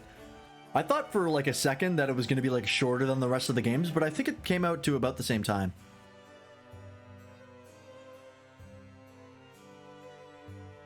Because the final case, as I expected, took us until now to do. Oh yeah, Janet Hisu. I don't know how to pronounce her name. She's one of the leads for the English localization. She's the reason why in the English localization, Ace Attorney takes place, or the original Ace Attorney games take place in California. And you just ignore all of the reference to Japanese fucking culture. They're just like, yeah, it's in California. Don't ask questions. Eat your hamburgers, Apollo. She was one of the reasons why that happened, or one of the main reasons, I think. Which was that was back in the Wild West days of localization, where they were just fast and loose with all the facts. But it's interesting. Apparently, her thought process to making that the case of making Ace Attorney in California, other than Japan, and her explanation for why there's so much Japanese culture in the Ace Attorney games, despite, you know, everyone being American and Californians. Her explanation for it is that it's set in a parallel or like alternate universe where the anti-Japanese sentiments of the 70s never happened. Because for those of you who don't know, in the 70s there was a huge wave of anti-Japanese like thoughts, basically, like a wave of that, because that was when the big tech boom in Japan happened. And so like all of their products were like suddenly flooding like the United States, and people were worried that basically they were worried that Japan was going to win a culture victory like in Civ. And then they were just going to overwhelm like the entire world with their technology, and then like everyone would be like Japan, like some dumb bullshit. That's why in Cyberpunk, in, you know, classical Cyberpunk, there's a ton of Japanese influences, because it was created around that time. And so the big companies and the big megacorps in Cyberpunk, why they're all, or why most of them are Japanese inspired. They all have like Japanese names and stuff like that, like Arataka, and in like I think Cyberpunk 2077. I think it's Arataka. I could be wrong. I don't know much about it. Ooh, that's a nice picture. So that's why that is. And so now you know. Well, we've watched the cutscene, as is our duty. I think we're gonna drop a completed save somewhere, maybe. Oh no, it just starts from here. Okay. I guess there's no reason to have a completed save file for a game like this. Why the mantles? I don't know, they look cool.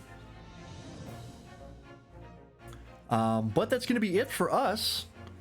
We will be taking a break from the Ace Attorney Chronicles. We are going to play the second game. I can guarantee you that. There's no way I'm not going to play the second game. But we are going to be taking a break, and we're going to be playing, because I did it on a whim and apparently people liked it, we're going to be playing Way of the Samurai 4. I don't know for how long, because that game kind of goes as long as you want it to. There's a lot you can do. We might come up with like some goals that we want to achieve. I'll come up with like a list of like things I want to do. The true ending is definitely one of them. We'll want to get the true ending, and there's lots of like checklists we have to do to make sure that works out.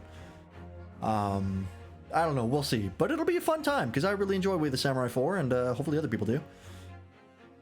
But in the meantime, tomorrow we'll be continuing our build of the Master Grade Freedom 2.0, which is very exciting. Those are always a good time. I really enjoy those streams, and I like doing them as much as possible.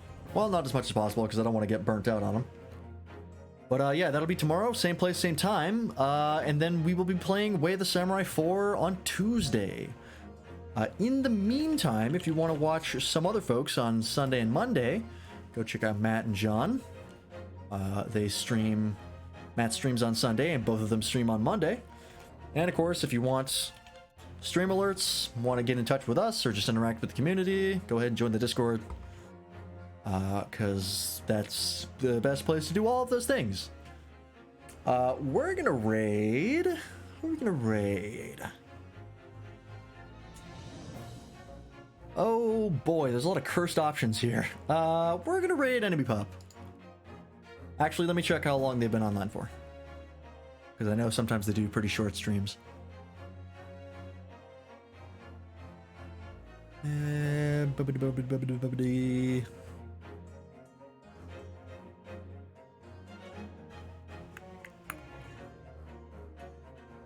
it takes a while to load.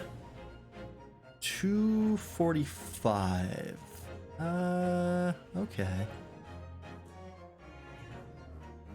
What about Rez? How long has Rez been online for? We haven't raided Rez in a while. And he streams kind of infrequently. I think Rez probably just started, because he usually starts at about the time I end. Somewhere thereabouts. Nope. About the same time as Enemy Pup. We'll raid Rez, because we've raided Enemy Pup before, and there's a pretty good chance they're ending soon anyways. Let's go say hi to... Rez. Rez is playing some more Dark Souls, doing a 24-hour sub-marathon. Oh, well, you got lots of content then to watch. thanks everybody for watching. Hope you enjoyed Great Ace Attorney 1. We will be here soon with the Great Ace Attorney 2. You don't want me to leave? I'm sorry, but I gotta rest my voice. After every one of these streams, I can feel like, okay, I need some rest and relaxation of just not talking because my voice is rough. But yeah, thanks everybody for watching. We will return soon with more Great Ace Attorney.